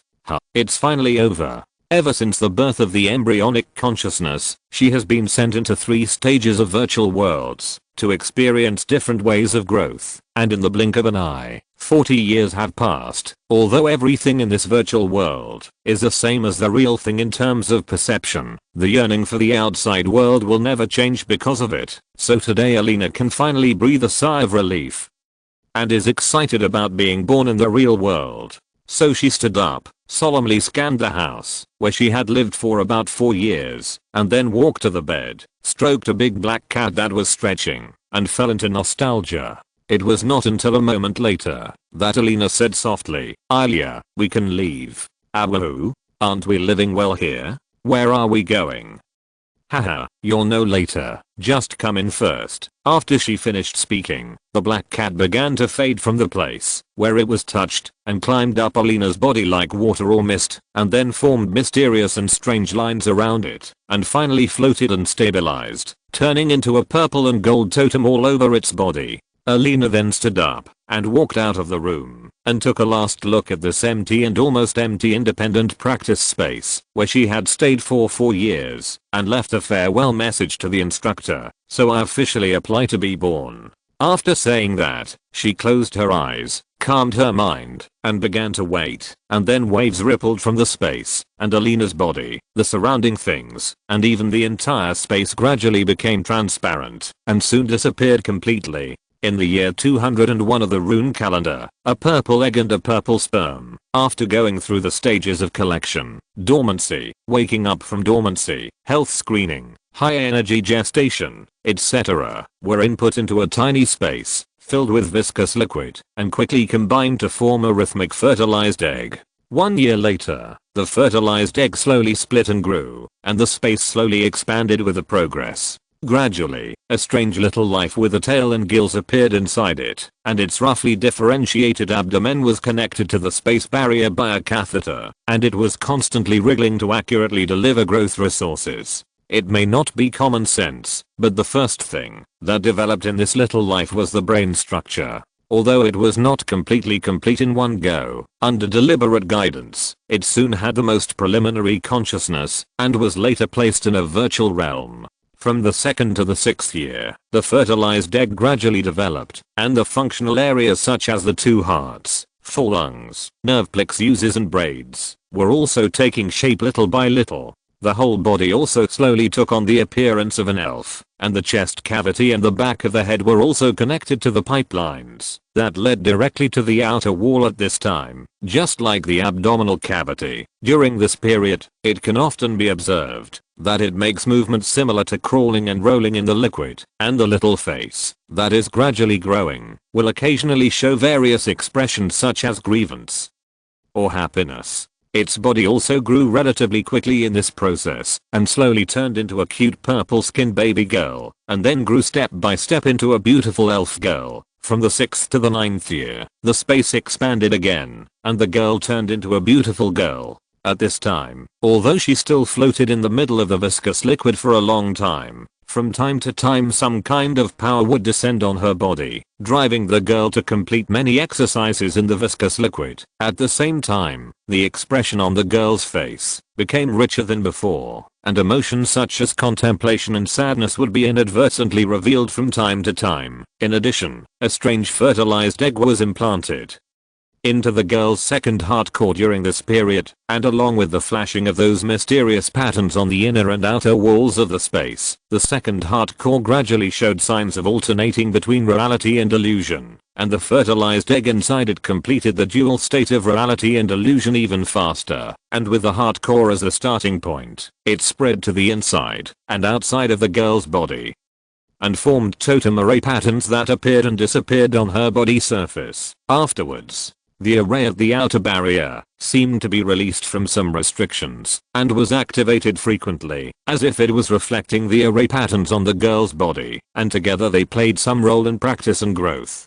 By the 10th year, this space had finally expanded to a 2-meter square, and the viscous liquid inside had been replaced by high temperature flames and fierce lightning. The beautiful girl stepped on the ground with her eyes closed, sometimes meditating and sometimes moving in the flames and lightning, under the majestic gravity. When the 10th year finally passed, the flames began to subside, and the lightning fell silent, revealing the naked girl elf with closed eyes, quietly floating in the center of this space. Her face and body were still very immature, but the delicate facial features and long light purple and nearly white hair that felt like a waterfall had already fully demonstrated her future beauty. At this moment, the 3 catheters connected to her abdominal cavity, chest cavity and back of the head suddenly separated and slowly retracted into the space barrier and disappeared. Afterwards, certain array patterns on the barrier lit up one after another, and boiling water was injected and condensed in midair to form a transparent sphere, which completely engulfed the suspended elf body, and the torrent inside repeatedly swept around the girl, before falling to the ground and flowing along the open pipes to an unknown place. Afterwards, after a baptism of fire and thunder, the movement in the space slowly eased, and the elf body suspended in midair began to change. The tightly closed eyes moved slightly, the eyelashes covering them trembled, and then the eyelids gradually opened, revealing the gem-like gorgeous purple pupils inside. This girl, who was barely 1.6 meters tall and had knee-length hair, was naturally the newly born Alina. At this moment, the girl was slowly descending from mid-air, with a hint of confusion flashing across her face during the process, but it only lasted for a moment before she calmed down. Because she already understood her current situation, a smile naturally appeared on her face. When she finally landed on the ground, the lines on her body gradually became clearer from nothing to something, and at the moment, when they were completely formed, there seemed to be a faint roar of an animal in the space. Afterwards, with curiosity in her eyes, Alina turned her body and looked at the space wall covered with various totem arrays, and subconsciously began to distinguish them, based on her past knowledge: gravity control, life force field amplification, energy conversion, laser, radiation. Just as she was thinking about it, another gentle voice sounded in the space, saying, "Alina, welcome to the birth." Alina turned her head and looked at the source of the voice. Her long hair, which was not rough or messy, even though it had never been taken care of, suddenly bloomed like a flower, poured like a waterfall, and spun around her naked body. "Thank you. Who are you?" Alina asked, who only saw the totem array in her eyes. "The baby monitor who rotated here is also responsible for welcoming you first." The male voice responded. "Thank you again, but where should I go, and what should I do now?" "Oh, wait a moment, let me confirm one last time. Do you want to keep the randomly assigned name now, or do you want to change it to another one?" The male voice explained after asking. "Now is the most convenient time to change it. Although you can change it after registration, it is somewhat troublesome. I want to keep it. After all, I have met a lot of friends with it." Alina rejected it without any hesitation. "Well, I'll let the intelligent computer register like this. Thank you for your trouble." "You're welcome. You can leave here now." There is a distributed intelligent terminal at the door. The data in it is directly inherited from the virtual terminal. The operation method is also the same, the male voice said again. "As for the things after that, you just follow the instructions of the terminal. There is actually not much difference from the virtual world." "Thank you again, I understand." After thanking her, Alina walked towards the doorstep that had already appeared in the conversation room. The array patterns on her body lit up layer by layer, and then the long hair, that she was still a little uncomfortable with, turned into a cover, simply blocking her body, that had not yet moved, and walked out of the doorway, that opened with a click. When her figure gradually disappeared behind the door, the cultivation cabin began the maintenance program. If nothing unexpected happened, it would soon return to its original state and enter the next round of nurturing to cultivate new fertilized eggs to grow gradually. Outside, Alina came to a simple and ordinary cabin, and saw a low platform in the center. When she got closer, she found a bracelet-shaped intelligent computer terminal, 2 rings, and a box on it, and they all looked quite familiar in appearance, as if they were taken directly from the virtual realm. So, Alina wore the smart brain on her wrist very smoothly, and after completing the initial startup with the neural plexus braid, she focused on checking the items that she was most concerned about. Sati, Lena, Alama, Kana, and other teachers, classmates, and friends. The address book is fine. Textbooks, leisure books, notes, diaries, music. No problem. Credit level. Excellent. And there is more than 370,000 yuan in money. The teacher said that the prices in the real world and the virtual world are the same, so I should be able to live on my own without subsidies. Nodding with satisfaction, Alina took 2 more championship rings from the table and put them on her fingers, and then opened the box. In the box were the clothes, accessories, and some small bits and pieces she had bought in the virtual world over the past 10 years. Of course, not all of them, but those that she still had before she was born, and were individually marked with the words available in reality when she bought them. So, she let down her long hair that was covering her body, picked out her favorite dress from the box, and put it on, and matched it with a few favorite accessories. Then, after looking at the big box and the things inside, Alina took out a small backpack, picked out some small commemorative items, and put them in it, then threw most of the remaining things together with the box into a channel, marked paid recycling on the side, and got exactly $1,000 for it. Real life starting from scratch. Here Alina, she hummed a discordant tune, and activated the array pattern on her body, and a mirror-like light curtain formed in front of her, reflecting the appearance of a young girl inside. Alina turned slightly in front of the mirror, and admired her current appearance. Although it is already very beautiful, it is still not as good as the older sisters. Looking at the slightly shriveled and flat body in the mirror, she shook her head with some regret and commented, "And the hair is too long, it feels a bit troublesome." Then, while she was thinking again, the purple hair began to shrink gradually, and at the ends it squirmed and turned into muscles distributed to various parts of the body, making her look a little taller and fuller. Just as she was looking at herself in the mirror and nodding her head in satisfaction, a voice rang directly in her mind. "Meow, you fool who deceives yourself. Let me out quickly." "Wait, Ella, it will be very inconvenient without you. I'll let you out to play as soon as we settle down, okay? Meow meow, meow meow, okay, then hurry up, I'll be very bored." "Where is this place? Why does it feel a little different?" "Haha, this is the real world. Let me explain it to you later." "Meow, okay, then you should talk to me more."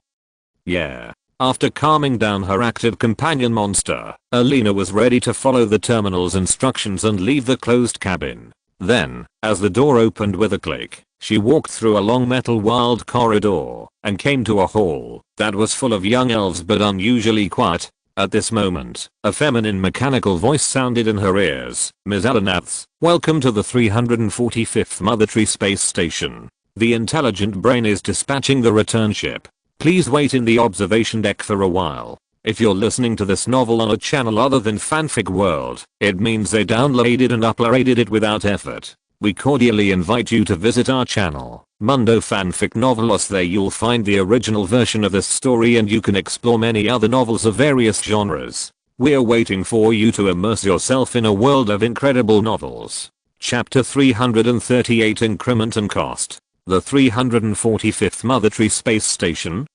When she was in school, Alina and her classmates had simulated the design and virtual manufacturing of a space station under the guidance of a teacher. Therefore, she was very clear about the meaning of these words and the technology behind them, and naturally understood the things and capabilities that would be formed after they were integrated. However, perhaps in order to leave the elves with more expectations for the real world, the knowledge taught in the school did not show too many real concrete images in this aspect, so Alina and many other new elves did not know about its true appearance in the outside world. At this moment, she was very happy that the education in the virtual realm was reserved, and under the urging of full curiosity, she began to look carefully at everything around her. At this moment, she was standing in an arc-shaped corridor, and judging from its arc, and the fact that the two sides were extending and disappearing from sight, this corridor might even be a complete ring. Starting from here, she might be able to circle the space station for another week and return to the starting point again.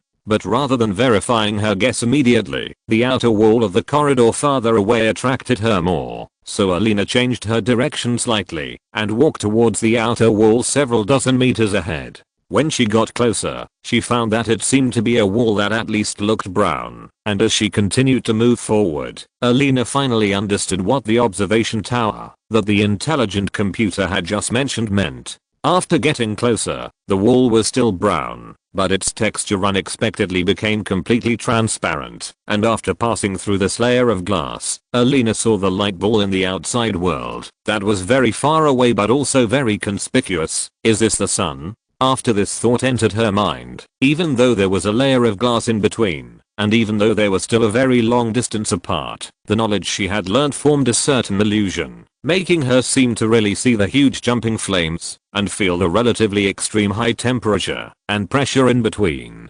Alas, she sighed in her heart, and she regretted choosing the physics class introduced by Shati, because in that teacher's class, she had faced more shocking scenes many times, such as climbing onto the surface of the sun and going deep into the sun in virtual reality. Although it formed a good teaching effect at the time, today, at this moment, it deprived her of the shock and other emotions that should have appeared in her heart. Then, she continued to move forward along the corridor, gradually leaving the sun's light behind. Finally, the endless starry sky and the darkness came into her sight, and she saw the huge blue planet at the back of the space station. It's so beautiful. Although she had observed the mother planet countless times in the virtual world, unlike the calm mood when she looked at the sun and the starry sky before, when she saw the mother planet again, Alina still gained a lot of emotion. After looking at it for a long time, her sight turned to the smooth metal wall in the inner circle, which was purple gold in color and occasionally covered with some light curtains. On it, she saw a series of known or unknown complex totem array patterns, which were arranged in every corner of her sight. In front of those light curtains distributed everywhere, groups of young men and women had gathered over. Although the light curtains were constantly flashing, they could not directly see any images or hear any sounds, but those elves were indeed concentrating on something. Because the same situation can often be encountered in the virtual world, especially in areas that require quietness such as libraries, silent and imageless light screens like this can be seen almost everywhere.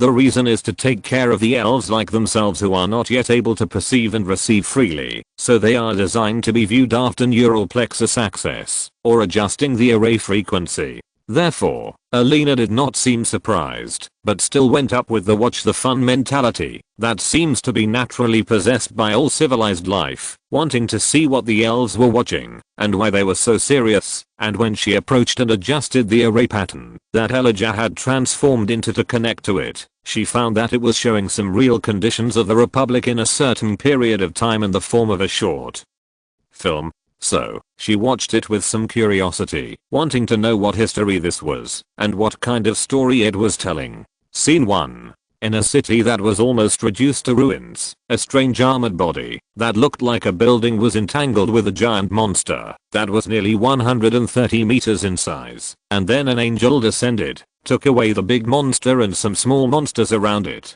Is this the incident of the Beast King in Kirusno City that Sister Alama mentioned? Alina thought so, and quickly matched the key targets one by one. Naturally, she also saw the platinum-skinned and black-skinned foreign sisters who were not given too many shots, and then she thought with some amusement, it's really pretty. I wonder if Sister Alama succeeded? While she was thinking, the second scene was shown in the Republican Parliament Hall, where hundreds of great elves with various medals on their chests attended a meeting either in person or as virtual projections. The issues they discussed seemed to be the popularization of anti-special effect shields, dispatching troops to capture all Beast Kings, and finding a way to transfer the near gods to the Black Forest.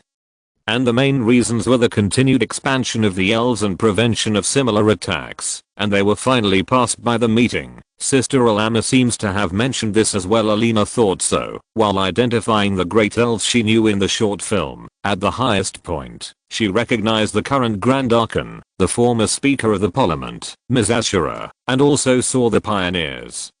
Sharp Fangs, Coarse Fangs, Ship Fangs, Mechanical Fangs and other meritorious people, but unfortunately they did not seem to speak often, so she did not hear much. After that, the third act gradually emerged. Tens of thousands of great elves, fully armored, set out from their headquarters in the mothership.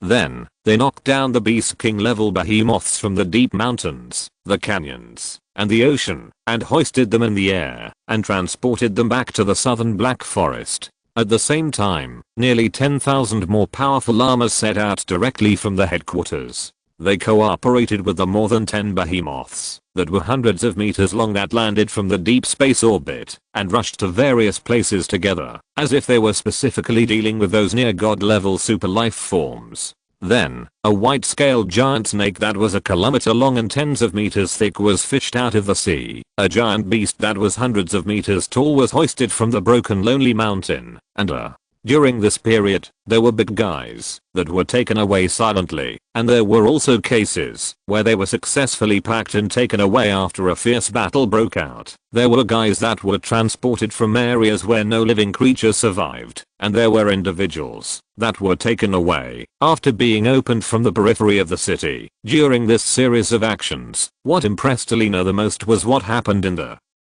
former capital of the Rhine Kingdom and now the Holy Land of the Earth Mother Church. When the angels descended and opened up the mountains outside the Holy Land, they took out and took away the huge Rhine near God from the lonely mountain under the noses of the many Rhine believers of the Earth Mother. The complex emotions revealed in their eyes could be described as pupil earthquake, which made Alina feel funny and sad for them. Similarly, the 13 near gods in the Far East were no exception. and the former people and believers also revealed all kinds of extremely complex emotions, but unlike the silent capture of the Rhine near gods and the various near gods of the wilds, 8 consecutive battles took place when capturing these 13 near gods, turning a large area of the Far East into a sea of molten lava. While watching, Alina had a vague feeling that the near gods in the Far East seemed to be crazier and more sensitive, which made it relatively easy for them to break the seal and be captured. Of course, it was only relatively easy after all. In order to defeat and capture them without killing them, the Republic did make great efforts and paid a considerable price. While Alina was savoring and thinking about the successive battles between the near gods, the 4th short film gradually unfolded. This scene seemed to show the Republic's handling of the Beast King and near god monsters, and things seemed to be going very smoothly. The production process of Beast King level mother trees is already an extremely mature process, so it only took a short period of time. After deducting the 43 that were stranded in orbit, there were a full 400 extremely tall mother trees in the Black Forest, and the short film also showed the progress of certain technologies. For example, the number of elves that can be cultivated by a unit dose of high energy cell fluid has increased exponentially during this period of time due to the application of many technologies. For example, the enhancement of defense breaking and wound healing technologies has allowed the Republic to squeeze out more high energy cell fluid from Beast King level of the same size. For another example, the nutrient absorption capacity and efficiency of the mother trees have also been expanded exponentially during this period. When these 3 factors overlap and influence each other, the Pokémon expansion plan has achieved immediate results. For example, the Pokémon production of a Beast King of the size of a cave wolf was about 20,10 years, but in the short film, it was increased to about 50,10 years due to the overlap of multiple technologies, and the production of a Beast King of the size of a high-level salamander has also been raised from 80,10 years to about 200,10 years. Combined with the number of 400, and considering the difference in tonnage of the Beast King class, these Beast Kings trapped in the mother tree have contributed a total of 60 million Pokémon increments per decade. On the other hand, these technologies were also applied to the shaping of the near god level mother tree, imprisoning all 48 super higher life forms in a larger mother tree. Although super high life forms are much tougher than the Beast King, the knife that the Republic now possesses is no longer the same as in the past. For example, the Dreamland that has been expanded to 12 levels provides more room for maneuver. For example, the fusion of the beliefs of creatures and the power of magic has shaped more targeted powers such as holy light, evil thought corrosion, and perception shielding. Therefore, the defense of the near gods was broken more efficiently, and endless wounds that could not be rapidly proliferated were generated, and eventually became the inner core of each mother tree. At the same time, relying on their larger size and relatively more efficient void energy conversion ability, they have formed a production capacity of 40 million/decade with only 48 heads. After combining with the former Beast King mother tree, it instantly raised the increase of elves to the terrifying level of 100 million/10 years and 20,000/day. Therefore, the last picture of this scene is the excitement and jubilation throughout the Republic. In the next scene, in order to supply the number of citizens that is about to surge, the Parliament is busy formulating new policies, the executive government is busy implementing new policies, and other different agencies such as the Law Department and the Citizens' Parliament are also busy day and night in their respective fields. During this period, in order to supply the product demand that is bound to surge in the future, a large number of totem factories are planned and established everywhere. Therefore, there are fully automatic production workshops of different sizes all over the Black Forest, and mining sites are laid out deep in the sea. There are also farms, ranches, and even whole new cities, which are springing up like mushrooms after rain. In order to meet the needs of education and other aspects, the virtual world plan has gradually taken shape after the steps of project establishment, planning, and construction. After numerous tests by a large number of alien races, native races, intelligent and non-intelligent life forms, it has finally become the space for the elves to grow up, and also a meeting place for the great elves thousands of miles away. Undoubtedly, this is a decade of large-scale production and construction, and the results are absolutely obvious. When watching the series of short films here, Alina once again felt the shock of overlooking the mother planet. The cities that rose from the ground, the mother trees that stood tall like mountains and walls, and the orderly totem factories all formed a moving and shocking feeling that was like silk threads, but merged into waves. Is this our civilization and the power of the elves? She and the other elves around her thought so at this moment, but the short films here continued, and the situation revealed later seemed to no longer be as prosperous as before. The southern region, which is directly under the control of the elves, has gone through the first and second decades of large-scale development and production cycles. The roots of those mother trees, cities, and industrial chains have spread to an extremely large range, but starting from the third decade, the situation has changed for the worse. What is being shown on the light screen at this moment is a scene where deacons, wizards, and scholars who have received a report go to a forest for inspection together. At the very center of the screen is a kilometer-high near god-level mother tree that almost breaks through the display, and in the forest within a kilometer radius around it, large tracts of dead trees can be clearly seen. And the rest of the flowers, plants, and shrubs have completely disappeared without any competitiveness, and not even a single weed can be seen on the ground. After that, the screens continued to turn, with one identical or similar scene after another appearing, and prayers from various religious countries in the northern continent regarding reduced food production were also heard here. Therefore, the Republic, with some vague speculation, conducted a soil fertility measurement in the Black Forest in the northern continent, as well as a global climate survey, and the huge price hidden behind the terrifying increase has finally surfaced. Chapter 339.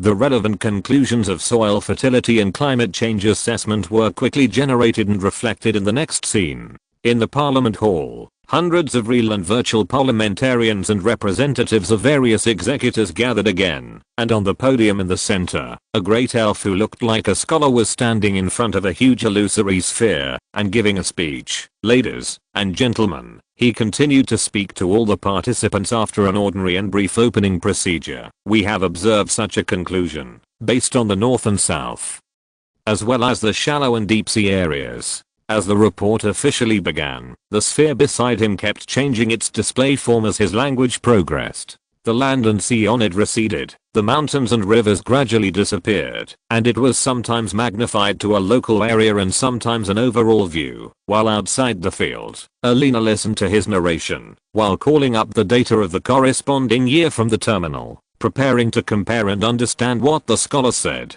The first thing she looked through was the overview of urban development from the 125th to 150th year of the rune calendar, which gave her a deeper understanding of the situation at the time. According to the overview, the Republic had experienced 2 rounds of 100 million level elves in that era, and combined with the number accumulated in the past, it had a total population of nearly 230 million, in addition to 100 million embryos or virtual elves in different stages of development. In the era that the light curtain was showing, the Republic used the number of these elves as a basis, and around the 2 types of mother trees of near god level and beast king level, in the Black Forest with a total area of 20 million square kilometers, it developed 1 super large, 8 large, 14 medium sized, and a total of 23 cities. Among them, the super large city refers to the elf headquarters, which is also the area where the Republic's various scientific research, production, and military industries are most concentrated.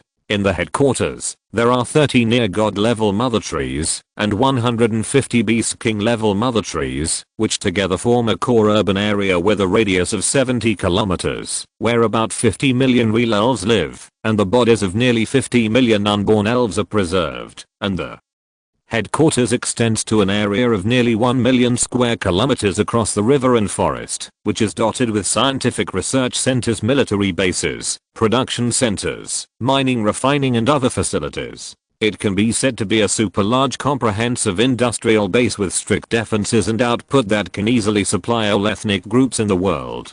In the core area of the headquarters, the radius of only 70 kilometers may not be too exaggerated in terms of breadth, but in terms of space, it has expanded a huge usable area through ascending and extending in terms of ascending. With the support of powerful materials, engineering and other technologies, buildings of kilometers and hundreds of meters are not uncommon in the core area. In terms of extending, the conventional part alone can often dig out more than a kilometer of space underground, and the unconventional series of laboratories, strategic reserves and other facilities are even more exaggerated. For example, the most extreme Earth core laboratory has penetrated 6,000 kilometers underground in that year, which is really close to the outer core area. Therefore, the concentration of 50 million real elves and 55 million embryos or virtual elves here will not appear narrow to the headquarters, and there will even be enough space left. The next 8 large cities were developed rapidly on the basis of the past large settlements, after realizing the population explosion in terms of scale. Although they are far less exaggerated than the headquarters, the core area can also have a radius of about 35 kilometers, and the extension radiates hundreds of thousands of square kilometers, and a series of military and production bases are also deployed, which are also huge core industrial chains. They have 3 near god level mother trees and 12 beast king level mother trees planted inside, each with about 12 million people, and also preserve about 4.3 million bodies of unborn elves at various stages. The scale of the remaining 14 medium-sized cities is smaller than the previous 2, with only 11 Beast King level mother trees deployed inside, each with an average population of about 5 million, and the preservation of the bodies of unborn elves is about 1.65 million. In addition to these 23 cities, the Republic has also established bases of different levels and functions in the sea, mountains, continents, high altitudes, orbits, etc., but most of them only undertake various tasks in the military, production, scientific research, etc., because there are no permanent residents, and no elves' bodies inside, so they are not regarded as cities by the big elves. Alina withdrew most of her attention from the overview, but part of her mind was still deeply immersed in the images, especially the huge, high, and deep city scenes shown in this video, which had a realistic beauty different from the virtual world for her. She let out a long sigh, forcibly ending the remaining shock in her heart, and once again devoted her energy to the narration of the scholar in front of her, wanting to hear what the incident of that year was, and see if it was consistent with her own guess. The relevant evaluation data clearly shows us such a phenomenon. In the area, centered on this headquarters, and covering a width of 1 million square kilometers, the soil carrying capacity has been declining significantly and rapidly in recent years. The scholar in the image was narrating with a frown, and from time to time he pointed to the mother planet projection on his side, and gave corresponding explanations. First zoom in on the relevant area, and then use color. The image of the mother planet disappeared, and only the projection of the area centered on the headquarters remained in its original position, and it was not only the surface part, but the content displayed even went deep into the geological layer, forming a 3-dimensional trapezoidal area. And then he continued, dark green, green, light green, white. If you use the depth of color to outline the carrying capacity of the land, you can intuitively feel the impact of our headquarters on it. He pointed to the areas of different shades and explained, you can see that the underground of the core city is completely white. There is no concept of carrying capacity here, because all the creatures distributed in it are elves, and they can only absorb but not release, extending outward to the area radiated by the core city. This is also the area where we first started to consume. Although we have been supplementing it with war corpses and chemical fertilizers over the years, this large area of barely visible light green still proves that the consumption rate is far greater than the supplement. Look here, this is the root group of the near god level mother tree that spread here. Only more than 20 years have passed, and the places they have passed have been close to white, and they are continuing to extend outward in order to absorb more nutrient resources. I think the area pointed out by the road ahead will definitely end up like this in the future. Do you have any objections? The other participants nodded, indicating that this was roughly the same as the result obtained in their mental calculations just now, so they motioned him to continue. The scholar nodded and continued to narrate his own views. In addition to the near god level mother tree, the consumption of the king of beasts is also not to be underestimated. There are also super large intelligent brain arrays and super large totem industrial chains. Their roots underground are also constantly absorbing the nutrients they need and are constantly expanding and diving into the absorption area. The order of known consumption scales is roughly near God Mother Tree King of Beasts Mother Tree Super Large Intelligent Brain Array Super Large Industrial Chain Large Intelligent Brain Array. And how many such huge consumers are gathered in this headquarters now? I believe everyone is very clear in their minds. The calculation of the final summary data shows that, if we do not introduce an effective measure, then starting from the surrounding tens of thousands of square kilometers of land, up to the millions, and over millions of areas, anywhere the roots of our headquarters can spread, one day in the next 200 years, it will no longer be able to extract any nutrients, and may even turn into a barren desert. As he thought, the projection image changed again. From the headquarters to the entire Black Forest and the entire continent, and the scholar pointed to the deduction image and continued, this process of desertification will never end here. Our 23 cities will first drain the entire Black Forest, and then follow the instinct of plants, to go north into the mountains, and then into the continent, and repeat this process again, until the whole world is drained. By then, our own lives will never be easy. When he said this, the speaker's face was already very solemn, and he reminded the other participants, in the north, we also have hundreds of continental base stations, countless reconnaissance forests, and secret bases everywhere. There are also sectarian holy places built on the basis of continental base stations, rail networks that are also extensions of base stations, and church cities on network hubs. Among these, there is almost no one that does not rely on nutrients from the earth to operate, plus the consumption of super improved seeds in agriculture and animal husbandry.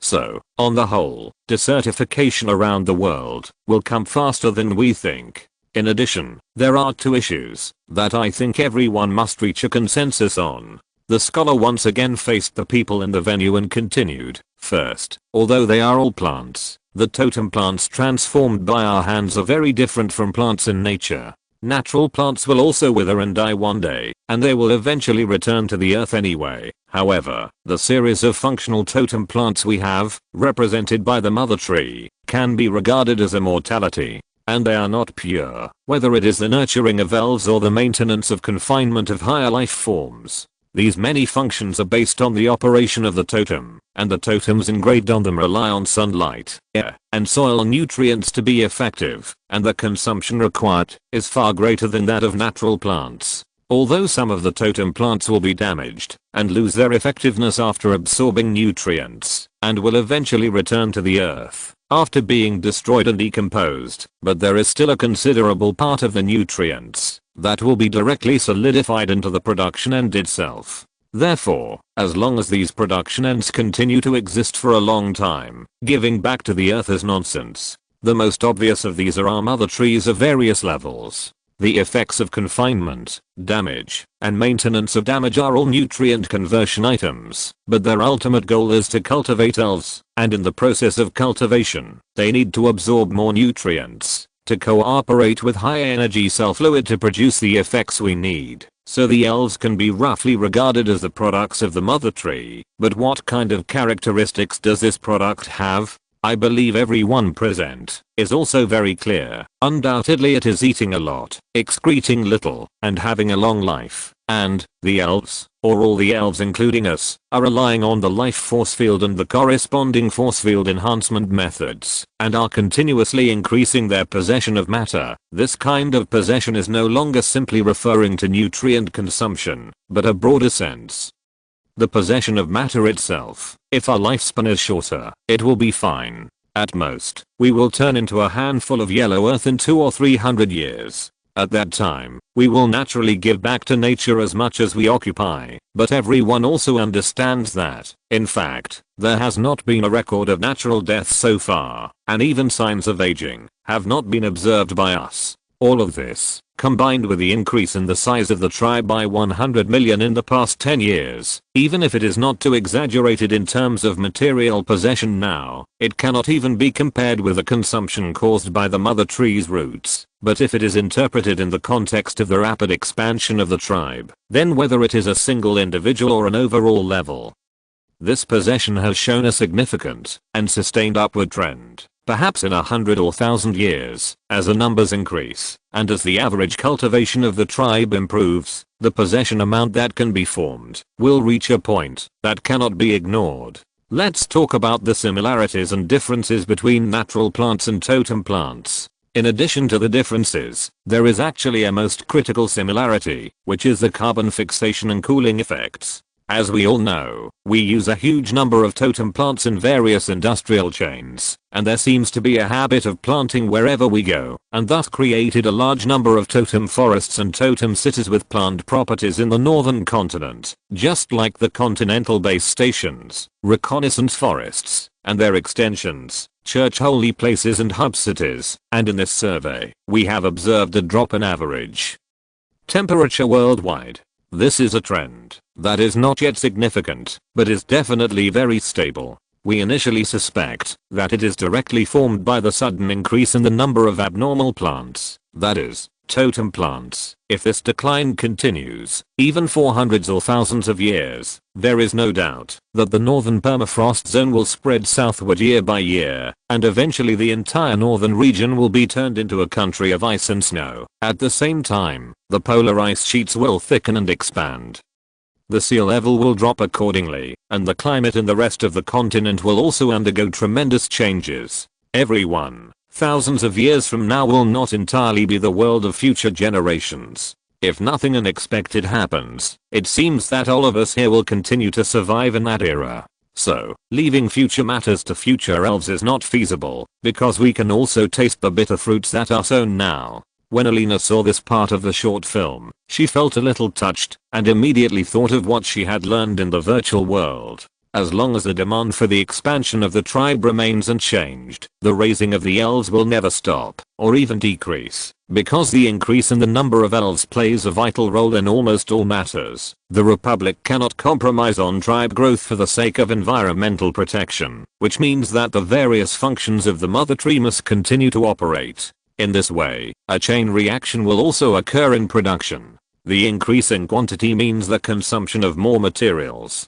Not only will the production of food and industrial products not be reduced, but they will even increase year by year. Those plant-based factories will naturally have to continue to produce. In the end, these operations and productions will be transferred to the demand for nutrients from the earth, and will continue to be consumed endlessly with almost no feedback. It seems that it is possible to suck the entire mother planet into a wasteland. Not only that, the elves in practice will also occupy more and more general matter through the transformation of the life force field, and the consequences will be beyond what we can imagine now. This seems a bit ironic. The elves, who have always claimed to be civilized, are just like the blood-sucking worms that do not know how to give back. Now, at that time, they have become the most threatening group to the mother planet. It doesn't seem right. At least from what I learned and saw in the virtual world, things don't seem to continue in the worst direction. Thinking of this, Alina frowned slightly, and according to the place where she was standing at this moment, she roughly analyzed a possibility. Is it because the big elves have shifted their sights to the universe, such as the sun we just saw? Otherwise, how could the mother tree be raised to orbit? And then, the next scene in the short film immediately gave her the first partial answer. The statement of the special analysis team was meaningful, and the great elves who could sit in the council hall were almost all individuals with extraordinary wisdom. Therefore, after realizing that what the speaker said was indeed in line with speculation, a forward-looking sense of crisis emerged. So afterwards, this meeting immediately turned into a discussion meeting, and all parties present tried to propose various short-term, medium-term, or long-term solutions. In the process, the first to take shape was a symptomatic treatment solution for soil carrying capacity. The key is to divide equally and seek to alleviate the deterioration trend in the short term. Specifically, it is to spread the excessive consumption that is now concentrated in a corner of the Black Forest to the entire continent and even the ocean area, so as to share the consumption and slow down the rate of deterioration. And at this time, the various races on the continent have increased dramatically due to the advent of peace. The series of life and production metabolism they can produce in birth, aging, illness, death, and daily life may become an important and more convenient convertible resource. Therefore, compared to the nutrient-poor deep sea, the more abundant northern continent is more attractive in this respect. But problems also arise. Will the migration of the elven cities affect the faith of various sects? How to explain the concentrated descent of angels who are supposed to live in the god's realm? Or should we use a domain to permanently block the reachability, visibility, and perceptibility of certain areas? In response to this, a great elf stood up and said, "Isn't this just increasing consumption? Anyway, for the northern sects, the 20 to 30 meter external armor is a real angel. Why don't we use the identity of angels in the mortal world to appear in the Northland openly?" Bowing slightly in the direction of the speaker's seat and the elder's seat, the great elf continued, "Although we have no need to rule the Northland, if we are born as angels in the mortal world and naturally form a certain leader status, it will save a lot of trouble for the Republic, right? This should solve two problems. First, it is the difference in cognition between the affiliated city-states in the mountains and the various sects in the Northland. After all, when we ruled the former, we never said anything about angels or not. Now we just take this opportunity to fool them. Secondly, although the true gods and angels cannot ask believers for anything other than faith, if we are mortals, then there will be no such restrictions, right?" He looked at the thoughtful congressman and continued, "Although the form may be somewhat different, in this way, we can transfer part of the production needs to the northern sects through trade, just like we did with the subordinate city-states. For example, food production, mining and refining, and more basic material production. The Republic will continue to control the source of technology, such as the transformation and provision of grain and livestock, and the manufacture of production tools and so on. In this way, the demand for totem plants will be reduced a lot, and the consumption of carrying capacity will also be slowed down. So, what do you think?" After a buzzing sound of discussion, the proposal was passed as a preliminary bill, and an executive preparatory group consisting of the parliament and the executive government was quickly established, ready to enter the implementation stage, after perfecting various specific details. With this proposal as the foundation, various other suggestions were gradually formed. The most critical one was the denutrient operation of the totem, which aims to use the most convenient and cheapest electricity to directly drive a totem. The reason is that there are not too many ways to obtain electricity for the elf kingdom. For example, orbital light sucking station microwave conversion delivery to the surface conversion of electricity is a relatively mature path. For example, using the domain to create directional strong wind belts and constant tidal belts, and then converting them into electrical energy, is also a way that can be used. It is even possible to use a domain to form a constant thunderstorm belt in the right area, thereby eliminating the step of power generation and directly obtaining electrical energy. The problem now lies almost exclusively in the most fundamental aspect of totem activation. Meanwhile, as if he had thought of something by chance, the pioneer who had not spoken for a long time in the elder seat suddenly asked, "The Atomic Energy Research Institute has been established for decades, right? What are the latest developments in weaponization and energy?" At the bottom, an elf immediately stood up after hearing this, and after bowing slightly to the upper seat, he made a targeted report. The content of this chapter was originally intended to be an indirect side description of what Alina encountered in the process of growing up in the virtual realm through textbooks, stories, movies and other means, just like the previous Kuru Snow City incident, but the rhythm seemed to have a big problem, so the process of growth in the virtual realm was hastily ended. Chapter 340 Atomic Energy and Magic Moon. Atomic energy technology is one of the key contents of the senior education stage in the virtual world. The planting of mushroom clouds, the establishment of non-totem intervention reactors and totem intervention reactors can all be found in the textbooks.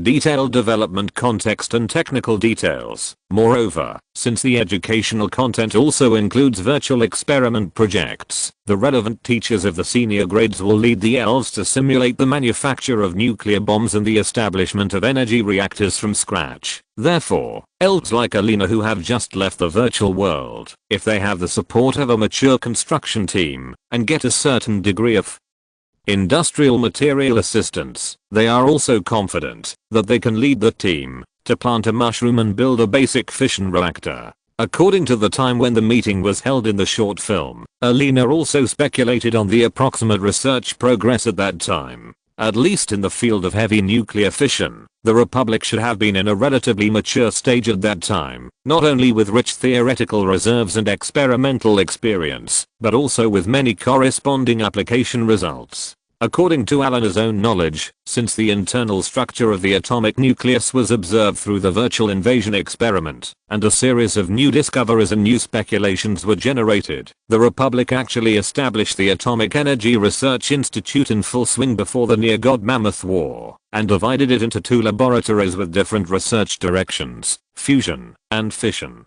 During this period, unlike the slow research progress of the fusion laboratory, the fission laboratory has achieved more results in a relatively shorter time. At first, the laboratory speculated the existence of several heavy nuclear elements and their physical properties, based on the periodic law of the element. Afterwards, with the support of the domain detection technology, it successfully located and mined them, and after large-scale collection and smelting, the corresponding samples were sent to the orbital experimental spacecraft for targeted research. Later, high-level spellcasters in orbit discovered several decay reactions under different mechanisms through long-term observation of the disturbances within them. For example, the strong nuclear force decay generated and controlled by the strong nuclear force field. This decay will release a new nucleus composed of 2 negatives and 2 neutrons, and the original nucleus mass number will be reduced by 4 units and the atomic number will be reduced by 2 units. In the process, the released nucleus carries a kinetic energy equivalent to 0.13% of its total energy and moves at a speed of 5% of the speed of light. The relatively large mass, plus 2 charge, and slow travel speed make it easy for them to react with other nuclei and particles and lose energy. Even a few centimeters of air are needed to completely capture and absorb them. In addition, 2 other decay modes, negatively charged and uncharged, were discovered, and they were named according to the first letters of the discoverers' names. Then, high-level spellcasters deduced control runes that could increase or decrease the decay rate, based on the disturbances caused by different decay processes, and used this as a starting point to establish the prototype of fission under rune control, and gradually perfected it into an offensive heavy nuclear fission technique. This technique is difficult to release, and requires extremely high mental strength and computing power, so at the beginning only wizards at the 5th level could complete the release with the assistance of spellcasting materials. Later, spellcasters reduced the difficulty of performing this technique through refining super heavy nuclei, and expanded its application range to the level of about the first entry into the 5th level, but the requirements for the early processing of spellcasting materials also became higher.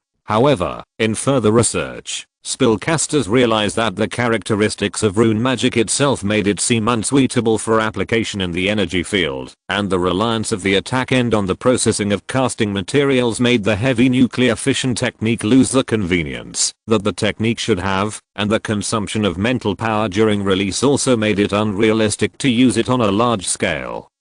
And it was impossible to plant a sky full of mushrooms at one time.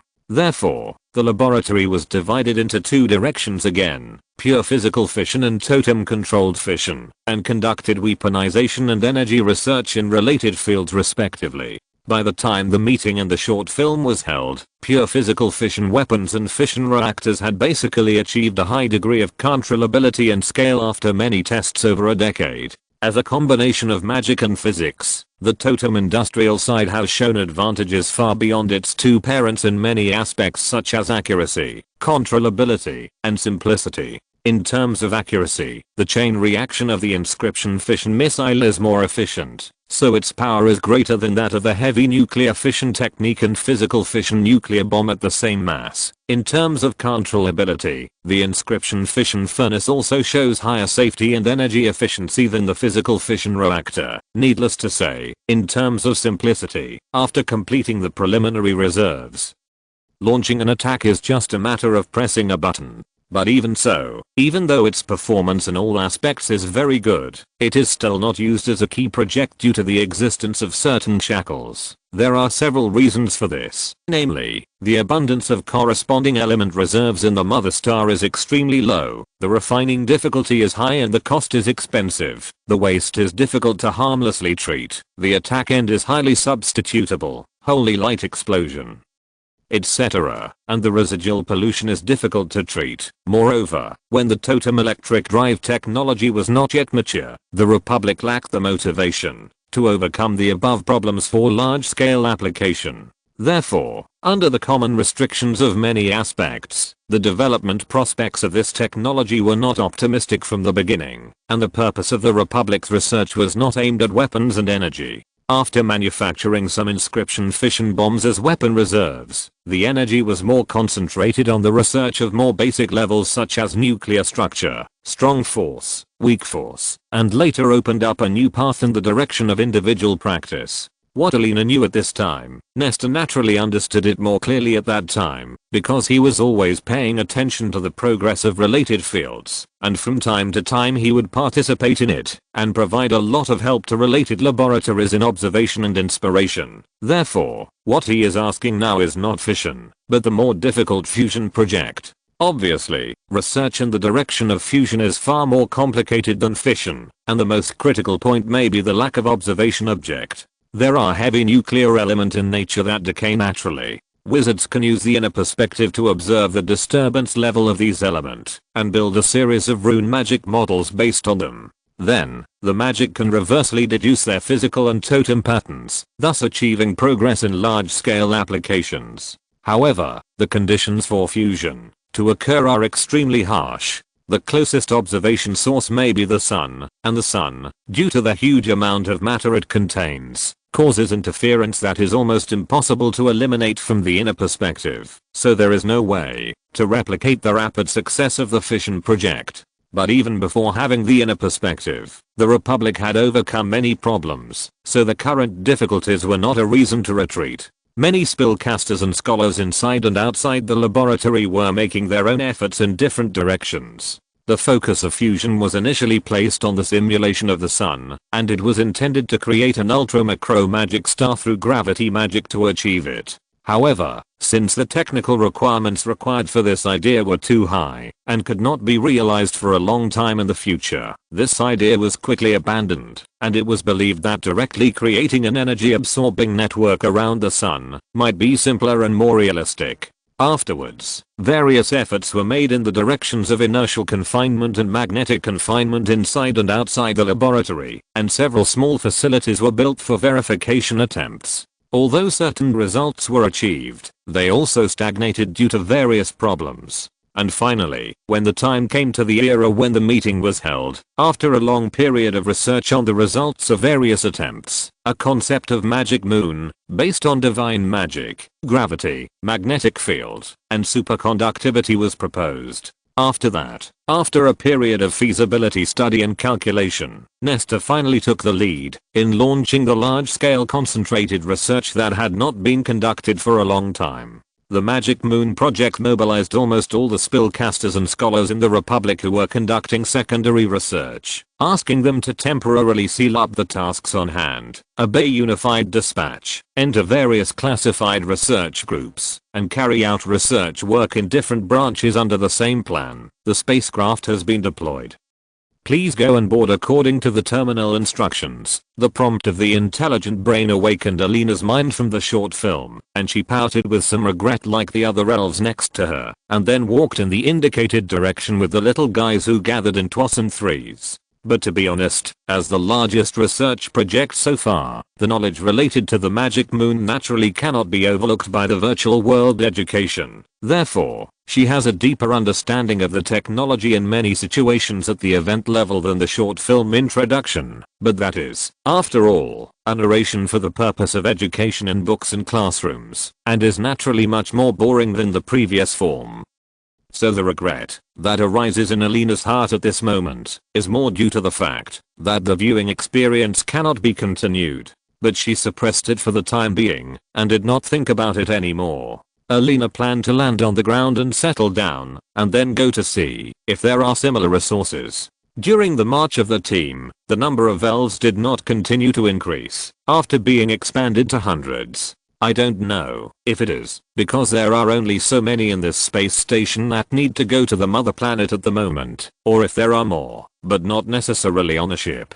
But it was not important. The team that Alina was in gradually approached the designated location and saw a shuttle-shaped spaceship about 100 meters long outside the brown transparent barrier. After following the elves through the connecting corridor and entering it, she felt the difference between the inside and the space station. Although Alina had never been to the mother planet, the book said that the gravity in the virtual realm was the same as that of the mother planet, and the previous space station was the same as her memory of the virtual realm, so the gravity of the space station and the mother planet should also be the same. But after entering this spaceship, although she was not completely suspended, she also felt obvious weightlessness. And even her steps became a little light. Harmless gravity. If you are not used to it, please adjust it individually through your own array pattern. Although such a prompt came from the terminal, Alina, who found it quite interesting, did not activate Ilia to adjust it only for herself, but kept this state, randomly picked a seat and sat down, and fastened her seatbelt waiting for the spaceship to take off or leave the port. After a while, it seemed that all the elves had boarded the ship, so the cabin door slowly closed in silence, and the light inside disappeared a little later, leaving only sporadic fluorescent lights flickering in the entire cabin. Why turn off the lights? A passenger who had just sat down beside him said to himself in confusion. Alina subconsciously turned her head to look at him, and found that he was a strange elf assigned to another city, but she also answered casually, maybe it's for energy saving, or maybe it's for us to see outside the window later? Pointing at the slowly moving scenery outside the string window, Alina couldn't look away soon after she said this. Her voice embarrassed the elf next to her, and he immediately introduced himself politely, and then he was also attracted by the gradually displayed pictures outside. The spacecraft slowly left the space station in a very slow but firm acceleration, and gradually showed its appearance. The space station, where Alina was born, was a purple gold sphere with a diameter of nearly 500 meters. Its main material was not plant, but metal, which meant that the electric totem drive technology had been realized today after many years. Of course, the issue of technology was not the focus at the moment. What really attracted the attention of the two little guys was not only the space station that gradually grew larger in their field of vision, but also the huge, purple gold shining giant that appeared in front of them a moment later when the spaceship completely left its shadow. Is this the magic moon? The most difficult nuclear fusion application technology so far? Alina, who had only seen the concept map, gradually opened her mouth and was shocked by the highest technological crystallization of the Republic, even the more magnificent and larger mother star in the distance, as a natural creation, had a feeling of slightly inferior to the technology contained in the moon. Then the spaceship gradually went farther and farther, and the full picture of the magic moon and the space station appeared in front of them little by little. It turned out that the space station and the purple gold moon were integrated, and there was a long passage connecting them. There were more than 400 passages like this, and at the end of each one was a similar sphere, which together formed a strange radial image. The number of more than 400 was consistent with the total number of mother trees owned by the Republic at that time, so this might be the general base where all the elves were born. Chapter 341 Purgatory Star. The magic moon is a composite multi-layer sphere with a diameter of about 30 kilometers and an overall purple gold color. It is fixed in an orbit 150,000 kilometers away from the surface of the mother star under the distortion of the overlapping gravitational fields of the sun, the mother star, and itself. This moon will revolve around the mother star, but will not rotate on its own axis around its north and south poles. Its revolution period is set to 40 days per revolution, and it is synchronized with the calendar formulated by the Republic in the way of shooting arrows first, and then drawing targets. In addition, its size displayed within the surface field of vision is fixed by the virtual realm to be equal to that of the sun, and it will also form the corresponding moon phases according to the distinction of early 10 days, middle 10 days, late 10 days, and late 10 days, thereby further improving the elves' definition of moon. In addition, the Republic has issued many deified definitions of the moon in various sects, which are in contrast to the sun, as a prelude to certain future plans. In terms of specific functions, the magic moon will not only provide fusion energy to the more than 400 mother trees that connect the surface and the moon in the form of microwaves and electric currents, but also use it as a generator and amplifier of force fields, magnetic fields, and field effects, so as to more conveniently pry the climate and tidal changes of the mother planet and interact with the geomagnetic field to form a more effective protection. In terms of materials, the main body of the magic moon is mostly made of metal. Even if it is a non-solid structure composed of multiple functional cavities, the 30-kilometer diameter still requires a large amount of material to be truly built. Therefore, the stinginess of the elves was undoubtedly revealed here. The Republic would rather pay a huge price for raising materials than let the mother planet reduce so much material mass for nothing. Therefore, as early as the beginning of the plan, the elves shifted their sights to the space outside the mother planet. According to the technology at that time, there were actually 3 places in the mother galaxy that were more suitable sources of materials. The first was the Purgatory Star located in the first orbit. The second was the Death Star located in the third orbit. The third was the asteroid belt located between the third and fourth orbits. In the subsequent observations of them, the elves finally made the Purgatory Star the top priority exploration target, based on factors such as internal disturbance feedback, the relationship between stellar distances, and the physical characteristics of the elves. Thus, after the Magic Moon project was officially confirmed around the 147th year of the rune calendar, the Purgatory Star Exploration Project as its branch was also established almost at the same time, and a considerable amount of scientific research resources were invested in batches. During the implementation of this branch plan, the Republic's existing technical route, while determining certain conveniences, also had a certain negative impact on the plan. For example, when the electric drive or light drive totem technology had not yet been broken through, the Beast King cage became the most reliable and only totem drive source, but because of its preciousness directly linked to the number of people and the inevitable risks in remote operation, the Republic did not dare to directly launch an unmanned exploration spacecraft driven by the Beast King cage totem. After all, if there is any mistake in the process, for example, if the exploration spacecraft misses the scheduled orbit and is captured by the sun, the spacecraft without the caster's personal control will most likely never come back. Among them, the loss of the main body of the exploration spacecraft is not a big deal, but once the Beast King cage inside is accidentally loaded into the sun, the direct or indirect losses caused to the Republic will be enough to make the elves cry for 100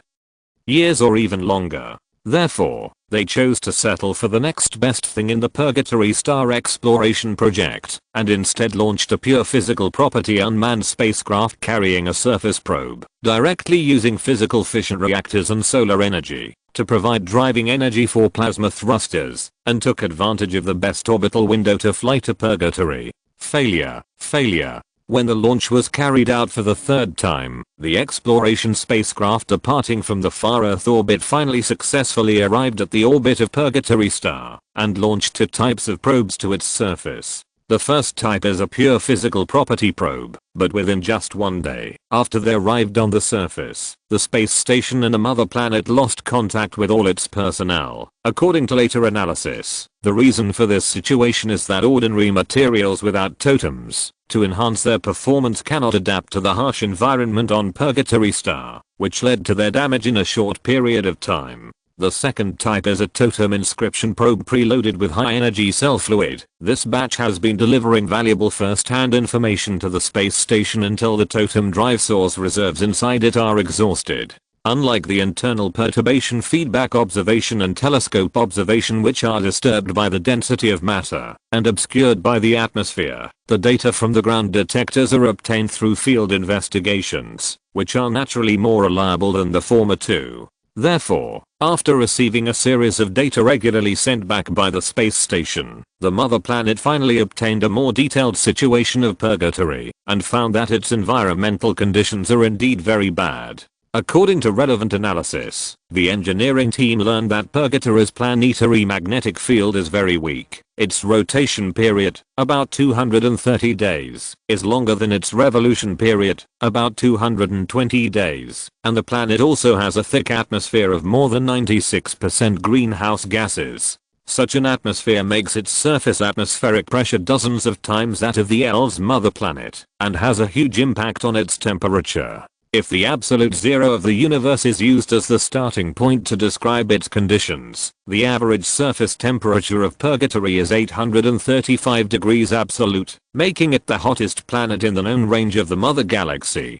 At the same time, highly reflective clouds formed by volcanic gases and corrosive droplets completely cover Purgatory, and this opaque cloud layer blocks most of the visible light from space, making the surface of the planet very dim. And at the top of the planet's cloud layer, there are strong winds of up to hundreds of kilometers per hour. Although the surface below appears relatively calmer, the influence of the atmospheric density also forms a significant resistance to forward movement. However, the results of this observation are not all bad news, or rather, it is not bad news only for the Elves. First, as long as the Elves have developed to the subadult stage, they can directly withstand the average temperature and even the highest temperature of the surface without protection. Second, after filtering out the corrosive droplets in the atmosphere, the Elves can survive by activating the salamander stage lungs and relying on the volcanic gas on them. Third, as long as there are no exposed injuries on the surface of the body and relatively vulnerable parts such as the eyes are protected, the corrosive droplets in the atmosphere will be blocked by the tough skin on the surface of the body, and thus cannot cause substantial damage to the inner structure. Fourth, the Elves in the salamander stage can live in extremely deep magma.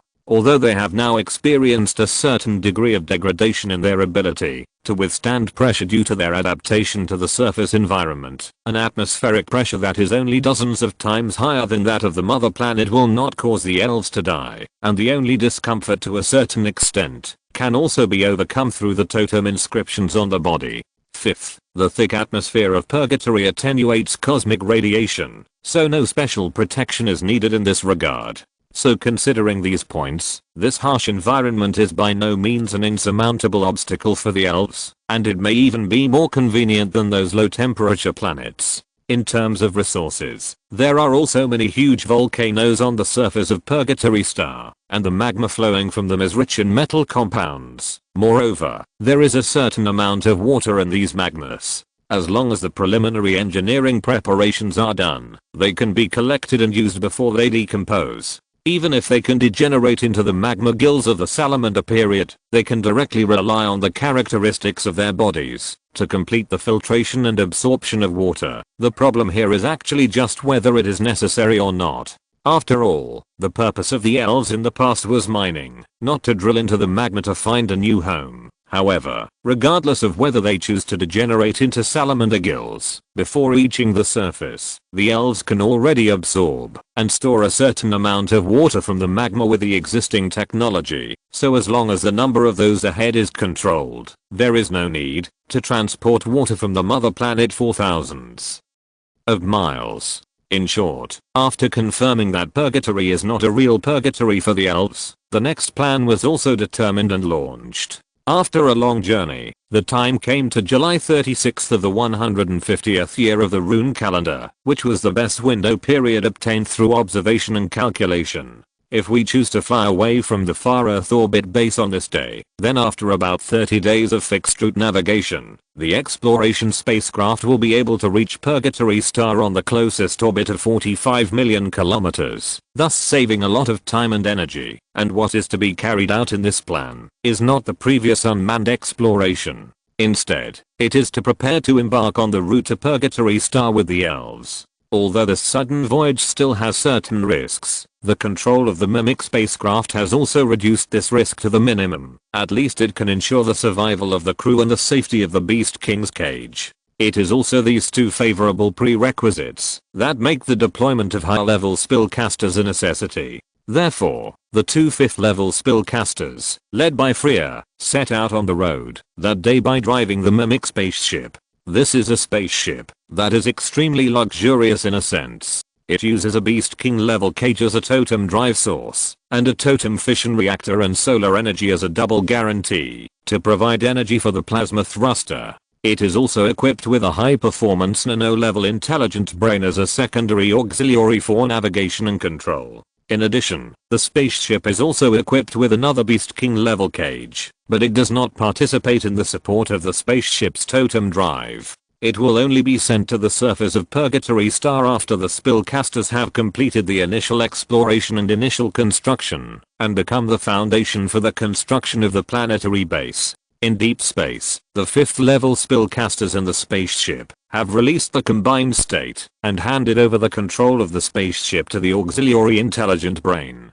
They are waiting for the moment to reach the predetermined orbit and conducting some other explorations. At this time, the spacecraft had actually been sailing in the universe for more than 10 days. After the initial excitement of the maiden voyage, the unchanging scenery outside the porthole made the 2 crew members feel quite bored. In the domain signal cabin, Freya was operating the intelligent brain to try to repair the virtual signal that had not been observed since about the 3rd day after departure, which was one of the main reasons why the crew members on the ship felt bored and annoyed. While she was busy, a purple torrent suddenly rushed out from the bulkhead, flowed and gathered together, and then turned into the body of a female elf. The elf was called Agatha, the little girl who encountered the Bird King at an altitude of 30,000 meters. But now she has fully matured, and seems to have become a powerful 5th level spellcaster, otherwise she would not appear here in this way. Sister Freya, haven't you connected to the field yet? It's completely unobservable. This is an unplanned situation. We seem to have overlooked the signal range of the field. Hearing this, Agatha, who was already bored to death, said with a bitter face, "It's not completely unexpected. After all, we have long known that it can focus thoughts. It would be strange if it could spread infinitely here." That's right. But this is not a solution at all.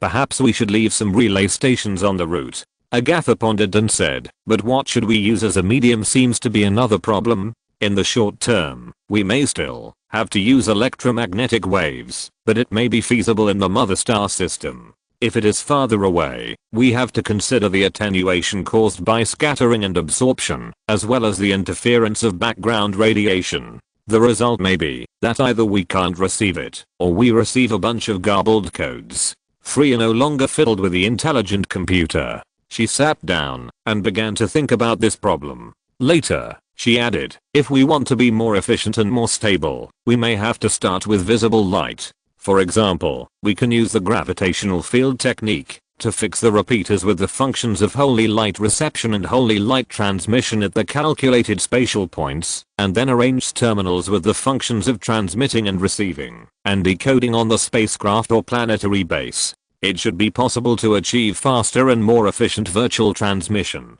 Either we continue to increase the size of the elves, use a huge population, accumulate enough thoughts to ignore the distance between planets, and wrap the entire inner solar system in the virtual world, but the number of individuals required should not be easily achieved. As for more advanced technologies with a wider range of applications, we may have to wait until we make a revolutionary breakthrough in the quantum field, such as real-time communication using the quantum entanglement effect, and then find a way to seamlessly connect it with the virtual world. As for other forms, I can't think of them for the time being. TSK. This is really troublesome. If there was no universe, everyone would live in that plane like in the novels. Maybe there wouldn't be so many troubles." When Agatha said this, her eyes suddenly turned, and she seemed to have thought of a good idea. She smiled and said, "Sister Freya, do you think we can pull Purgatory over?" "What do you mean?" "Think about it. If we pull the orbit of Purgatory next to the mother planet, and then use magic to form a stable binary star system." Agatha became more and more excited as she spoke, and continued with constant gestures. "After that, in order to prevent all the creatures on the mother planet from dying, we can first transform the atmospheric structure and composition of Purgatory, and then connect it with the atmosphere of the mother planet, to form a stable channel in the shape of a hammer. Then we can see Purgatory when we look up, and we can modify the parameters of the anti-gravity field aircraft when we want to go there, and then be pushed or pulled by the mother planet. In other words, as long as we calculate the adjustment range of the gravitational field, we can also gather all the matter in the mother galaxy except the sun, then distance will not be a problem. Then directly deify and set a corresponding concept for those sects to make them think that the world should be like this, and then through the erosion of reality by the virtual realm, we will one day be able to fix this model with the changed rules without paying any extra energy. Freya was surprised at her companion's wild ideas at first, and then she thought about it for a while, and found that it seemed feasible, so she responded uncertainly, if we can complete the first step of traction, and develop electric drive, or light drive, or some other field drive totem technology, and have enough energy, then it seems that it is not impossible. Moreover, perhaps we can go a step further. For example, we can simply stop dividing the planets and directly transform the mother planet into an oversized rocky planet, or even a continent floating outside the sun. Chapter 342 Flying to Purgatory. The journey in deep space can be said to be quite boring, but the two female elves on board are spellcasters and researchers after all, so there are always endless things to think about, and endless experiments to conduct, so most of the time, they have to be busy in various spacecraft laboratories, and there is not much spare time to feel this boredom. In this process, whenever there are some new ideas, new confusions, or small achievements in research, their intermittent communication with each other will appear as a way of adjustment and exploration. Although there may be different research to be done, they belong to the same project team after all, so the final direction of the current task is the same, which is related to the verification and improvement of the special technology of the base plan. Therefore, in the conversations that take place here, most of them are not chatting to kill time, but reference and practical promotion of each other's work. In addition, due to some innate conditions of the elves as a whole, and the influence of some acquired factors determined by the road, most of the elf spellcasters are destined to be all-rounders, which also prevents their communication from becoming chicken talking to ducks. As they were busy, and talking face to face, or across the air, time passed silently. When the moment determined by calculation finally came, the two elves stopped their work at the reminder of the intelligent brain, and began to carry out the subsequent tasks. At this moment, in the vast darkness, with the sun, that looked about 1.5 times larger as the background, a dark yellow turbid sphere appeared very clearly in the horizon, and in the object movement carried out in the same reference system, it quickly approached the spacecraft. This star is undoubtedly the Purgatory star. Its orbit is close to a perfect circle, and it is about 0.75 astronomical units away from the sun. The average distance from the parent star to the sun is 1. The diameter of the planet is about half of the parent star, 12,804 kilometers, and the estimated mass is about 6.02110 kilograms. Overall, it is the second smallest planet in the parent star system. Among the other planets, only the Death Star located in the third orbit is smaller than it. We are about to approach the target. Please complete the fusion and integration as soon as possible. The silent reminder from the ship's intelligent brain made Freya stop the task at hand immediately and ask to gather in the next laboratory. Are you ready? Yes, I can enter your body at any time. Your lines are a bit bad. Forget it. Let's merge quickly. You enter the inner perspective, and I will stay in the material perspective to control the synthesis body. Is that okay? No problem. I also want to see the effect of close-up inner observation. As they spoke, two streams of cells passed through the metal wall and converged in the main cabin, and immediately merged deeply with each other. Among the two of them, the more senior Freya's body's net data at this time was 4.2 meters tall and weighed 4.7 tons, while the younger Agatha was 3.7 meters tall and weighed just over 4 tons. When they merged, the new body, which only existed for a moment in its complete form, seemed to have a muscular figure of nearly 7 meters tall and about 9 tons. However, as soon as it was formed, it seemed to penetrate into the material structure where it stood, like water encountering a sponge, and merged with the spaceship that was originally constructed for them. Of course, even the total amount of cells combined by the two 5th level spellcasters is still not enough for this cylindrical spaceship with a length of 700 meters and a cross-sectional diameter of 250 meters. Therefore, Freya, who was responsible for controlling the external consciousness, only merged with the most critical parts of the spaceship, such as the plasma thrusters at the head and tail, the central control brain, the beast king cage, and the gravitational field generation and adjustment device. At this point, Freya's consciousness has completely taken over the control of the entire spaceship, either directly or with the brain as a springboard, and carried out subsequent approach and orbit entry actions according to real-time changes in the situation. Under her control, the Beast King cage that provided the driving force for the totem inscription of the spacecraft began to squeeze the core with higher efficiency, and made the high-level magic beast that was sleeping frown slightly in its sweet dream. At the same time, the tail thruster that was previously shut down due to reaching the extreme speed also made a course adjustment during the short startup period and then entered the standby program, while the other thruster at the front was only started for the first time at this moment, and then the spacecraft was able to gradually slow down and the vacuum through reverse work. Afterwards, Freya slightly waited for a moment until the totem group at the gravity terminal was preheated and the spacecraft arrived at the most suitable position, and then she controlled the corresponding parts and formed the magic effect with maximum power. There are many physical and magical laws in this world, which are actually in a state of not understanding why, understanding the process, and being able to use its effects. The gravitational effect, whose real principle is still in the fog, is one of them. Therefore, the purpose of this set of magic that takes effect through totems is to weaken the star's ability to capture the spacecraft and deepen the influence of the gravitational field of Purgatory Star on the spacecraft. Therefore, at this moment, the two celestial bodies jointly generated a gravitational field channel to the orbit of Purgatory Star, so that the spacecraft can smoothly travel on the best route after entering it, and while throwing a series of communication and detection satellites from large to micro, it seems to glide to the predetermined location easily.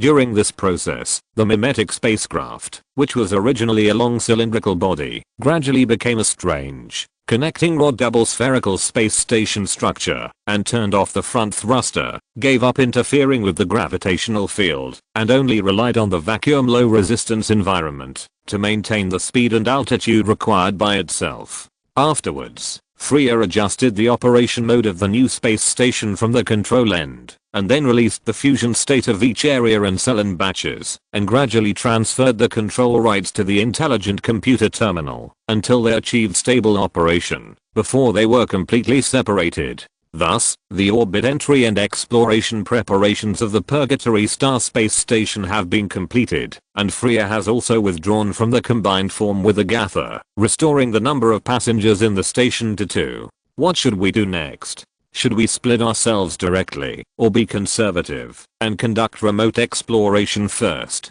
Agatha, who had just returned from the inner vision, had already formed independently. At this time, she was controlling the metal flow on her body to form a gauze dress, while asking Freya, who was sitting in front of the intelligent computer light screen, "Let's be more conservative for safety. No one is chasing us anyway. It's better to spend some time than to lose a clone, right? That's fine. Let's start the surface beacon first. Let me see how much we have lost." After sitting down on the other side, Agatha connected her braids to the intelligent brain and controlled the signal generator in the space station, connecting to the satellite group released when entering orbit earlier. So, those communication devices that were specially set as solar physics satellites to save the consumption of high-energy cell fluid sent electromagnetic signals to the surface from all 4 sides of Purgatory Star, trying to penetrate the thick greenhouse atmosphere below to reach the surface. In the many base preparation construction sites and their surrounding areas that were initially determined earlier, the Republic specially left a lot of beacons in the last exploration plan, and reserved high-energy cell fluid reserves at their cores, so that they can enter a dormant state with the lowest consumption. To this day, although most of them have exhausted their power reserves in harsh environments and various accidents, and were forced to be destroyed without the blessing of the totem, it seems that there are still very few lucky ones who have survived. So at this time, between 2 relatively safe areas on the surface of Purgatory, 3 beacons responded. After receiving the signal from the space station, the totem inscriptions at their call lit up at a high density in an instant, and after emitting directional guidance into the air, they fell into complete silence due to the exhaustion of reserves, and only a moment later they were destroyed like the brothers that existed earlier. Only 3 beacons survived. The loss rate is really high, Agatha muttered after receiving the signal. It seems that high energy cell fluid can't be saved, otherwise this base can't be maintained at all. Poor Beast King, you have to work hard again. Okay, let's quickly confirm the signal location, and see if the number is a prepared construction point. I hope it is. Otherwise, we have to spend time looking for a suitable place. Yeah, the beacon density in those places is the highest. From a probability point of view, it should be correct. Yes, it was sent from the predetermined point. Agatha confirmed immediately. After deciphering the number, 2 of the signal points overlap, and 1 signal point is relatively farther away. According to their relative position relationship, the other recorded points can be deduced. I have deduced it, and will send it to you now. Okay, then I'll take a look first. Several of the locations are actually the priority choices in the record, but the beacons reserved there have lost contact. On the contrary, at the other 2 points marked as secondary choices, signal feedback was previously received. Moreover, the thick atmosphere of Purgatory is very unfriendly to orbital observation, which makes it difficult for them to confirm the true situation of the surface from their current position. So at this moment, looking at the calculated position coordinate system in front of her, Freya stroked her chin and thought about the exploration options later.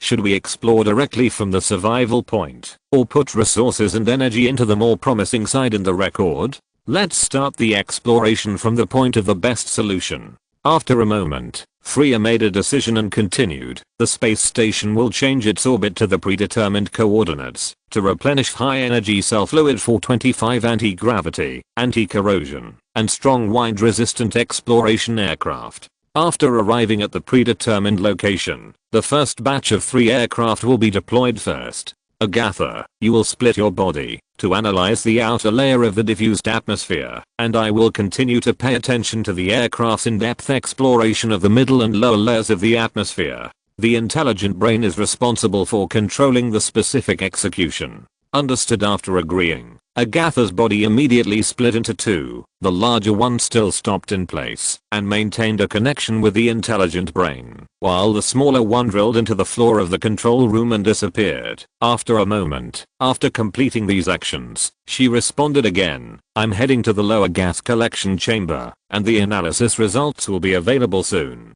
Understood. At the same time, the space station also began to execute the previous series of commands under the control of the intelligent brain. The engine has started, the space station is changing its orbit, and the exploration aircraft is charging. There was a blue light emitted from the side ends of the 2 spherical structures above and below the space station, and it moved as a whole. After another moment, a new response entered the minds of the 2 elves along the nerve plexus braids. The orbit change is complete. The aircraft is fully charged and can be launched at any time. When Freya received this message, she was about to make a corresponding order, but was interrupted by another message that appeared later. Strong thunderstorms were observed in the atmosphere of the target area, and alternative plans are being generated. Plan 1. Activate the magnetic energy shield, and the expected detection time will be reduced by 33%. Plan 2. Bypass the target's atmospheric airspace, and the expected detection time will be reduced by 22%. Plan 3.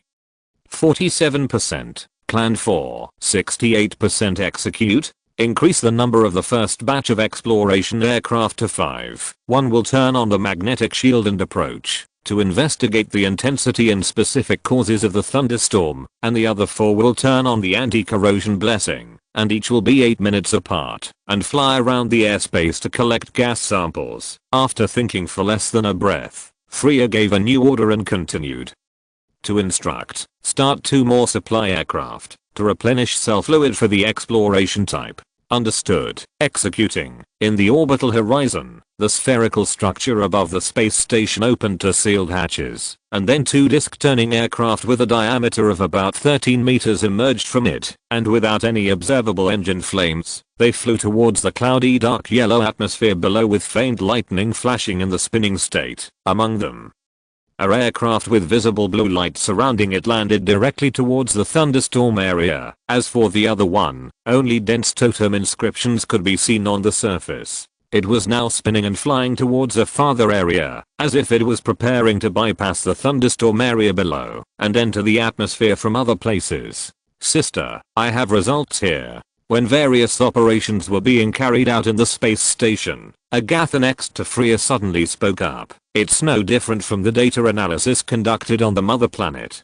We have indeed captured the dispersion of extremely small amounts of element 1 and its isotopes. Their source should be the magma water. That's good to have water. It can save us a lot of trouble. But it's a bit strange. I still can't figure out how there can be water on such a planet, or in magma. Is it really, like we guessed, that this big guy below once had liquid water like the ocean? Maybe. We can only have a rough estimate after our clone goes down. Well, when will we go down? Wait a little longer. We must truly determine the composition of the middle and lower atmosphere and the surface environment before we can adjust our bodies or inscription functions in a targeted manner. Okay, I hope it will be the same as the analysis. I don't really want to wear heavy protective clothing. Chapter 343 Surface Exploration. After several days of preliminary investigation on the mother planet, the two spellcasters, who had mastered more detailed information, began to prepare for exploration on the surface. Of course, in order to minimize the losses that might occur in the event of an accident, they could not land with the Beast King cage for the first time, nor would they arrive on the surface in their complete form. Therefore, a disc-shaped aircraft with a diameter of 35 meters, filled with high-energy cell fluid reserves, carried their respective clones and many experimental equipment inside, departed from the space station, and spun towards Purgatory Star. Along the way, the aircraft passed through the dense greenhouse gases in the upper layer, bypassed the frequent thunderstorms concentrated in the middle and low latitudes, and passed through the corrosion clouds more than 30 kilometers thick in the middle and lower atmosphere, and finally arrived at the scheduled destination, a giant volcano on the surface of Purgatory Star, close to the equator. A flying vehicle broke through the orange-yellow dim sky and came to a vast plain surrounded by volcanoes, which was also orange-yellow in color, and continued to move at high speed towards its center, the crater with an altitude of about 12,000 meters. The volcanoes here are very different from those on the mother planet. First of all, their shape is not a pointed cone, but a shield-like open structure. They generally have huge craters and very vast lava slopes. The overall look is like a giant meteorite crater located on a large plain. Secondly, the volcanic activity here is frequent but very gentle. Although magma emerges from the ground all year round, it usually does not appear in a sudden eruption mode, but flows out slowly like water, to form a molten lake, and then flows to the outside world through the eroded canyon. For example, right now, at the final destination of the aircraft, there is a supergiant crater with a diameter of 30 kilometers.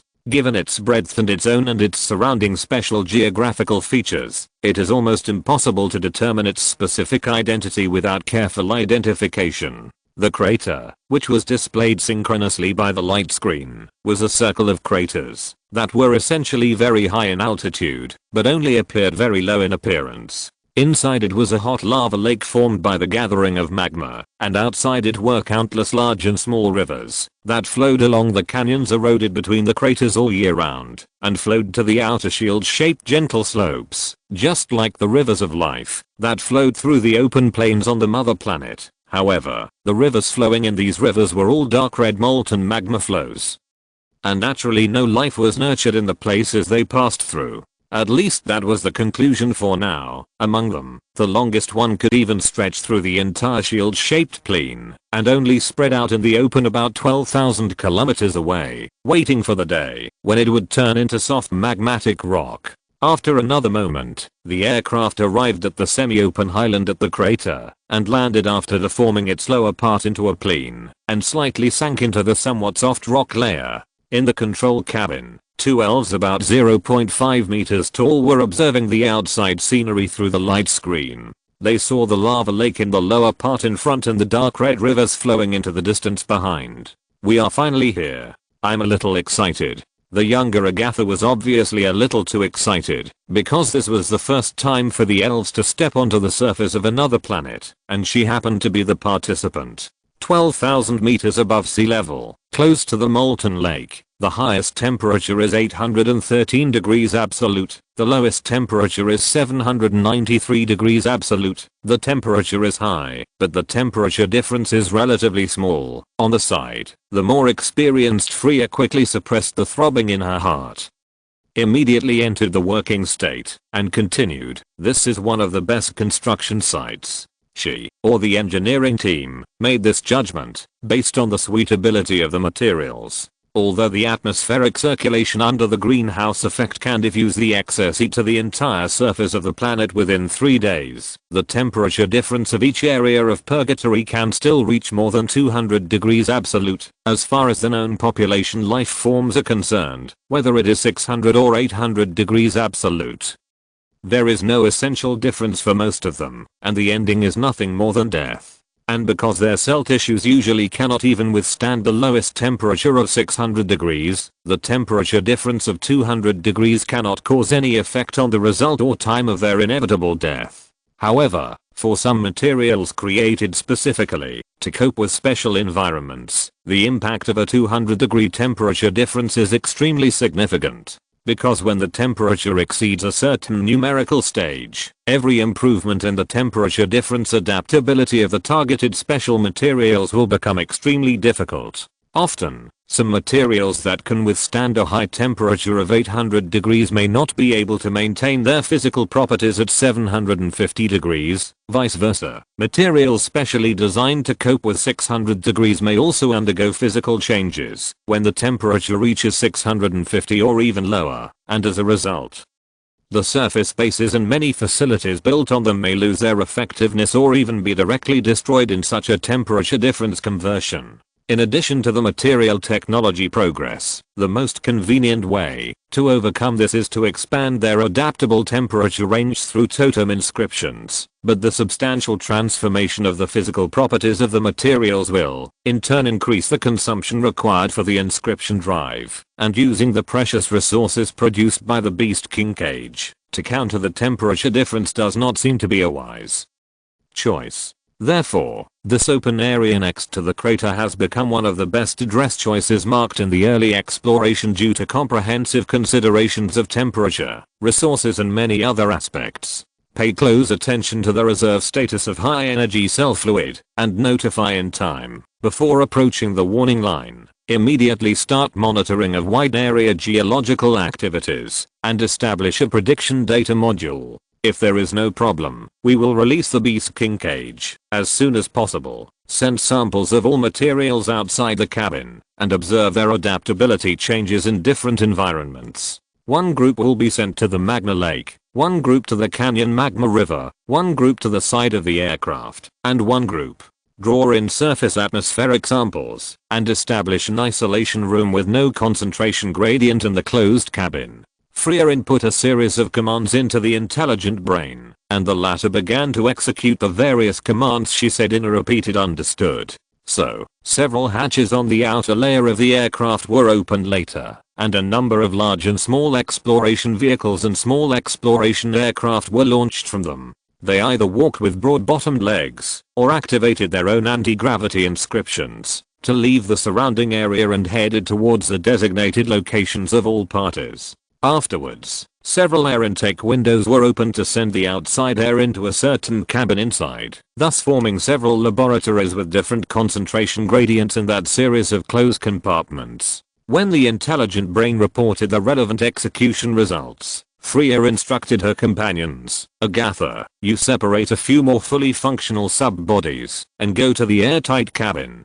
to verify the most energy-saving breathing method." Okay, agreeing, Agatha's body, which was only 0.5 meters tall, was divided into 3 again, and went to the airtight cabin to prepare for the relevant verification, as Freya said. After giving the order, Freya herself was not idle. She first separated a thumb-sized body, held it in the palm of her hand, and sent it to the intelligent computer display console, paying attention to the data summary from all parties. This clone focused on the operation of the space station above, so that it could quickly activate its emergency measures in times of crisis, at least to keep the 2 Beast King cages intact. Otherwise they would most likely be trapped here before the rescue arrived, and also to pay attention to the energy reserves of this aircraft and the exploration equipment that had previously gone out of the periphery, and immediately deliver cell fluid supplies when needed. At the same time, her other 3 large clones, which contained most of the cells in the aircraft, went to the other 2 laboratories to prepare to start verification work on chemical water production, physical water production, water extraction from magma, and separation of elementates to form life-sustaining gas. On Agatha's side, 3 clones, 1 naked, 1 wearing a mask, and 1 with inscriptions all over their faces, walked into the gas-tight cabin at this time, and almost at the same time, started the technical verification of breathing in the different concentrations of the surface atmosphere of Purgatory Star inside. In the process of her walking from the low-density area to the high-density isolation chamber, the other 2 bodies responsible for equipment and body inscription verification were fine, but the body responsible for the functional structure of the cell group underwent a significant and obvious change. At this time, her hair was no longer the surging 3000 purple silks, but was gathered into fleshy skin tentacles the size of thumbs, and connected to the scalp at the bottom, which was made of the same tough material as the rest of the body skin, and they were completely indistinguishable from each other. The epidermal tissues on these structures strictly isolated the external corrosive gases and small droplets from invading and eroding the inner parts of the body. In addition, the long and thick eyelashes around the purple eyes on her face had disappeared.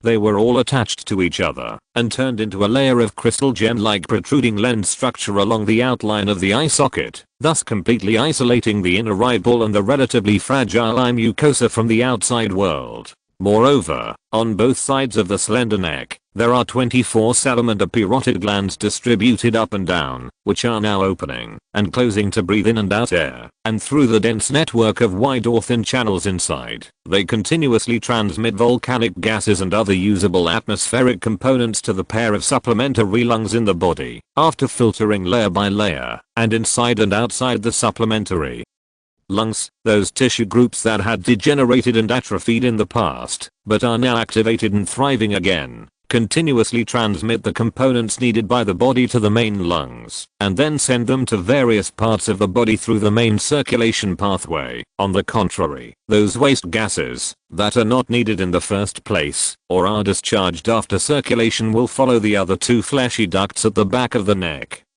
that are indistinguishable from the tentacle-like braids, together with the impurities previously filtered by the parotid glands, and be discharged from the body. As she moved, dark, turbid mists composed of gas, small solid particles, and small liquid droplets formed near her calves, just like the exhaust gas of a car being discharged, and then dissolved into the surrounding environment. In this way, a breathing cycle relying solely on the flesh was formed, although it consumed much more energy than breathing ordinary air on the mother planet. Compared with the verification data of the other 2 bodies with shared thoughts that were uploaded to the main thread at this moment, this breathing method showed certain advantages. Specifically, it was more energy efficient than the equally reliable body inscription breathing, and it was more reliable and energy efficient than the external breathing equipment. Both of them use the constant academic method to produce the gas required by the main lungs, and the process required the energy required for the drive totem and oxidation reduction.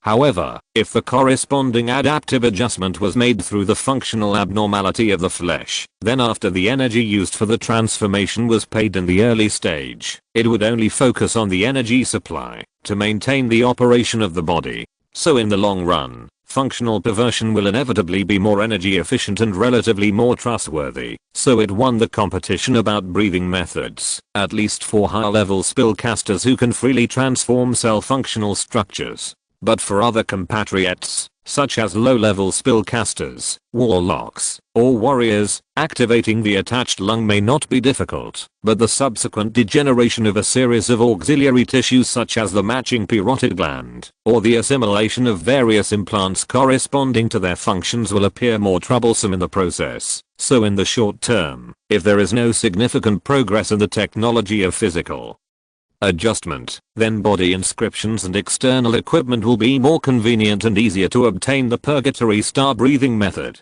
In short, after summarizing the data from all parties in her mind and the corresponding analysis results, Agatha habitually sent them to the main control room immediately, and when Freya's thumb clone received it, her other clones and even the main structure above the orbit also received the same information from the main thread at the same time, and then an ultra-long-range electromagnetic wave was emitted from the space station, crossing the long space within the star system, and heading to the outer orbit of the mother star. At the same time, in the process of receiving and sending this message, a question arising from the phenomenon involuntarily entered Freya's mind.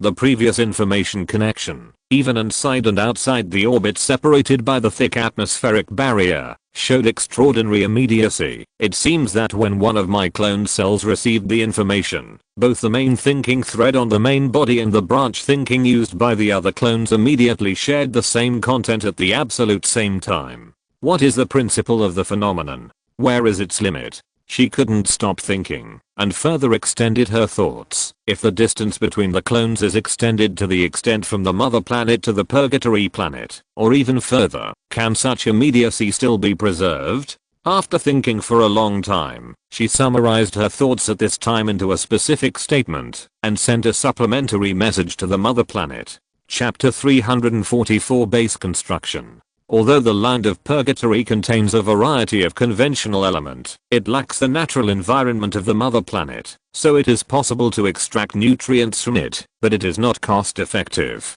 Therefore, using the high-energy cell fluid produced by the Beast King to drive the totem inscription has become a luxurious but helpless option. However, the number of cages is limited after all, and they have more important uses. It is impossible to allocate too many for the construction and operation of the extraterrestrial base. Therefore, the current plan has chosen to settle for the second best. It has decided to convert a large number of secondary base functions or secondary modules within the main functions into ordinary equipment that runs on electricity after the initial core construction stage, so as to save cell fluid output while expanding the base scale and energy supply at the fastest speed. The reason why a complete transformation is not carried out to convert all functional modules into electrically driven physical devices is due to many reasons such as reliability and functionality. For example, even if the fission reactor has undergone the greatest degree of de-inscription culture, the poor environment of purgatory at least determines that the cooling module cannot do without totem support.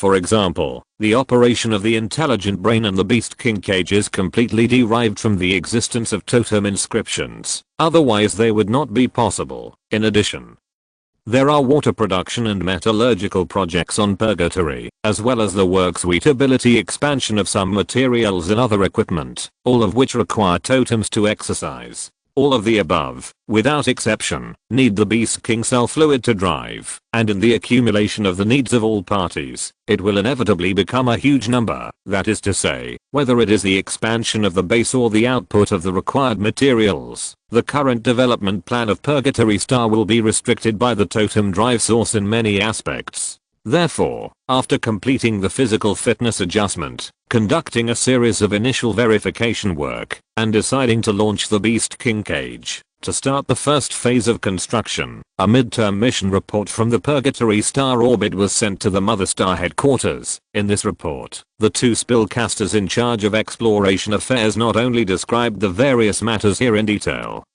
but also suggested that the fleet responsible for the second phase project set off as soon as possible, and also specifically urged the research progress of projects such as electric drive and optical drive totem, Purgatory Star special plant development, and ultra-long distance instant communication, especially the first two, at the current stage, are the most important and most immediate. Research in the space station. After receiving the thinking information of the clone on the surface, Freya immediately carried out the task of separating and delivering the Beast King cage and its supporting components. The two elf spellcasters also drove most of the cell groups into the end, to be separated, after leaving the clone responsible for monitoring, and then descended to the surface with it. Then, the space station in the orbit, which was divided into two spheres, and connected by a channel in the middle, completed the separation of the double spheres silently. One of the spheres was left in the original orbit, responsible for maintaining contact with the headquarters and some work that can only be completed in orbit, while the other part fell downwards after the split, and only a moment later it pushed out the atmosphere and drilled into the bottomless dark orange cloud layer. Thus, this sphere with a diameter of more than 300 meters, under the restraint and drive of the multi-directional gravitational field, flashing inscriptions and wearing a dazzling protective shield, quietly broke through the clouds, and penetrated the thunderstorm at a not so fast speed, and in a very gentle manner, and arrived at the crater that had already been explored. Afterwards, accompanied by a boom sound, this sphere that occupied almost half of the material mass of the space station finally landed on the outer platform of the crater amidst waves of airwaves, and after slightly sinking into the not too hard surface below, it began to deform and extend toward the surroundings. Sharp protrusions extended from its bottom, and after piercing the ground below, they sometimes dispersed and sometimes gathered, continuously extending deep into the ground, and soon formed a complex channel system like the root system of a giant tree. Afterwards, its main structure on the surface extended, and turned into a disc-shaped body with a convex center and flat circumference, and dozens of pipes extended, and fell towards the magma layer below. When these pipes drilled into the crater, a powerful suction force was immediately emitted from the opening, and streams of hot magma climbed up along these channels, and were continuously transported to the multi-layer and multi-level processing center inside the disc-shaped base.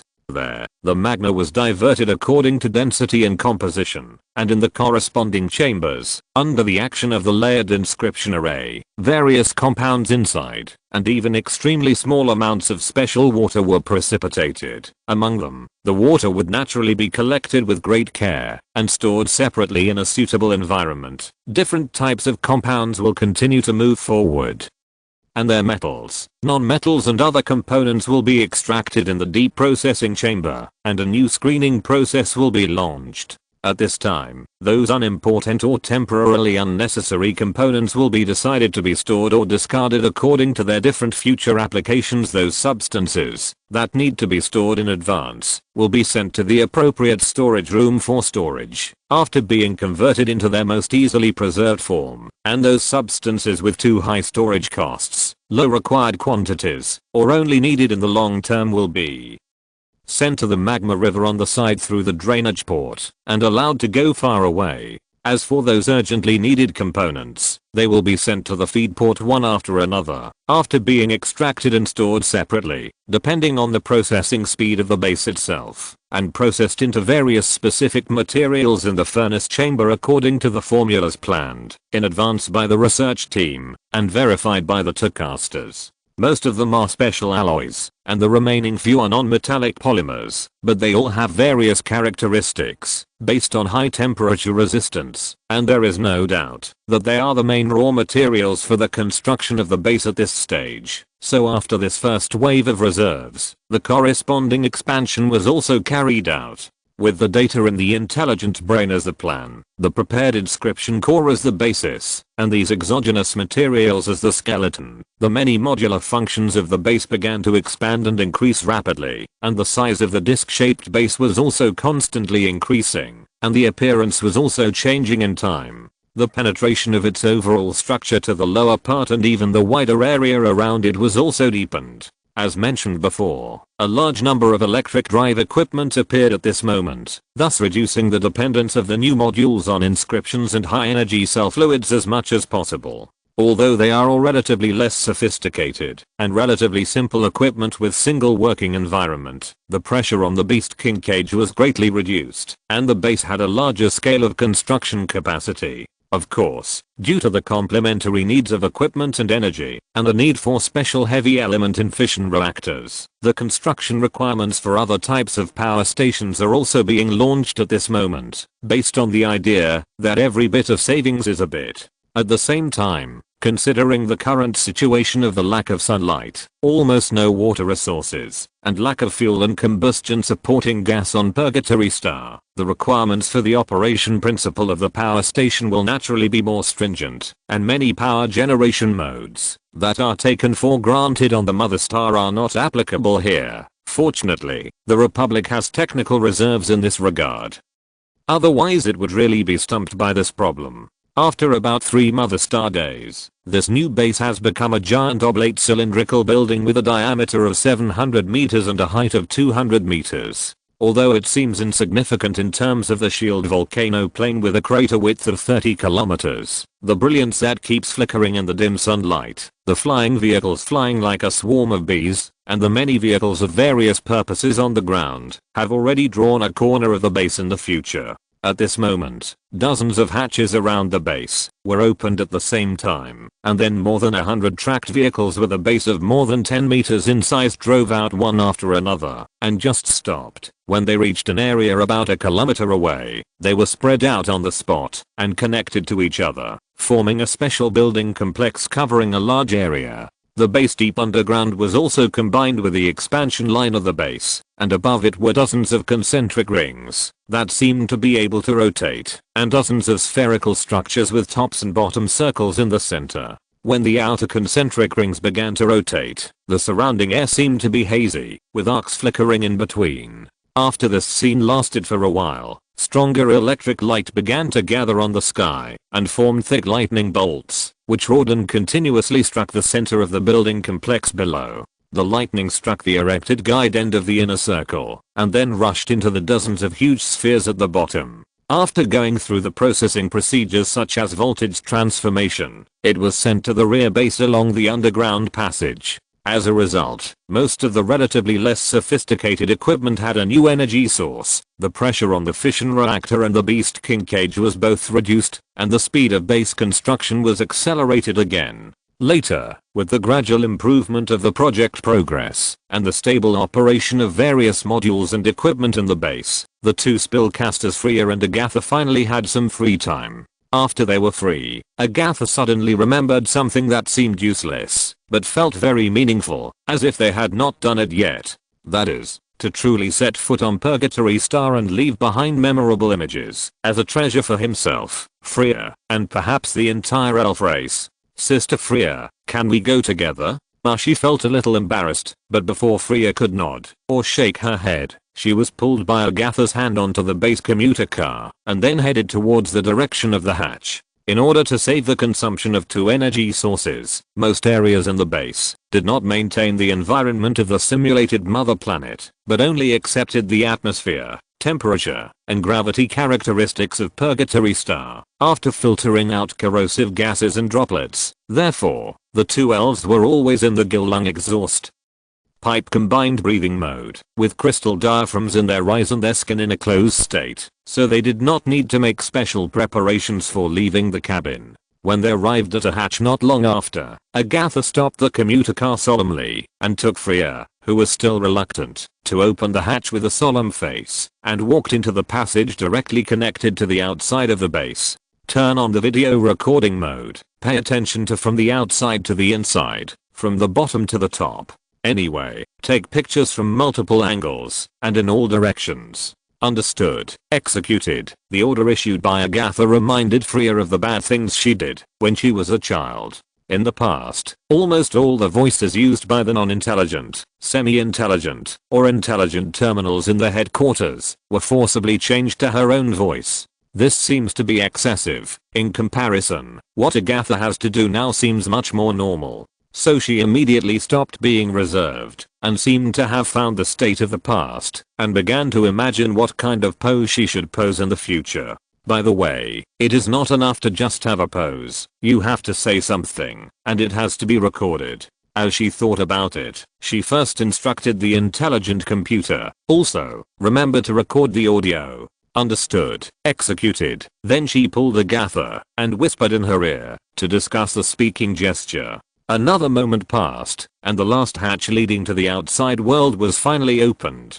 The two elves walked out slowly from inside hand in hand, and the dark, vast, and terrible environment of Purgatory Star full of magma rivers also entered their eyes for the first time in a visual way. Step out of the base, cross the surrounding extension structure and step on the downward stairs. 1 step, 2 steps, 3 steps. The dark earth is already in front of them. Dang. Dang.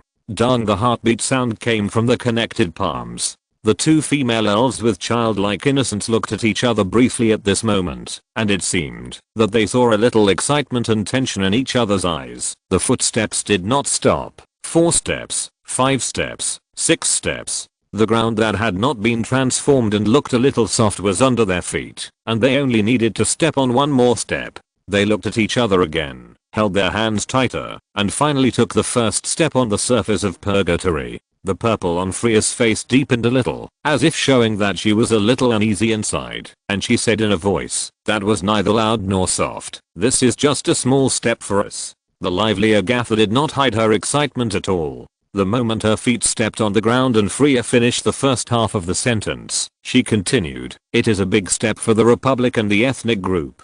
Haha, this sentence is great. I wanted to say this a long time ago." Freya covered her face helplessly and reminded Agatha, the second half of the sentence was also recorded.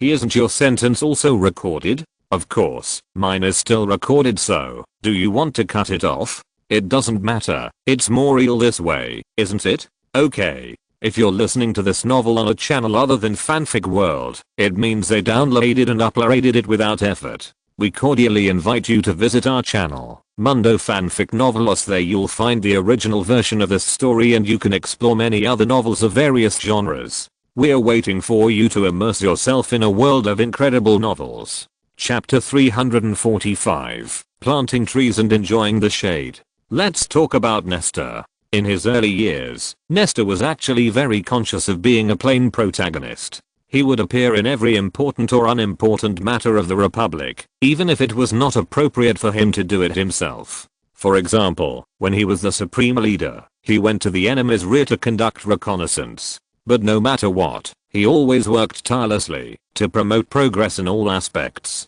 Although there were occasional mistakes, and he was often reckless in the process, fortunately the result was not bad. After all, he used some experience and knowledge brought from his previous life to successfully lead his new homeland and new tribe on a growth path that maintained super high speed progress in the past 100 years, and he himself became an undoubted and well-deserved protagonist in an era. However, endless time is passing in a positive direction after all, and the situation is changing all the time. As the country and the tribe are getting on the right track in all aspects, the knowledge and experience from his previous life in his mind are no longer absolutely leading, and gradually began to move towards, or have become, outdated concepts. In essence, it is because the development of the elves has surpassed the world where Nestor lived in his previous life. This transcendence is not only reflected in hardcore technical capabilities, academic theories, material acquisition, etc., but also in politics, imagination, and other soft areas such as brain holes. In other words, the various things in the previous life are no longer suitable as a reference for the subsequent development of this realm.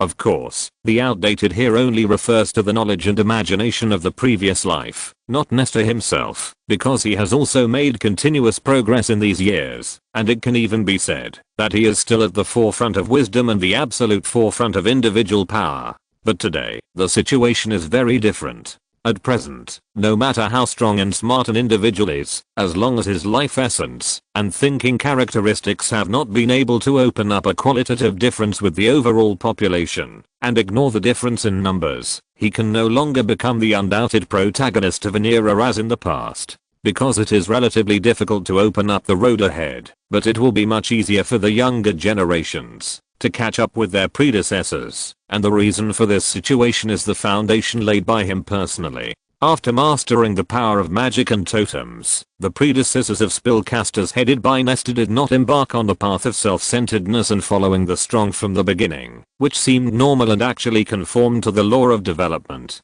Instead, in subsequent research, almost all magic abilities were popularized in the form of totem tools. Thus, all affairs were assisted by advanced technical tools, and the existence of these tools and application forms made the gap between individuals be smoothed out layer by layer in the early days. The impact of this was far-reaching, so that the individual's ability in violence and other aspects never occupied an absolute advantage over the society as a whole, thus maintaining a certain internal balance and suppressing the soil for the breeding of certain ideas. As for history and politics, although the Republic lacks various historical lessons from its own, such as the various evil consequences caused by civil war, power struggles, profit grabs, divisions, etc. However, the former continental countries, the current affiliated city-states, and the numerous religious countries today have become a kind of mirror-like exogenous reference, allowing the ancestors of the Republic to see and remember some of the ugliness and hideousness from individuals or the whole, and even personally manipulated and performed various tragedies on the stage of other races for the purpose of research. Moreover, the long lifespan of the elves makes history no longer just cold knowledge in textbooks for them, but a kind of experience and lesson that can be recalled, even if these experiences do not come from themselves. Even if these lessons are not the past experiences of the Republic, they are still enough to make the ancestors feel fearful and take the initiative to avoid certain things. Therefore, under the fear and a certain yearning arising from it, they inherited Nestor's somewhat overly idealistic ideas in society and politics, always maintained their adherence to the path of openness and fairness, and embodied it in every aspect such as knowledge education, talent formation, social environment, and even resource allocation, and therefore, the continuous exploration and development of nature over the past 200 years has naturally become the incomparable excellent conditions given to future generations, and their cultivation has always been given top priority. Nowadays, in addition to the physical and mental qualities that the elves already have, the nerve plexus braids, the second heart core, and even the omnipotent cells have become the standard birth configuration of the elves of the new era, and the omnipotent cells are the most important. In the past, this was a special cell that required a third level witch doctor to generate through practice, or obtained by powerful warriors through will assimilation, but today, it has been combined with the second heart core as early as the embryonic cultivation stage, thus becoming the innate characteristic of every elf, and in the process of their gestation, through the exogenous amplification of the life field. The second heart core is naturally transformed into a part of the main consciousness and participates in the process of the main thinking. That is to say, this heart core is equivalent to becoming the second brain of the elves, which not only greatly improves their already strong mental talent, but also plays a role in raising the starting point and accelerating the process in terms of practice speed. At the same time, the Republic used the concept of twin complementarity derived from the Rhine species, and after further sublimation in terms of virtual realms, totem inscriptions, and faith, it finally constructed a companion beast technology that uses the elves' subconscious as a carrier of thinking, and their somatic cells as a material carrier. The main body of this companion beast is a homologous somatic cell clone egg created through genetic engineering technology. They will be implanted into the second heart core of the elves in the last year before the host is born, and the path is chosen. Then, the companion egg will not undergo normal division and proliferation, but will only be quickly assimilated by the main body due to homology after limited division, and completely integrated into the heart core cell group. They share the thinking formed by the heart core cell group with the main body, thus becoming a kind of existence that essentially belongs to the elf's own consciousness, but the nature is between the main consciousness and the subconscious, and can exist with the main consciousness at the same time, similar to the relationship between the main body of a high-level spellcaster and the cell clone. The goal of this technology is to make it a helper for the host in many aspects through this mutually integrated and relatively independent thinking existence and operation process. First, it has the function of a fully automatic inscription generator, which can seamlessly transform into a body totem when necessary, thereby increasing the host's environmental adaptability and combat diversity. Secondly, it is also a good partner for mind communication, and can leave the heart core in a virtual form through mind projection, and has the ability to act independently within a certain range. Finally, and relatively the most important, is its virtual realm access function, which allows elves of any level of cultivation, and any path they choose to have the ability to enter the virtual realm anytime and anywhere, without having to rely on the assistance of additional facilities such as the dream cabin. And this last change has also complemented each other, and caused greater or lesser impacts on many aspects. For example, using the virtual realm as a seesaw, the intelligent brain can be activated at any time, thereby strengthening its own computing power at any time and any place, and thus having a significant effect on experimental capabilities and speed, as well as individual strength. For example, after being able to keep thinking in the virtual realm and reality at the same time, a thinking interface like a game panel replaces the individual terminal and becomes an aid to reading books, reading materials, doing transactions, and even using clones to complete lectures in the virtual realm. For example, all public power agencies have been changed to the intelligent brain plus clone plus virtual realm office model, and the number of public officials in the Republic has been further reduced, and real office locations have also been cancelled on a large scale. When all these factors are combined, the superb qualifications plus the open access to knowledge, supplemented by the intelligent brain's strengthening of computing power and the virtual realm's pursuit of time, as well as the resource acquisition capabilities covering several planets and asteroid belts in the mother galaxy, and the working country and automated factories throughout the continent. When all these come into effect together, it only takes 10 years for the younger generation to learn the knowledge accumulated over the past 200 years, and their individual strength will be much faster than that of their predecessors. Thus, the phenomenon of catching up is much easier than pioneering has appeared. This concept also applies to Nestor, who has gone through several different stages of positioning in this situation, from the early only protagonist, to the later one of the protagonists, and then to today's one of the many leaders. In fact, Nestor's importance has been gradually and steadily declining. Of course, he is not the only one. Many veteran researchers, including Coarseteeth, Sharpteeth, etc., have been gradually overtaken by their smart juniors due to the combined effect of these factors. The most hard-working ones have even caught up to the point where they can keep pace with them. So perhaps it is only today that we can truly say there is absolutely no individual in the Republic that cannot be replaced, because today's country can continue to move forward without anyone. But Nestor does not feel any regret or pity for this. He even thinks this is the proof of the vitality and vigor of a race. Of course, since he never abuses power or monopolizes power, and chose to retreat bravely when his position was the most stable, his spiritual status within the race remains lofty. Today and even in the distant future, he will be an absolute symbol of an era and an object of worship for countless future generations. But the meaning and reasons behind this have long been completely different from the past. The purple moon was rotating in the deep space, and in a certain area of it, a hatch suddenly opened at this moment. And two figures, one real and one virtual, with two very familiar faces, slowly walked out from it. Without too much careful identification, one could recognize their identities. One of them was the pioneer and prince of the blazing sun Nestor, who was now idle and buried in the laboratory or practice room all year round, and the other was his partner, the light of light Lady Ashura, who was the Grand Archon of the Republic. At the moment, they walked on the surface of the moon in an unprotected manner, and came to an observation platform in front of them. Just in terms of relative position, they were undoubtedly standing on the side of the moon at this time, and only needed to turn their heads slightly to the left to see the beautiful star below them, shining dazzlingly in the darkness of deep space, and the reflection of sunlight from afar. That was the mother star of the Elves, with blue, white, and black as the main colors of most of its surface. It was the magnificent ocean, the atmosphere and clouds in the high sky, the ice and snow wasteland in the polar regions, and the night that was not illuminated by the sunlight. In addition, there were different shades of brown and green, as well as purple and gold, which also dominated certain areas on it, and the sources were continents, islands, mountains, and plateaus, as well as forests, fields, and farmlands.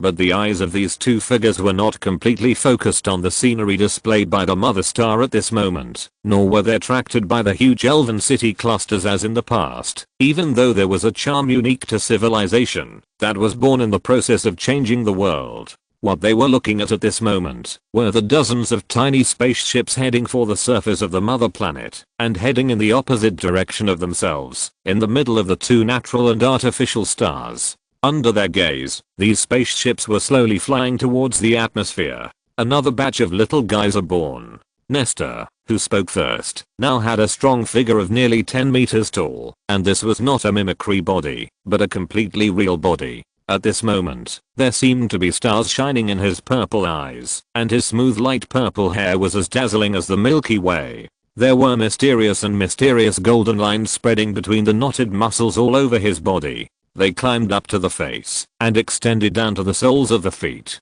Although the coverage rate was not 100%, and even in terms of area, it might not even be 30% of the body surface, but it also had a very significant presence. And I don't know if it was the influence of these golden lines. The vacuum and gravity abnormal environment on the surface of the magic moon seemed to have no effect on his actions at all. Even his voice was transmitted to the illusory Ashura without any obstacles, just like in an ordinary environment. Yes, there are 40,000 newborns today, but I seem to have gotten used to it. Ashura is about 9 meters tall, but compared to the sturdy Nestor beside her, her figure is more graceful and agile. She does not feel the slightest bit cumbersome because of her actually huge body, but instead exudes an exceptionally mature charm at all times.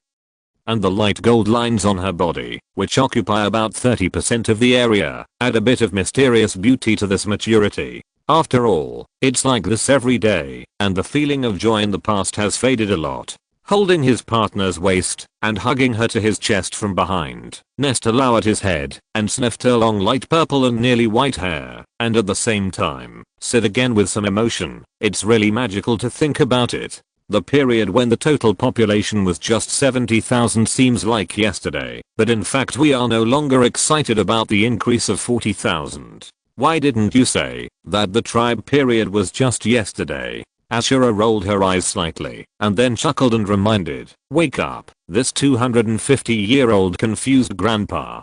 Got it, 240-year-old grandma. Hey, don't pinch me." After that, their hug continued for a long time, until the spaceships slowly became smaller and were obscured by the atmosphere of the mother planet. Although Ashura in his arms was reluctant to interrupt this tranquility, she still had to ask, "What do you think of the previous plan?" "Which one?" "It's to build an unmanned spacecraft and set off from the moon to explore outside the mother galaxy." As she spoke, her body, which was in a phantom state, but seemed to be able to withstand force and have a smell, gently turned over to change the posture of both parties to face each other, and then she tilted her head and looked at her partner who was nearly a meter taller than her and reminded him, without much observation, "I feel that it is neither practical nor timely." "What do you mean?" "The road to miniaturization of fusion reactors is long. Even if the research is successful, the speed of the spacecraft is still too slow, and the uncertainty of this plan is too high."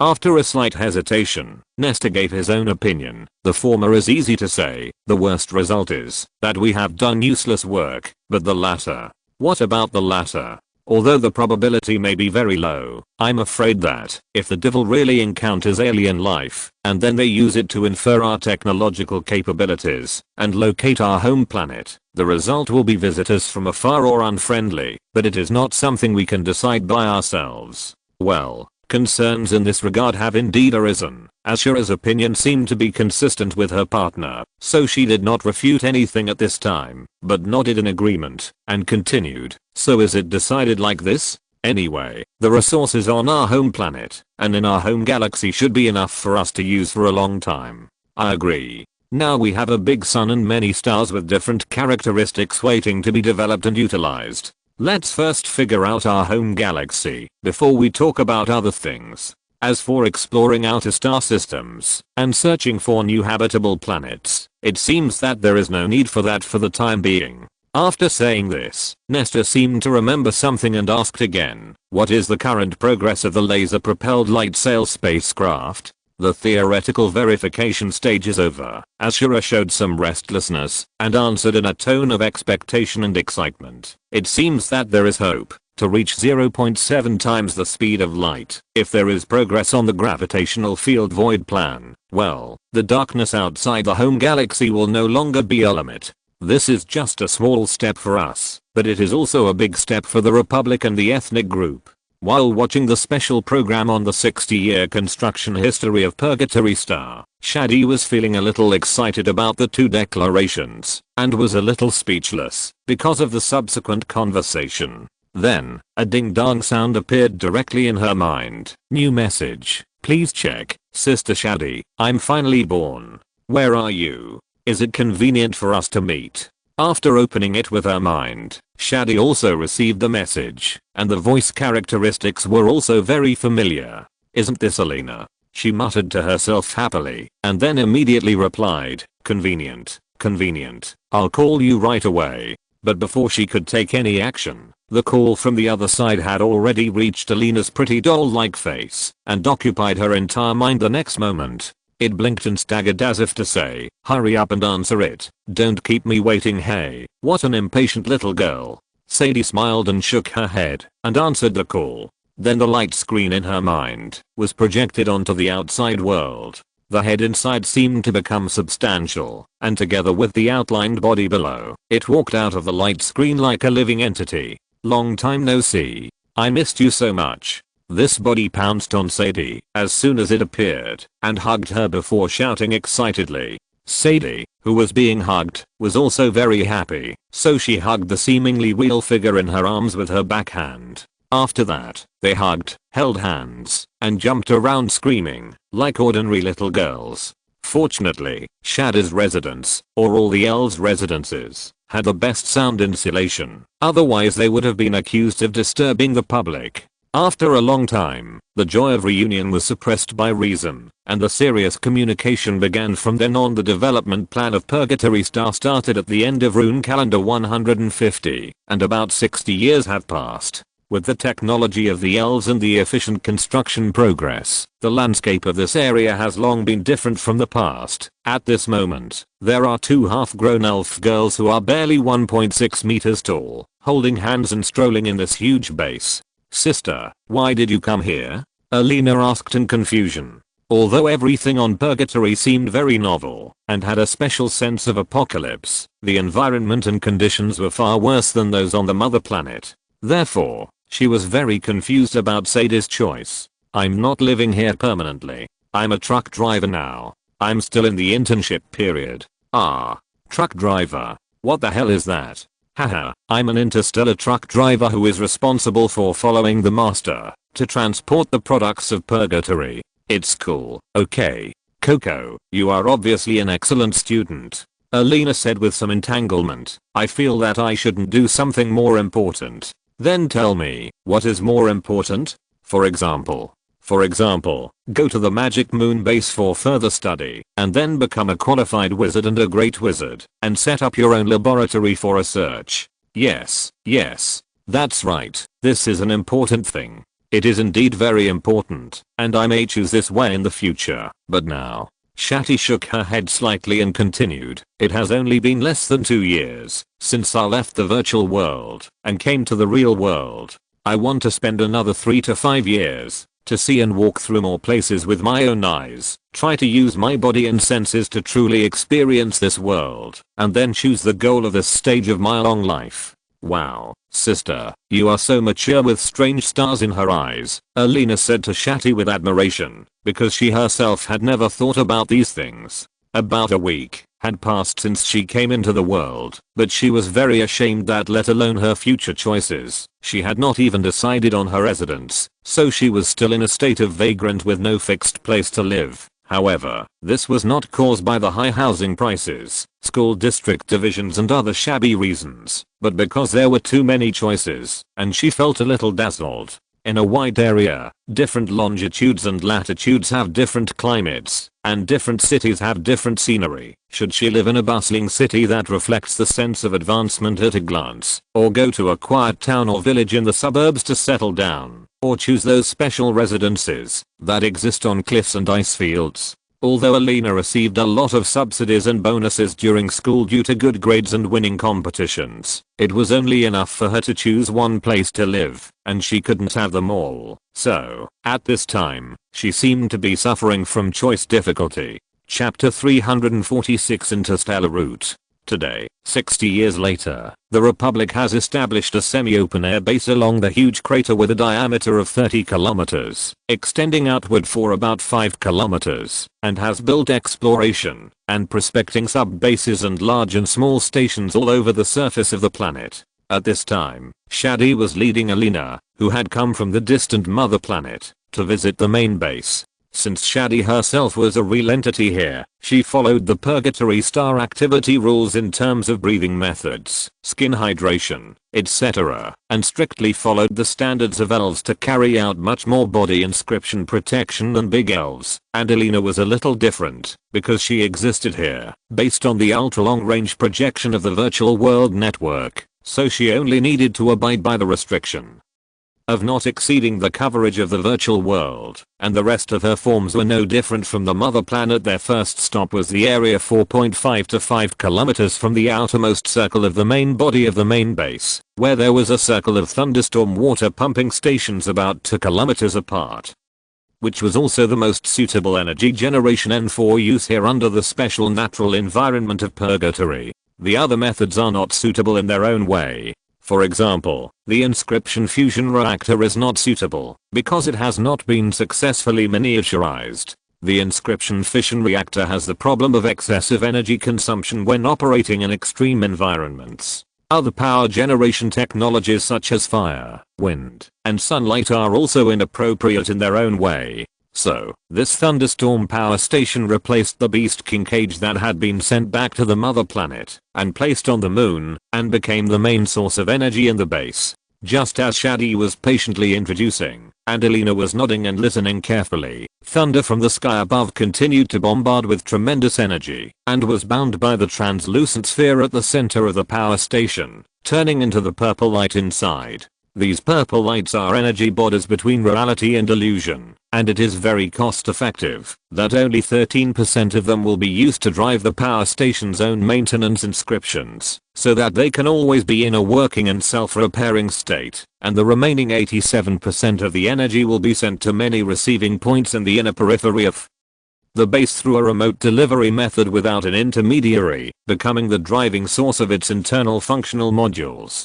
After visiting one of the power stations, they started to walk back. When they arrived at the 4-kilometer line outside the base, they saw the true distinction between the inside and outside, a transparent wall that seemed illusory. Shadi said that this was a multi-layer hemispherical structure generated based on virtual realm penetration and energy shield technology. It completely covered the entire crater area above the surface and arced downward at a depth of 500 meters, directly bordering the core area of the base, and the sky above the entire inner area of the base was covered by several layers of transparent film, maintaining a visual hazy state. And they were like breathing, sucking in the gas generated from the outside world and the lower volcano layer by layer, and under the chemical and physical effects between the layers. Based on the influence of magic, different mists were generated in the film intervals. Afterwards, the mist will be absorbed by the equipment at the bottom of the surrounding area, and then flow to the special chamber in the base for compression and cooling, and then sent to the regulated environment for storage. And among these reserves, there is an extremely important resource, water. It is naturally the lifeline of the residents on the surface. If the daily production capacity of the base is based on saving, it can supply the drinking needs of about 300 great elves. In addition to the collection from the space station and other supplements, this number can be doubled up. After that, they went about 200 meters through the underground passage, and finally left the wall composed of multi-layer membrane structures, and arrived at the real inner area of the base. Obviously, the great elves did not put much effort into environmental transformation, because both the outer periphery and the inner periphery were equally hot. Besides, except for the corrosive components in the air that were specially filtered for other purposes, the other components and the overall air pressure remained at the same level as before. Therefore, when considering the temperature, gas composition, and air pressure together, we can draw the following conclusion. This is still a forbidden place for most life. However, what we see does not seem to be the case. But, aren't there trees here? And there are so many of them? The large forest field composed of tall purple trees in front of her entered Alina's sight at this moment, making her feel puzzled. So she asked Shadi. They just look like trees. According to Shadi's introduction, these trees are not plants in the usual sense, but a bionic structure composed of a small amount of flesh and blood plus a large amount of metal plus inscriptions. Moreover, they are by no means independent monomers. Their essence is the surface extension of the overall structure of the base, sharing the root system that goes deep into the magma layer. The tree-like appearance they show on the surface actually corresponds to the refining terminal of a type of quasi-element. The fruits with or without metallic luster on them are the most important outputs that the Republic is planning on Purgatory Star.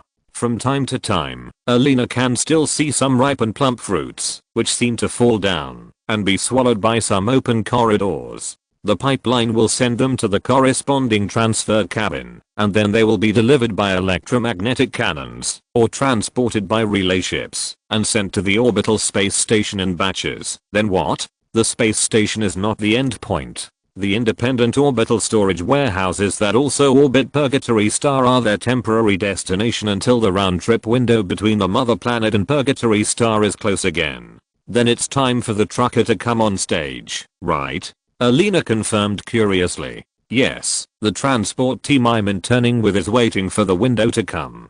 Trucks, well, or spaceships to be more accurate. Now they are all connected to the orbital base, and we will leave with these supplies when the window comes. Sister Shadi, does your fleet only travel between the moon and Purgatory? Not really. Tell me, where have you been? What kind of places are those?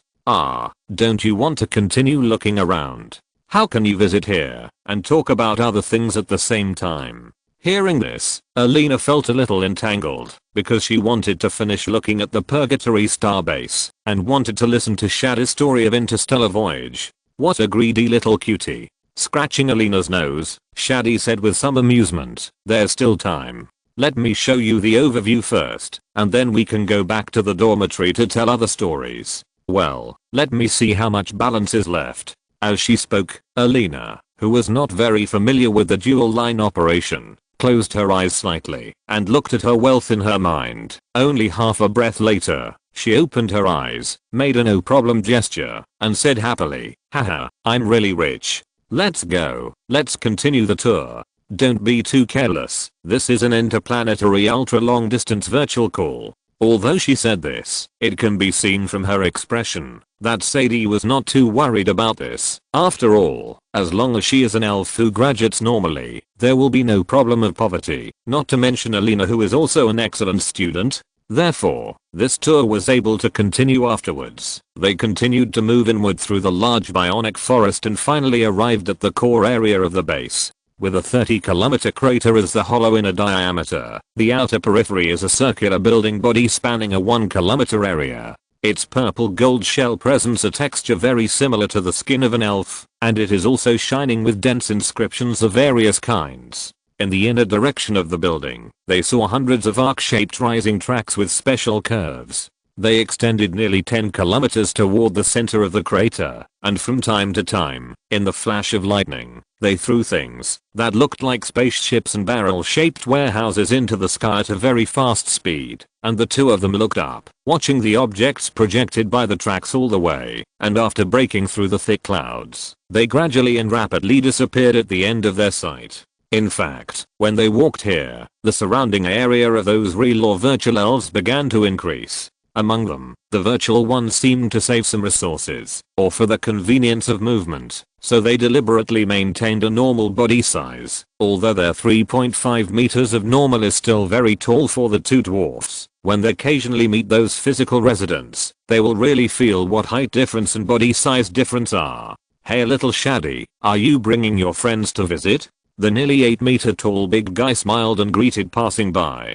Little Shadi, why haven't you grown taller yet? After more than 10 lights passed, another behemoth of about 7.5 meters in height also smiled and greeted passing by. Let's go another way. In the confusion and bewilderment of Alina, Shadi said so with a slightly reluctant and slightly stiff smile. What's wrong with you? Alina asked in surprise at first, and then quickly asked with some anger, did those big guys bully you behind your back? No, Shadi waved her hand to deny, and immediately gave a corresponding explanation. You have only been to the mother planet for a short time, so you have no experience. Some big elves will have a sense of oppression that they emit unconsciously. When we meet them without psychological preparation, we will feel a little uncomfortable. In just 2 sentences, Shadi had actually overcome the influence of the previous encounter, and continued to add, the big elves who can apply to live on alien planets are generally quite old, and some of them are the earliest batch of trolls.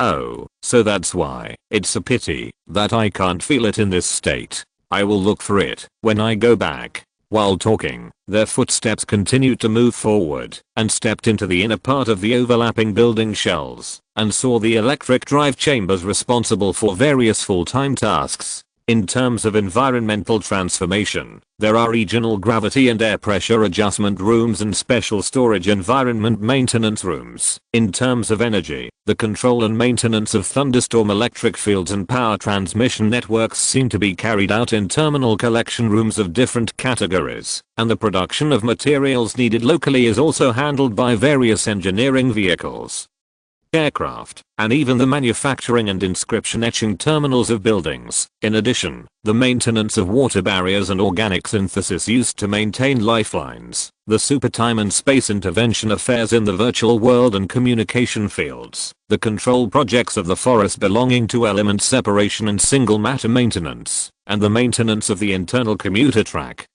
layer, etc. It is also under the joint action of this series of facilities that the Purgatory Star General Base, including the 3 areas of the periphery, inner circle, and core, and the exploration and prospecting sub-bases scattered across the planet can be maintained, and the existence of these general bases and sub-bases enables the more than 400 physical elves and tens of thousands of virtual consciousness projections on the surface to carry out various research, maintenance, or exploration work in various aspects here, thus providing the Republic and the elf race with rich exogenous resources and an experimental base outside the mother planet. At this point, the 2 half-grown elves finally finished their brief tour of the entire headquarters, and returned to Shadi's temporary residence, ready to tell the story of interstellar transportation. About 2 years ago, an elf named Shadi was born on the moon, and arrived at the mother planet on a relay spacecraft. Shadi quickly adapted to the various differences between the real and virtual worlds, and without much hesitation, she chose a large city in the Black Forest, where the climate was relatively comfortable,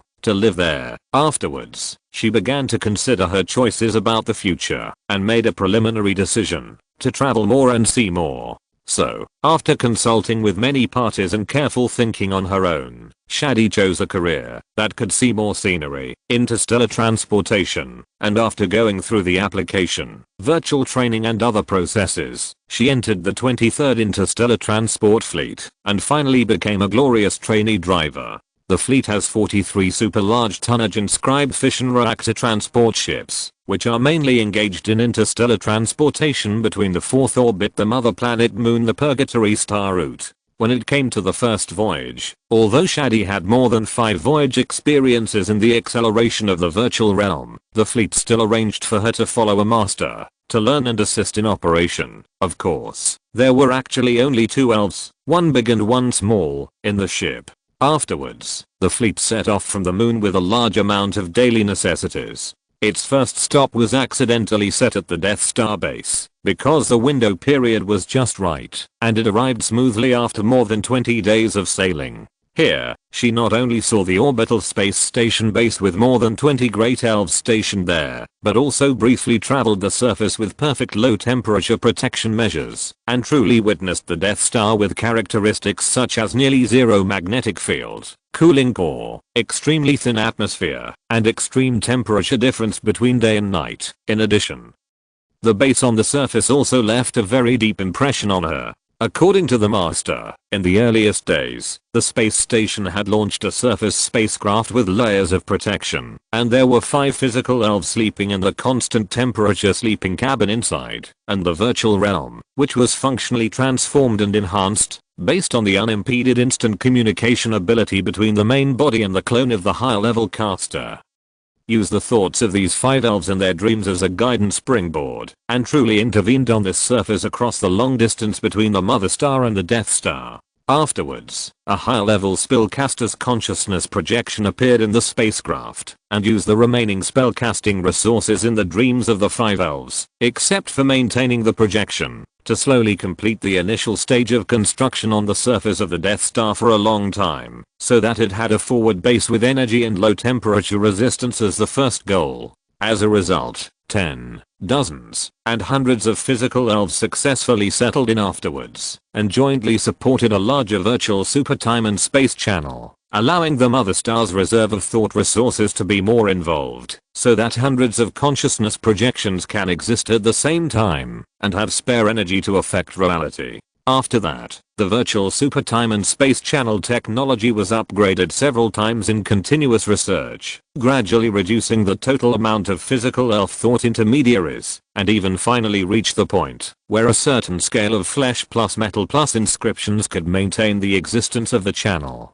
Therefore, even though the Death Star base does not have a single physical elf, it is able to maintain the existence of thousands of consciousness projections, and these projections, that do not need to eat or worry about extreme low temperatures, have become the most cost-effective operators here. As a result, the Death Star has become a smelting center that specializes in processing incoming materials for minerals in the asteroid belt, and it can transport a large amount of rare resources, including fission reactor heavy element, to the Mother Star every year. There are 2 other reasons why more than 20 physical elves are stationed in the orbital space station. First, since the projection body does not have an inside perspective, high-level spellcasters who want to study the Death Star disturbance must come in person to merge. Second, the virtual hypertemporal channel is an extremely complex and sophisticated technology, and is not as reliable as the big and crude structure in terms of stability. Therefore, although it is not common, sudden interruptions in the link due to accidents have occurred.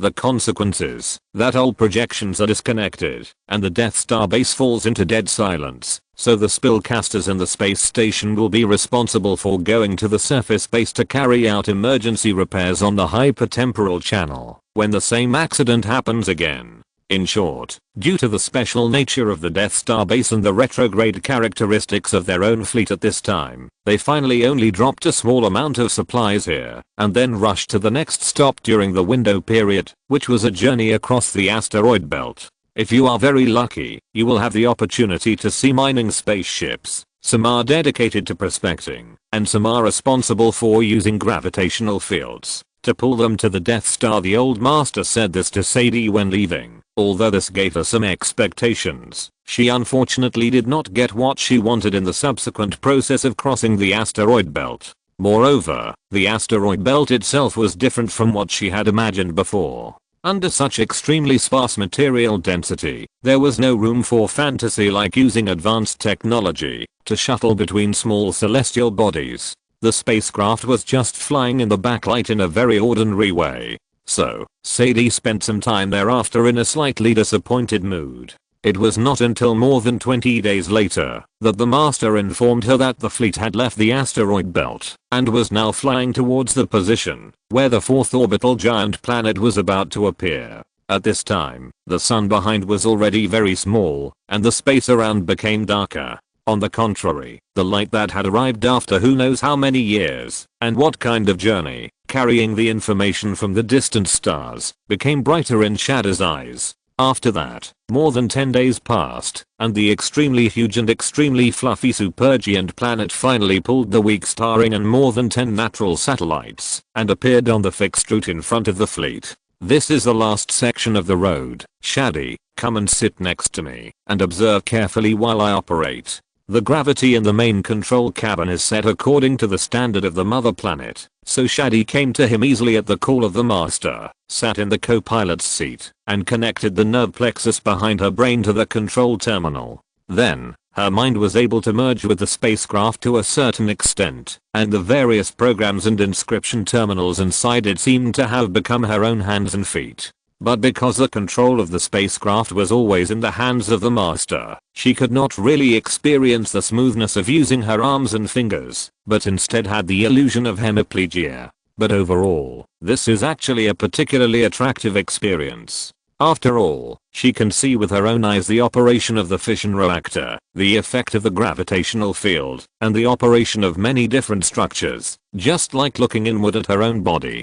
Don't be in a daze. Focus your mind on the process of entering orbit. Pay attention to my operation timing, and the coordination with the fleet. It seems that the old master has sensed Shada's thoughts, so he has specially taken out some energy to remind her. The coupling with the terminal traction force is also very important. Don't distract your attention. The old master is about 6 meters tall, and his muscles are knotted all over his body, exuding the power of a small mountain at all times. Under the dual background of this physical substance and illusory momentum, Shadi, who is only 1.6 meters tall, is as small as a poor chicken. At the moment, the little chicken nodded weakly and said that he would definitely concentrate on observing. At the same time, after the seemingly useless, but strictly reserved IF program was completed, a communication that seemed to come from the endpoint was connected to the entire fleet, and the ship, where Shadi was naturally heard it clearly. Attention, fleet, the base is about to start the gravity traction program. Please maintain control of your own gravity field terminal.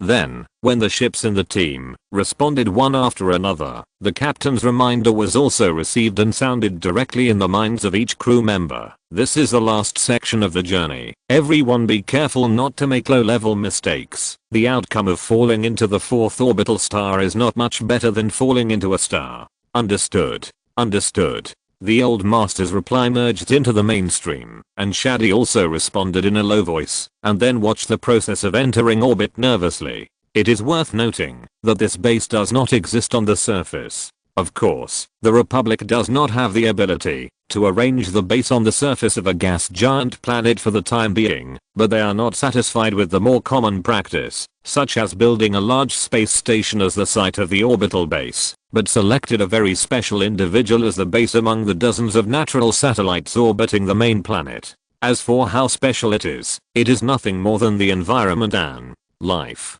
Chapter 347 4-track star channel transport orbital octopus. The gas giant planet named Quadruple Track Star is the largest star in the parent star system except the Sun. It not only has a very faint star ring, but also has dozens of natural satellites of various sizes and characteristics, which revolve around it over and over again in their own orbits. The largest of them has a diameter close to that of a dead star and a greater density, and even the smallest one is several times larger than the magic moon. The elves named these satellites in a way that was completely devoid of romance and meaning, such as 4 satellites 1, 4/10, and 4/23 according to simple numerical rules. Just like the simple and crude names such as headquarters, inner North City, and outer North City on their home planet, it seemed that the appearance of names such as Purgatory Star and Death Star was an accident. At this moment, most of Shadi's attention was focused on the master's driving of the spacecraft, but a small part of him was still attracted by the scenery outside.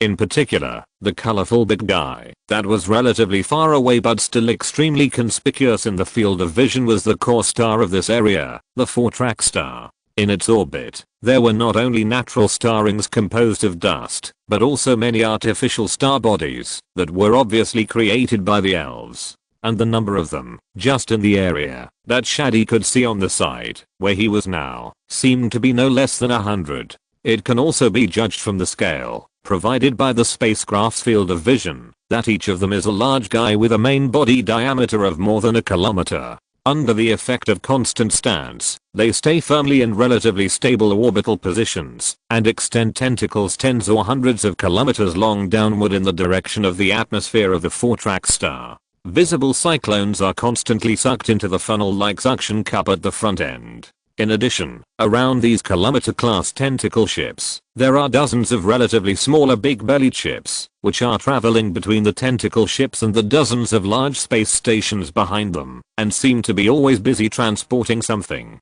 At this point, Shadow's eyes turned again and looked in the direction of those supergiant space stations. Undoubtedly, these are even larger sea urchin-shaped elf-made structures, and in the 360-degree area of their three-dimensional level, dozens or hundreds of spike protrusions are extending. Among them, almost half of the positions are now parked with ships as big as the ones under Shadow's feet, and in the deep corridors between those spikes that go straight into the main structure of the space station, there are also small or medium-sized ships and aircraft coming in and out. And just looking at the direction of their flight, it seems that they are all heading towards the Four Guards 3 where the main base is located. Combining what he has learned before and after, Shady quickly figured out what these large and small ships are actually. Those kilometer-class tentacle ships that are constantly around the 4-track star are the real source of the most important output of this base. They are absorbing a large amount of element 1, several isotopes of element 1, and element 2 from the atmosphere below. Among them, the isotopes of element 1 and element 2 are undoubtedly the fusion energy needed by the magic moon, and the true body of element 1 is an important supply required by the Purgatory Star Base, which is the necessary raw material for producing water and other materials there. And the fleet that Shady himself is in, and the same type of ships that are docked on the space station, are the carriers used to transport these outputs, and almost every arrival window period comes. Here will form a busy scene similar to the description of the interstellar airport in science fiction. When these transport ships come here, they generally carry heavy element fuel rods from the Death Star processing plant, as well as some life supplies produced from the Mother Star, and the rest are the element fruits produced by Purgatory Star that are lacking in this star body or inconvenient to mine to support the engineering production of this side. These various materials delivered in different categories are the lifeline for the 4th orbital main base and the large and small elven creations in the surrounding airspace to maintain their own operation and production capacity. In addition, I heard that the Republic has plans to build a new magic moon here, not only to maintain the operation of this now farthest base, but also to plan it as a forward base and supply center for future exploration and development of the outer orbital area of the solar star. Let's talk about this first. The small spaceships that are traveling between the tentacle spaceship and the space station will be responsible for the output of the liquefied element of the 4th orbital star and continuously transport them to the space station for storage. And since it is the peak season, this section of transportation will end here, and these outputs will be directly supplied from the space station to the interstellar transport ship. But in the off-season, when the window is not right, there will be an additional step of sending it to the surface base for storage, to reduce the burden on the space station. In addition, the relays that departed from the space station to the Four Guards 3 base were responsible for sending the crew members to the surface for rest or sightseeing, and were also responsible for sending materials such as engineering equipment and water produced by the surface base to the space station and various ships. At this moment, under Shatter's rather nervous gaze, the transport team was led into the area where the predetermined orbit was located by invisible waves.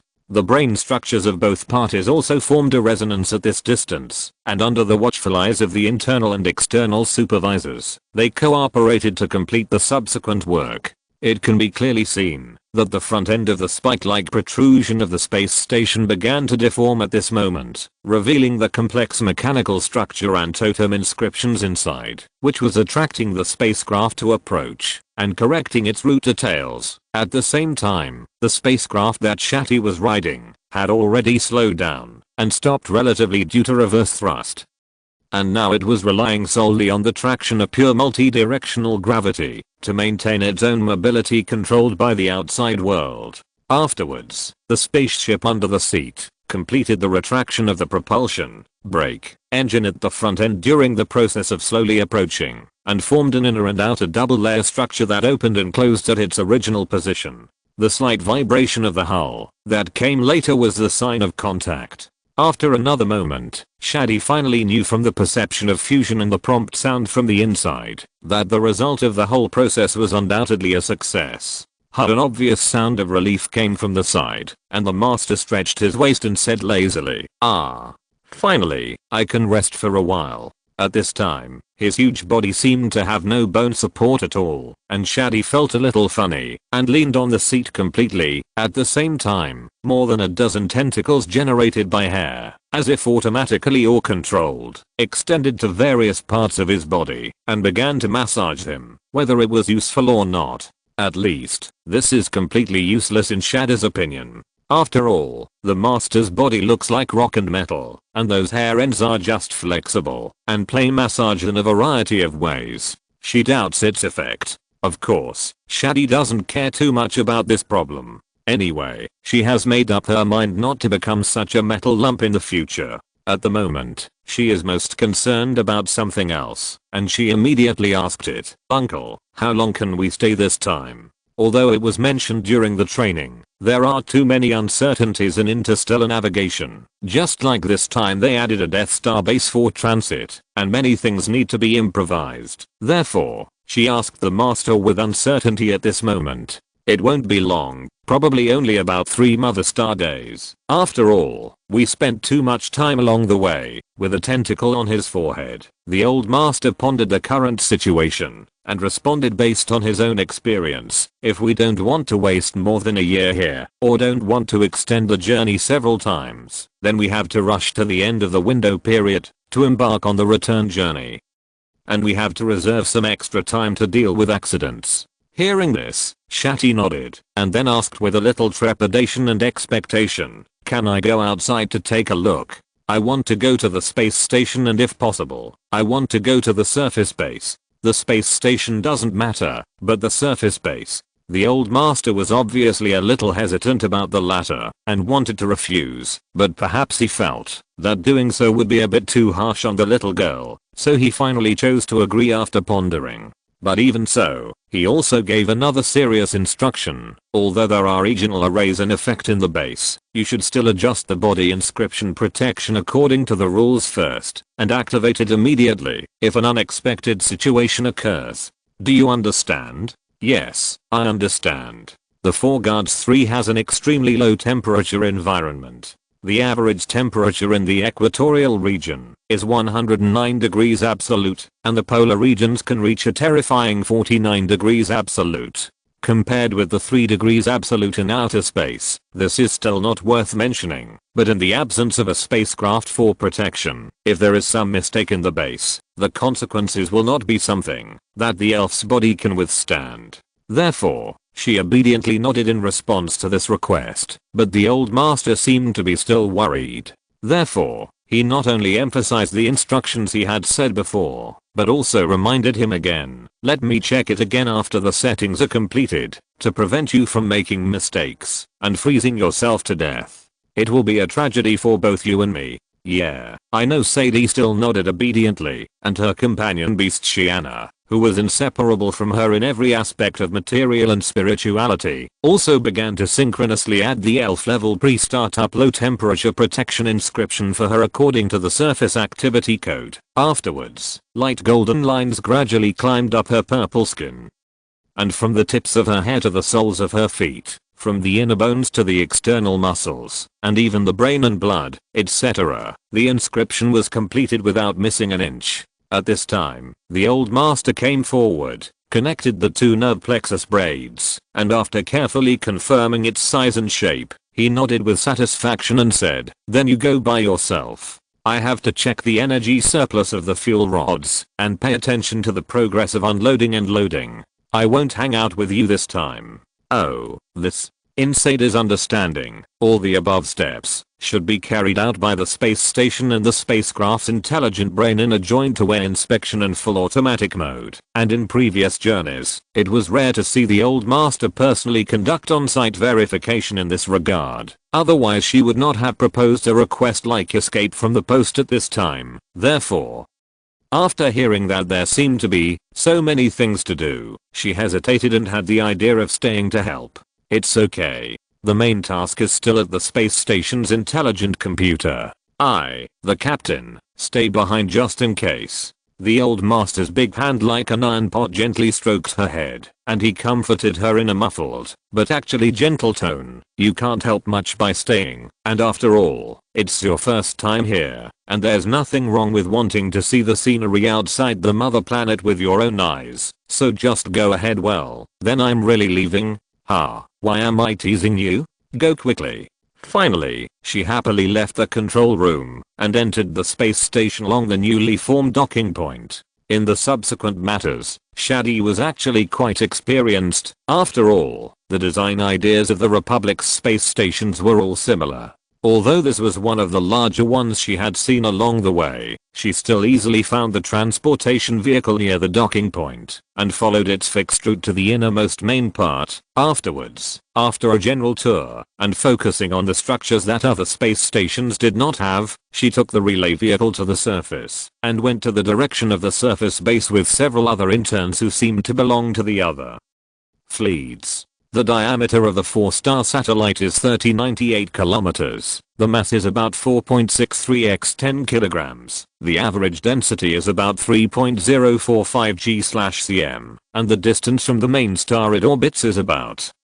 670,000 kilometers. The orbit is close to a perfect circle, with a period of 3.5 parent star days, and the eccentricity is only 0.009. Because it is tidally locked, one hemisphere is always facing the main star. At the same time, it is a very bright, very active rocky star, and its matrix composition is very similar to that of the Elves' mother star. But if that were the only thing, it would not be called very special, because stars like this are actually very common in the mother star system, and the reason why it is called special is that it has a large amount of water on its surface, the source of which is unknown, and the content is second only to that of the mother star within the known range. Chapter 348 The End of the Voyage. Several beams of light connecting the sky and the earth, carrying with them a 20-meter high and 50-meter diameter disk, were slowly descending. This was a convenient means of transportation from orbit to the surface.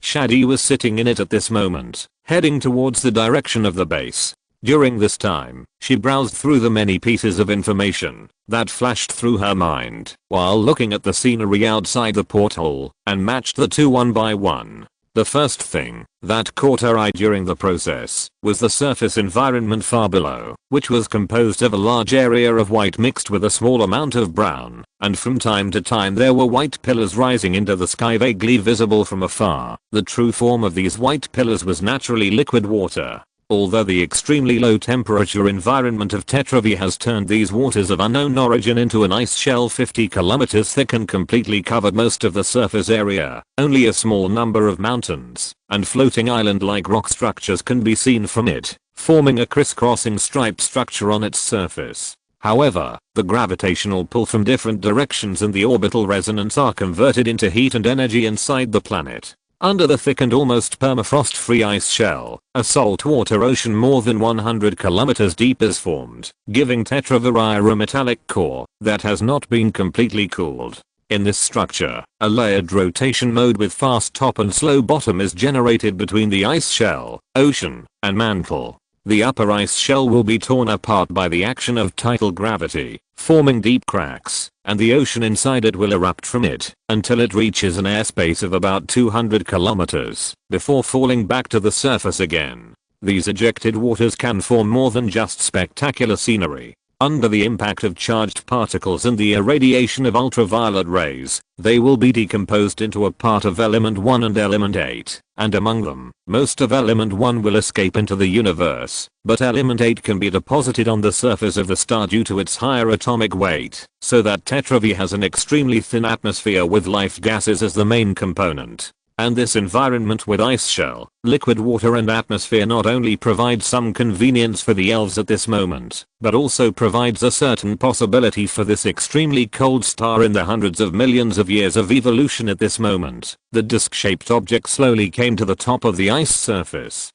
and the ice layers filled with inscriptions at its landing point kept separating at its lower end, and closed at the upper end after it passed. The cabin where Shadi was located also continued to descend without stopping. 1 kilometer, 3 kilometers, 7 kilometers. It was not until about 10 kilometers deep that Shadi finally saw the area where the base was located, and the disc-shaped cabin was also landing at the outer transportation hub in different directions together with several other beams of light. So, Shadi who had just finished browsing the general situation of the 4 guards and 3 in his mind, and watched the scenery all the way here, also slowly stood up at this moment, and followed the elves of all sizes, moving slowly towards the direction of the opened hatch. After that, there was a light that was completely different from the mother planet, and had not been adjusted by the porthole. After being concentrated and refracted by the layers of ice shell inscriptions, it finally shone into the eyes of the elves through the opened hatch. This semi-natural light with a slightly light blue color also gave Shadi an illusion that he was in a fish tank. Maybe I'm not wrong? Isn't this just a fish tank without fish and water? When I left the commuter cabin and really stepped into the base, the most intuitive feeling in my heart was this. This area, which was hemispherical and ice blue in color, was undoubtedly the 4 guards 3 base. Its surface diameter was about 7 kilometers and its height was about 3.5 kilometers. Inside, it was paved with a layer of blue gold flesh and blood metal composite materials, and on top of it were sparse buildings that were also blue gold and surrounded the energy cores in the center. At this time, thoughts from the mother planet Wanling appeared out of thin air in the super time and space faith channel, and then were born from the center in the purple gold flesh and blood metal terminals on all sides, and were intertwined at the outermost layer of the base to form a dark blue phantom-like shield membrane. This membrane not only provided a wide range of stable gravity and gas environment for this place, but also, together with the surrounding ice shell, generated various functions such as constant temperature inside and heat insulation outside, which was one of the main reasons why the current status of the base could be maintained. At the same time, deep ice blue corridors can be seen between the outer ice shells that are almost attached to the shield, and even if they seem to have left the protection range, aircraft can still be seen entering and exiting. Among them, most aircraft are leaving the base and heading to the real surface area because there are many production bases built on ice shell floating islands, and various supply and transportation tasks will arise from time to time, while the rest are flying to several surrounding ice bottom sub-bases, and even to the saltwater ocean under the ice after double checking by herself and the base's intelligent brain, Shadi, who confirmed that the pre-activation measures of the body inscription protection were no problem, was finally released and actually walked in the base and began her tour of about 2 mother star days. In the process, she visited almost all areas, from the production centers on the surface to the various bases of all sizes in the ice layer, to the production sites suspended or sunken in the deep sea, and the scientific research observation stations located in between. However, she just passed by in a cursory manner. Only the most important research base of the Republic in this area, the Arctic Biology Research Institute, was visited carefully and completely by Shadi, who spent nearly half a day on the mother planet to gain an in-depth understanding of it. The research object of the institute is naturally the biological groups unique to Tetraviridae, and Shadi has indeed seen many special creatures, some from Tetraviridae and some from the mother planet. When it comes to the characteristic creatures of Tetraviridae, we have to mention that they have the same life base as their mother planet, and the somewhat different macroscopic formation principles. The former shows a base structure that is almost identical to that of the mother planet, and therefore makes the elves suspect that both sides are actually of the same origin, and put forward to conjectures that cannot be chosen for the time being. The first is that the source of life lies only in the elves' mother planet, and it descended here in an extremely rare and unknown form by chance, and gradually evolved into its current appearance. The second is that the life of Tetraviridae is indeed of the same origin as its mother planet, but both sides come from the outside world and are deep space visitors who arrived accidentally with the same batch of meteorites.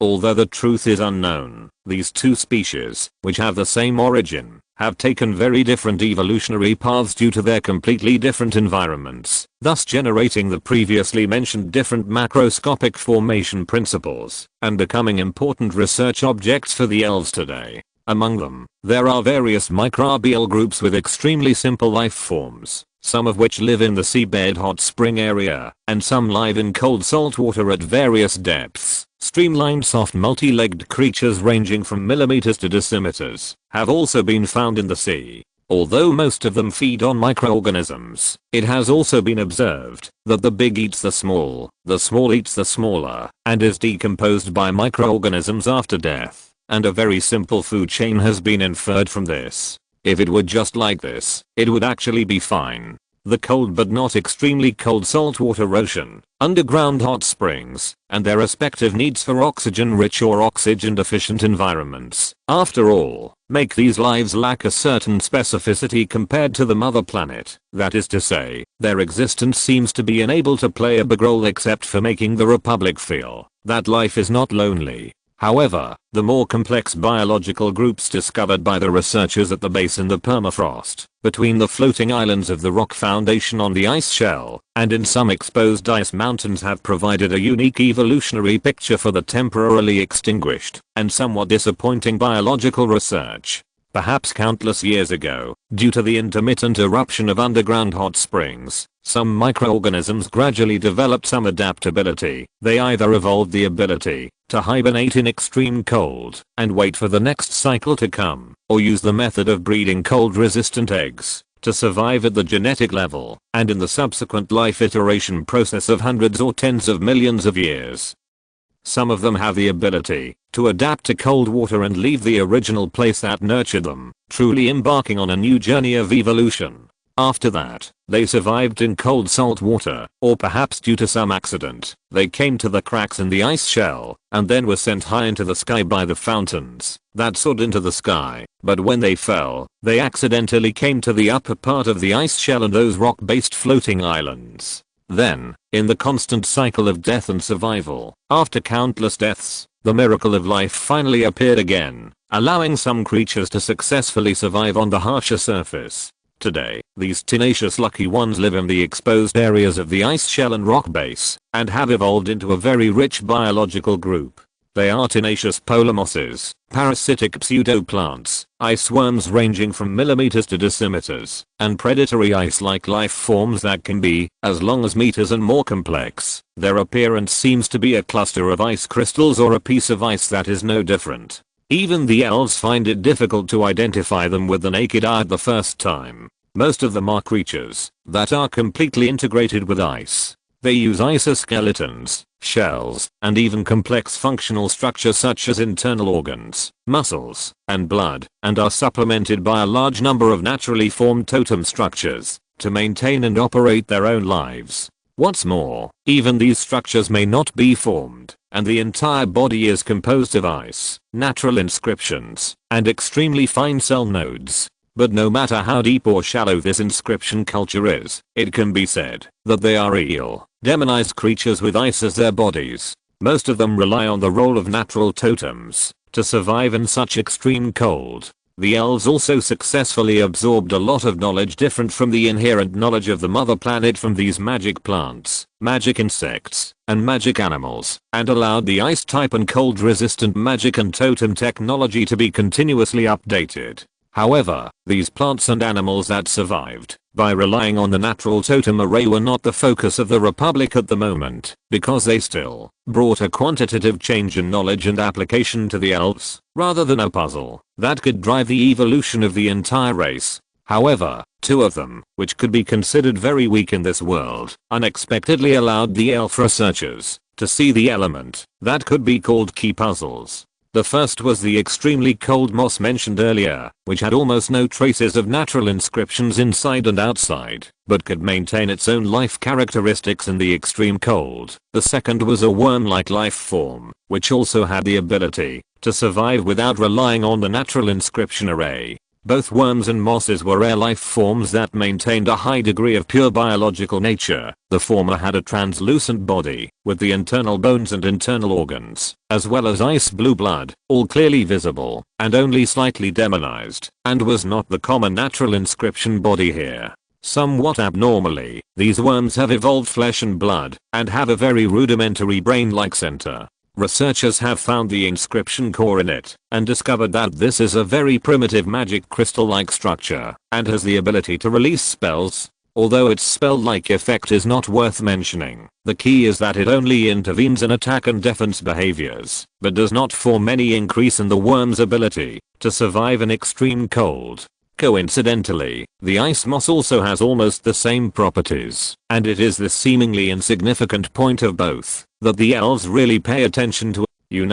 Even as powerful as high-level warriors and spellcasters, they can't survive in the extremely low temperature environment of the surface of the 4 gods and 3 earths with a minimum of 55 absolute degrees and a maximum of only 110 absolute degrees without relying on equipment and body inscriptions. However, these two types of weak and primitive life have achieved such an almost impossible feat. This is undoubtedly a miracle of life and an important puzzle that can expand the survival suitability of the elves. Therefore, the exploration and analysis of their specific causes is an important mission of the space, and it has already achieved short-term and medium-term results. The researchers extracted a cell secretion from the moss and worms respectively, and observed considerable extreme cold resistance in related animal and plant experiments. They also analyzed their respective chemical compositions and completed the synthesis of the secretion in the laboratory environment. The most critical thing is to screen and locate the genetic fragments that can produce this secretion and insert it into the genetic factors of the experimental organisms and seek ways for the organisms to produce it themselves. Therefore, many experimental organisms from the mother planet are kept in captivity in the base. The ultimate purpose of this research is actually twofold. First, to manifest it in the form of new organs in the elves, just like the current neural plexus braids, and second, hardcore, so that the tribe can gain extreme low temperature resistance, and thus broaden the overall endogenous survival adaptability. Second, to insert the cold resistance from moss into the existing magic plants, or simply cultivate new plant sequences based on moss. With these two combined, the Republic can save a lot of troubles in many aspects in the development of the frozen and dark areas outside the mother system. Moreover, the demonized plants, ice mosses, or pseudoplants controlled by parasites found on Tetraviridae have successfully broadened the thinking of researchers in many aspects such as plant nutrient requirements and light requirements, making the elves realize that the environment on the mother planet is not a must. For example, the barren rock bed and extremely low temperature environment of Tetraviridae, as well as the more complex gas giant environment and the extremely hot and waterless environment of Purgatory, can all be transformed to allow plants to obtain specialized, or even comprehensive survival adaptability. Perhaps they can even be given the ability to transform the environment in a targeted manner, so that they can be planted on the target planet to cultivate the type of environment required by the Republic. At the same time, the existence of life on the Four Guardians and their considerable help to the elves gave the Glory Council the reorganization of the Rune Council after the end of the 200 years of tutelage, a concept which then promoted a legislation, that is, to make prudent judgments based on non-threatening, non-hostile, and uniqueness, and to use non-contact, non-interference, non-involvement, shielding signals and other principles as behavioral standards, aiming to protect the environmental conditions of the original planet with life, the independent evolution of life, and the autonomous development of civilization, and a series of regulations that constrain the elves' own code of conduct.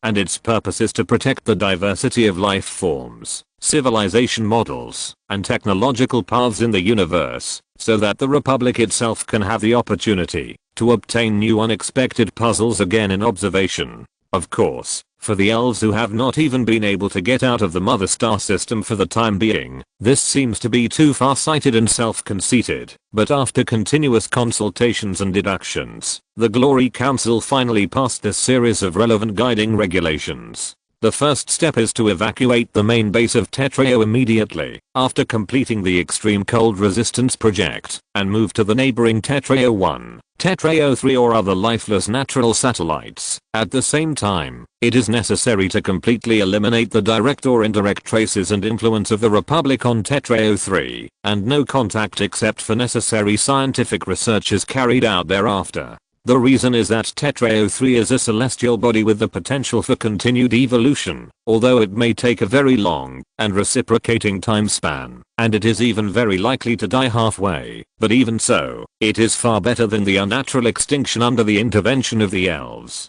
The extreme adaptability evolved for special environments. Although its expressiveness seems to be quite powerful, it also has shortcomings such as narrow adaptability. Therefore, even if the elves make mistakes and inadvertently promote some environmental changes, it is very likely to lead to a mass extinction of life, and such an ending seems to be a bit regrettable. The expected diverse life forms, unique civilizations and technological evolution paths will disappear as a result. During the visit to the ice layer in the deep sea, Shadi constantly absorbed all kinds of related or further extended knowledge and felt that this trip was very fruitful. After the scheduled 2 mother planets, the leader of the transport team finally issued the latest notice, saying that all the requirements for this trip have been met and the fleet will set off to return after 3 hours of light, so the members of the fleet in the orbit will return immediately. Although there is still a little regret in her heart that she has not done her best, Shadi still stepped onto the transportation cabin as soon as possible, and after the transfer at the space station, she returned to the spacecraft she took when she came. When she returned to the ship, the huge and sturdy master had just finished counting the goods and was doing the final departure inspection facing the light curtain in front of him. Shadi also saw a black kiss mark on the master's face that had not been cleaned up, and from its size, depth, and color, she further judged that it should come from a physical elf lady who was more than 6 meters tall, much stronger than herself, and liked to dress in a mysterious style. Who could it be, the big sister on ship number 12, or the sister on ship number 21? They both seem to have an ambiguous relationship with the uncle. Just as she was thinking this, her own fleet and most of the spacecraft docked on the space station were loaded with elemental cargo and abandoned fuel rods from the base. After updating the channel data, replacing the ship's fuel rods, and replenishing the corresponding propulsion medium, they also set sail and left. In an instant, the 4 Satellite 3 orbit, which originally looked very lively, actually had a slightly bleak feeling. The return road afterwards always faced the sun. As the light at the center was getting bigger and bigger, the spacecraft passed through the asteroid belt and crossed the 3rd orbit without the Death Star, and then went straight to the direction of the mother planet. And along the way this time, although Shadi missed the Death Star base due to orbital speed issues, he was fortunate to see a mining spacecraft in the asteroid belt. It was a mining ship attached to the surface of a scattered star body, with countless alchemical tentacles extending from its abdomen into the ground below, dividing and refining the corresponding target-rich ores. Afterwards, when the Death Star, which revolves at a faster speed, approaches again, other transport spacecraft will follow the signal and fly here, and bring all the rare minerals that have been roughly processed back to the Death Star smelting base for refining. While Shadi was gazing at the rough refined spacecraft from afar in the spacecraft's perspective, the old master suddenly said, "You are a bit unlucky. You actually missed a very important beginning." "Ah, what happened to me?" "The construction of the outer solar system exploration base, that is, the second moon, has been approved. Almost a few days after we leave, the pioneers, the Grand Archons, and the elders of the Council of Glory will be projected to the 4 Guards 3 base to start site selection. It's a pity that we can't stay for a few more days, otherwise you will have a chance to see the pioneers and others up close."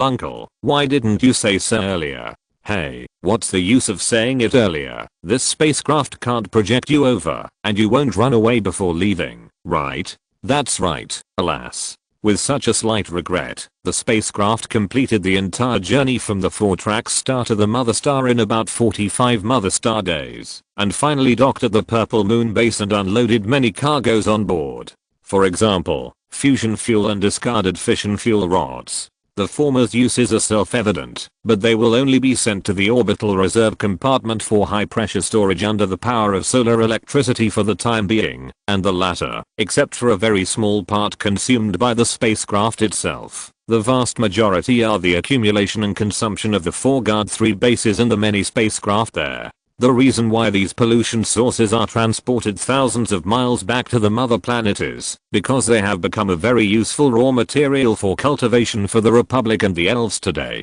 The continuous decay radiation is a very efficient assimilation source for the life field, and therefore there are more and more demands for the construction of space radiation training fields. At the same time, the Elf breeding center also needs these discarded fuel rods to act as radiation sources, and its purpose is naturally similar to that of the training field. The loading and unloading of these goods were basically completed automatically, but this time Shadi did not leave all the inspection work to the master himself, but chose to stay and help and familiarize himself with the process. After finishing the busy work, and resting and waiting for a period of time, the navigation window of Purgatory Star finally arrived, and the fleet set sail again, carrying a full load of supplies, and flew to the first orbit. In this process, the Republic welcomed the birth of a new batch of elves, including Alina and Rena. The former's domain projection and Shada's meeting will also take place and end in the Purgatory Star base soon, and each will embark on their own growth path.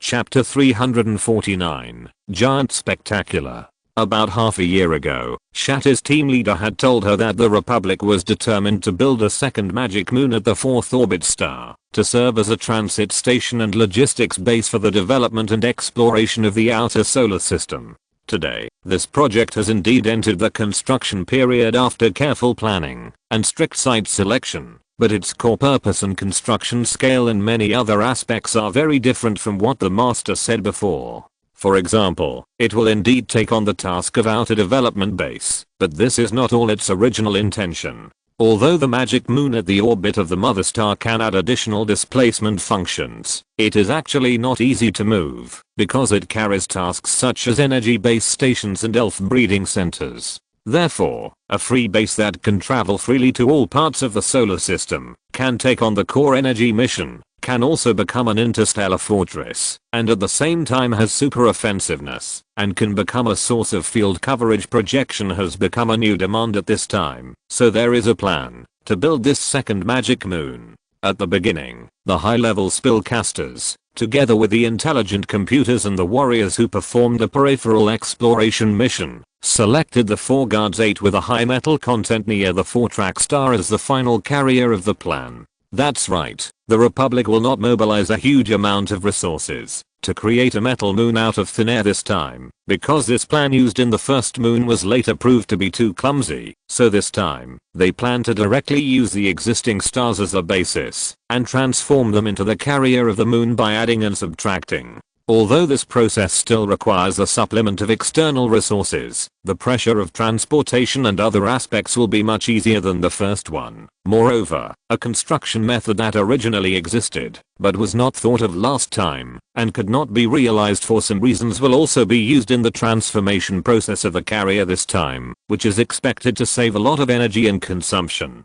Thus, after the planning and preparation were completed, the preliminary construction plan was launched. In the initial stage, several spaceships, carrying nearly 100 construction workers and a large amount of supplies, landed on the surface of the 4 guards and 8th Earth with a diameter of about 1,200 kilometers, where they quickly built a forward base and established a basic virtual world super time and space corridor. Afterwards, as many as 1,000 high-level spellcasters avatar projections arrived at the new base, leveraging the virtual world spellcasting resources, and launching a larger scale construction operation, and in only a very short period of time, successfully expanded the base's physical elf carrying capacity, and finally made it reach the scope of a large base. Therefore, more physical spirits were invested, and a wider super time and space corridor was propped up, which also allowed more spellcasters to project and descend here, and in such a cycle, the entire project was rapidly advanced, as if the accelerator key was pressed. It took only about 50 Mother Star days for the Republic to build more than 1,000 new bases on the 4 guards and 8 surfaces, and the coverage of the field spread all over the surface, and continued to extend underground. At the same time, electric fields far exceeding the scale required for the energy consumption of the base also sprang up. Their construction was adapted to local conditions and they were all producing electricity continuously, but most of them would be sent to the power storage inscription ball, as if waiting for the day when they were needed. After more than 100 years of accumulation on the mother star, the magic moon, the Republic already had 437 5th level spellcasters, and at this moment, they were basically all concentrated in a cabin in the magic moon. At this time, Nestor, who was the most experienced and the oldest in the 5th order, was sitting in the center, absorbing the electrical energy transmitted into his body from the inscription below. After a while, Nestor, who was surrounded by more than 400 spellcasters inside and outside, gradually opened his purple eyes and said slowly, "Is the energy reserve completed? If there is no problem, everyone can start now." And around him, those familiar or unfamiliar spellcasters were also sitting on the same energy nodes at this time, and after hearing the words, they nodded in agreement and started the next action. So, including Nestor, all the bodies here melted and decomposed, and in just a moment they merged into a purple torrent, like a whirlpool, and plunged into the center, where Nestor was originally sitting. At the same time, in the meditation space, there were countless thoughts connecting and reconstructing each other, while the torrent in reality was converging and blending at the center, and it was like a turbulent flow of water, and then it rushed out of the cabin and even outside the moon along the designated channel. The target of the torrent was a slightly uncoordinated area on one side of the moon, where there was obviously no raised beast king cage structure, but a metal corridor, and the end of the corridor was directly connected to a metal ball with a diameter of about 3 kilometers. Compared with the magic moon with a diameter of 30 kilometers, this small ball seemed a little inconspicuous, but when the self-flow rushed into the corridor and melted into it, obvious changes occurred immediately. It began to transform synchronously inside and outside, with complex inscriptions generated in every corner, various cabin structures generated in various places inside, and a steady stream of energy generated from the magic moon and sent into it along the still connected channels, becoming the energy source of the 437-in-1 fusion.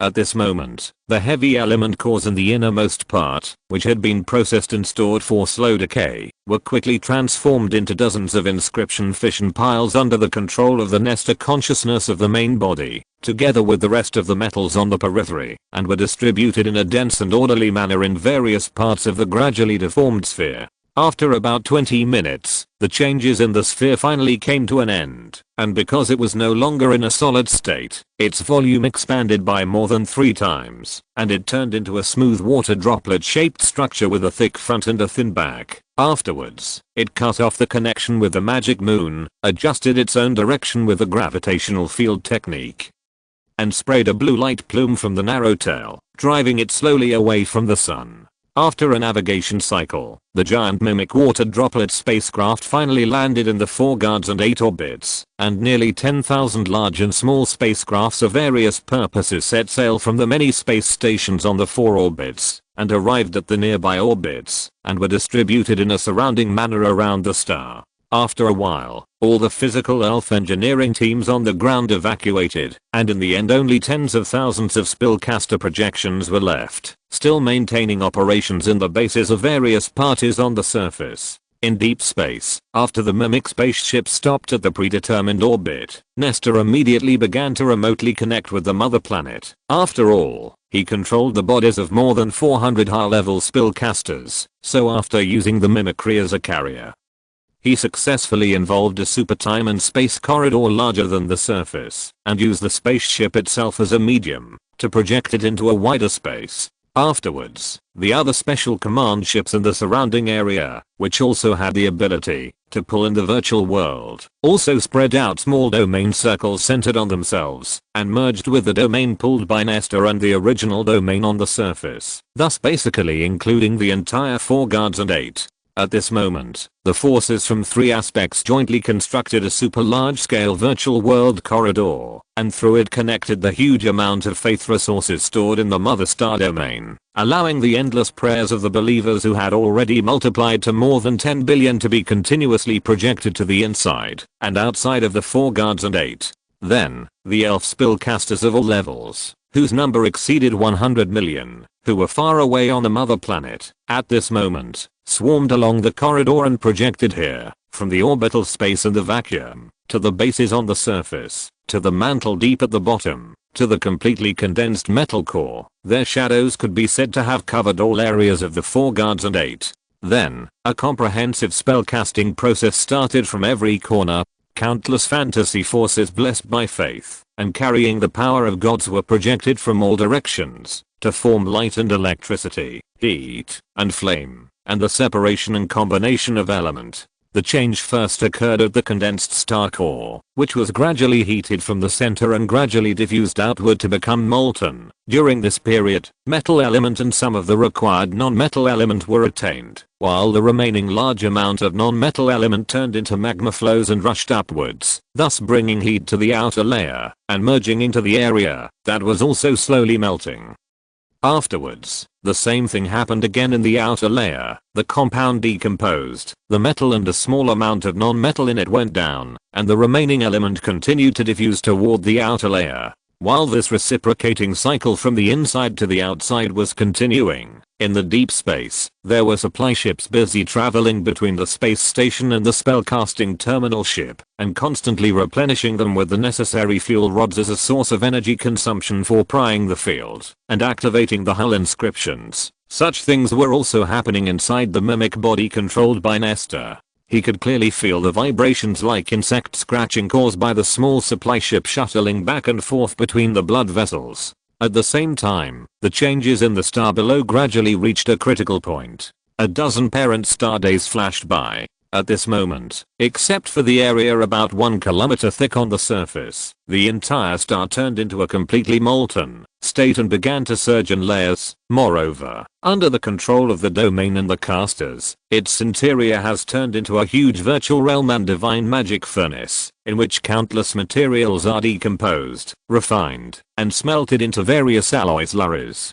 Afterwards, lava pools that go directly to the ground are formed around the bases on the surface, and a large number of metal element fruits that have been stored in advance are thrown into them and participate in the smelting process of the star, and more transport ships approach the orbit and dump huge amounts of the same type of fruits downwards. This process lasted for more than a month, during which various types of products from Purgatory Star, Death Star, and Asteroid Belt were constantly thrown into the boiling and rolling magma pool that never erupted. Time passed little by little. When the material content and the smelting process were close to the end, a circular hole with a diameter of 7 kilometers slowly cracked in a certain area on the surface, revealing the deep high temperature molten magma flow below. Then, Nestor's giant mimic body slowly descended from the orbit, gradually transformed into a regular sphere with a diameter of about 4,500 meters, drilled into the newly appeared hole, and went straight down from the tunnel filled with magma.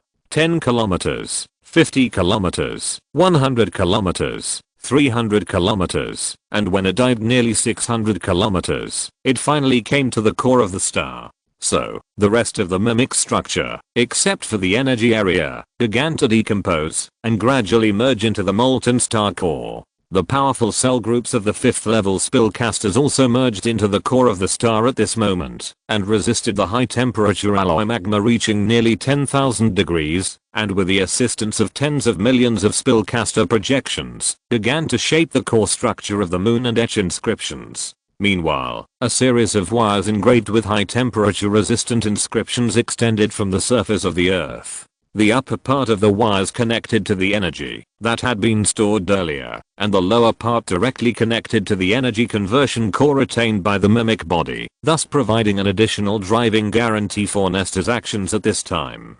Time continued to pass. At the core of the star, some alloys began to slowly condense and gradually formed a complex structure with hundreds of layers overlapping each other. Afterwards, even if most microscopic techniques were used for observation, inscriptions that were invisible in the state gradually climbed on it and began to shape its core functions. 1 lamp hour, 2 lamp hours, 1 mother star day, 2 mother star days, and as time passed, more than a dozen mother star days had passed. A moon shining with purple gold light was formed at a slightly deflected position in the middle of the star, but because it did not have as many additional structures as the first moon, the overall diameter was only about 10 kilometers. Later, the fusion source injected into it, under the combined effects of the gravitational field, magnetic field, laser beam, etc., began to operate very stably with bursts of humming during Nestor's full observation and debugging.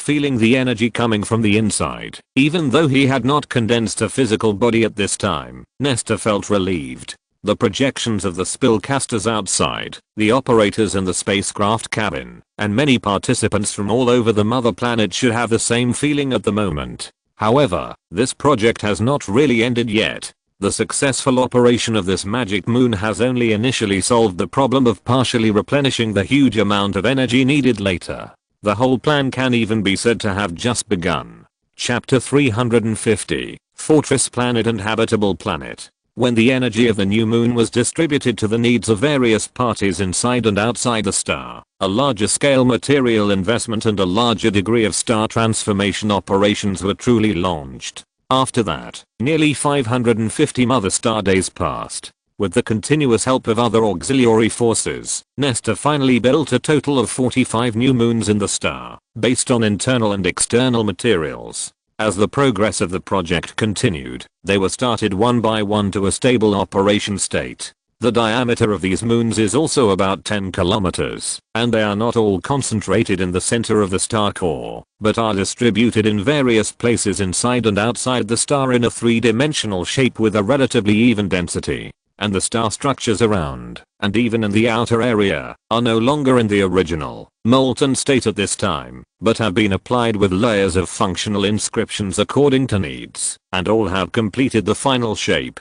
So at this moment, although the outermost layer of the Four Guardians 8 also retains its original inconspicuous appearance, the whole has become a semi-hollow elf-made celestial body, and because its internal structure has been greatly changed, the diameter of the star has increased to about 2,500 kilometers. Its outermost area is a controllable rock-like structure made of waste materials, about 70 kilometers thick, and filled with a large number of connected signal shielding systems, rock-based star disturbance simulation systems, and solar panels that can be flipped to the outermost area or even extended into outer space when needed, and when all of this series of camouflage systems are turned on. At least with the Republic's own existing technology, even if it reaches the closest point or even falls on the surface of the star for observation, it is almost impossible to detect its true appearance and function inside. Further down from here, there is a protective layer made of metal, simulated elf flesh and blood culture, and higher plants. It uses three-dimensional engraving technology and divine arts to enhance physical properties, and also adds high energy resistance, and wraps the entire star in it. And, in order to facilitate the performance of other functions further down, the protective layer is designed to be controllable, retractable, and openable, just like the camouflage layer above. Further inward, an area about 3 kilometers thick is divided into 36 surfaces, and most of them can be concentrated on one surface. When they are activated, they need to pass through the camouflage and protective system integration surface above, to exert their own propulsion effect. In addition, a large number of conventional weapons attack ports are also concentrated in this layer of architecture, which has independent upper and lower channels between it and the two surface structures, and can also complete smooth azimuth transfer and functional reconstruction inside and on the surface. After that, there are sections of mechanical production cabins, material processing cabins, spellcaster experimental cabins, food cultivation and breeding cabins, and large residential communities. Further inside, according to the best storage conditions of hundreds of known natural and synthetic element, in line with the concept of free energy, and using the smallest space, to complete the most storage, a multi-section element decomposition, storage, and activation room was built. It has a series of functional divisions such as crude material refining, gas liquid solid conversion, pressure appropriate single substance storage, and activation prepositioning, and occupies a not small space area inside the star body, and is allocated a not small energy supply quota. And sneaking in from here, it is the central area headed by the area where the intelligent brain is located, which integrates a large number of inscription core body structures, and has the domain supertime and space corridor generation end.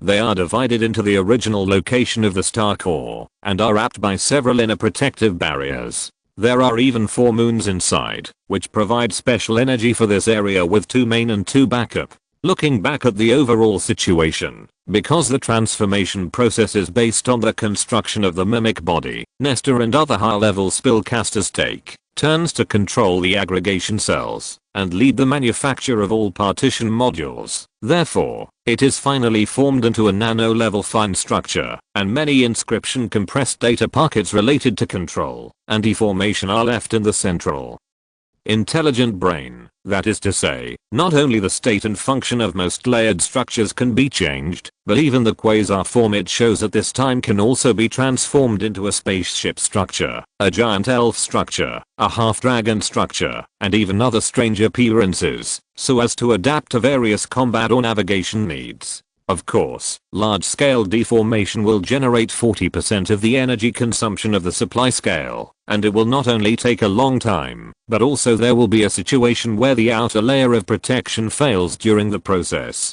so it needs to be carried out prudently at the right place and the right time. At the same time, important areas such as the energy generation and conversion end, the central intelligent brain body and the connection end, the element storage system, and the core body carrying the inscription data can only be displaced to varying degrees during this process, and cannot produce structural and functional changes. At this point, the astral transformation mission is basically over, and while the projections of the casters are still staying inside it and making various detailed adjustments, the purple cell torrents of the high-level casters have already penetrated from the outermost area and gathered into a 437 in one body controlled by Nestor. The 5th level casters who are the source of it have an average height of about 9 to 10 meters, and their weight also needs to be measured at around 20 tons. For civilized species that prioritize intelligence as the development direction, this is basically the peak of the scale of flesh and blood life within the known range.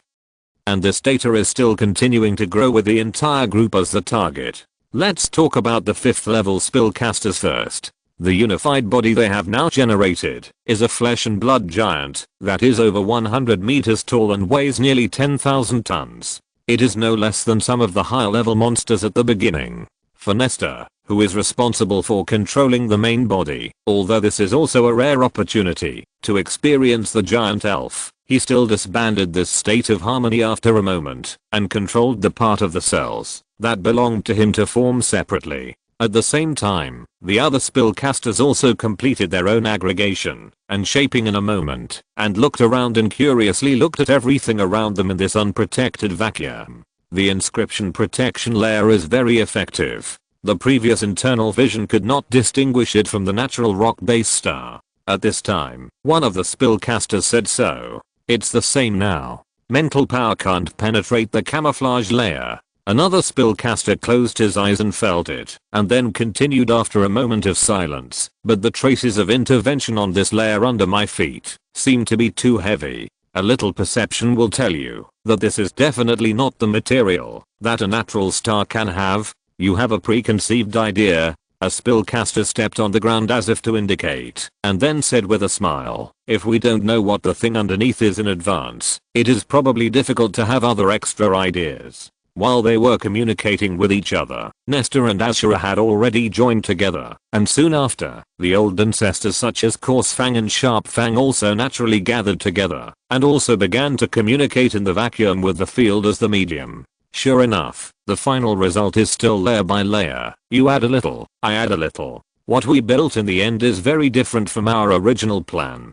Coarse Fang, you are so right, except that they are all spheres. I can hardly recognize them, but you obviously added them yourself, right? Sharp Fang responded with a smile. Let's not talk about this for now. After all, the final result is still good, Nestor said, and after turning his head and looking around, he sighed, but I always feel that it's still a bit of a waste. Hearing this, Ashura, who had been leaning on his arm for a long time, asked, why do you say that? The surface is too empty, and I wonder if we can do more. For example, adding a simulated planetary magnetic field inside, changing the surface gravity parameters, and then creating an atmosphere, supplemented by soil transformation of the surface, and promoting the formation of seas, lakes and rivers. Isn't this a new habitable celestial body? based on physical chemistry, with spells and inscriptions as the basis for transformation, and with the blessing of domain magic to increase speed, we should be able to complete this series of things within 100 years or a little longer, or even shorter time, right? Of course we can, but aren't we building an interstellar fortress? Freya, the youngest in the circle, expressed her doubts, and then asked, if we want to transform the surface of a star into a habitable mode, we should at least move it to the orbit of the mother star, right? Otherwise, we can build a new moon orbiting the outer ring to imitate sunlight. But what about the war? Wouldn't the surface area become a burden at that time? This is indeed a problem. After thinking for a moment, Nesta responded to the inquiry, but for the time being, we don't have any real opponents, right? I always feel a little unwilling not to use such a big guy. Of course, it may just be my obsessive compulsive disorder. When I see an empty space, I think about how to farm.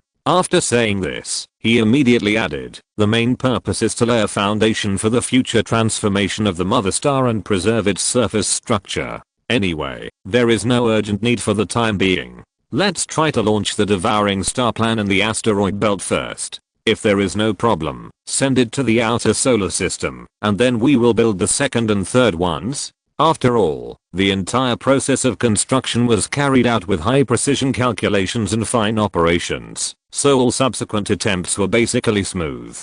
This unnamed quasar fortress with many moons inside first tried to absorb and filter the outer atmosphere of the Fortrack star. During this period, it was natural to test the internal element reserve system and focus on the high pressure and low temperature reserve of the fusion source. Then, it was sent into the asteroid belt and began to try to decompose and digest the scattered stars. After only a few structural and functional adjustments, it successfully completed several related verification tasks. After that, it will be driven by a few physical elves, leaving the orbit of the 4-track star and moving away from the directions of the 6-track, 7-track, and 8-track. The purpose is to verify the virtual traction stability of the hyperspace corridor at these distances. If the final result is as expected, then in the future it can be driven by projection or other ships of the same size to explore the outer mother star system or even farther areas with little risk. The projection required here is just a certain number of thought threads for the elves. Only the thoughts needed to maintain its existence and give it the power to influence reality are the resources that need to be weighed in this process. End of this chapter. Thank you very much for reaching the end. Don't forget to like. Looking for more exclusive content and immediate access? Subscribe to our Patreon. Remember, every like, subscription, or donation encourages us to continue. Thanks to everyone. See you in the next video.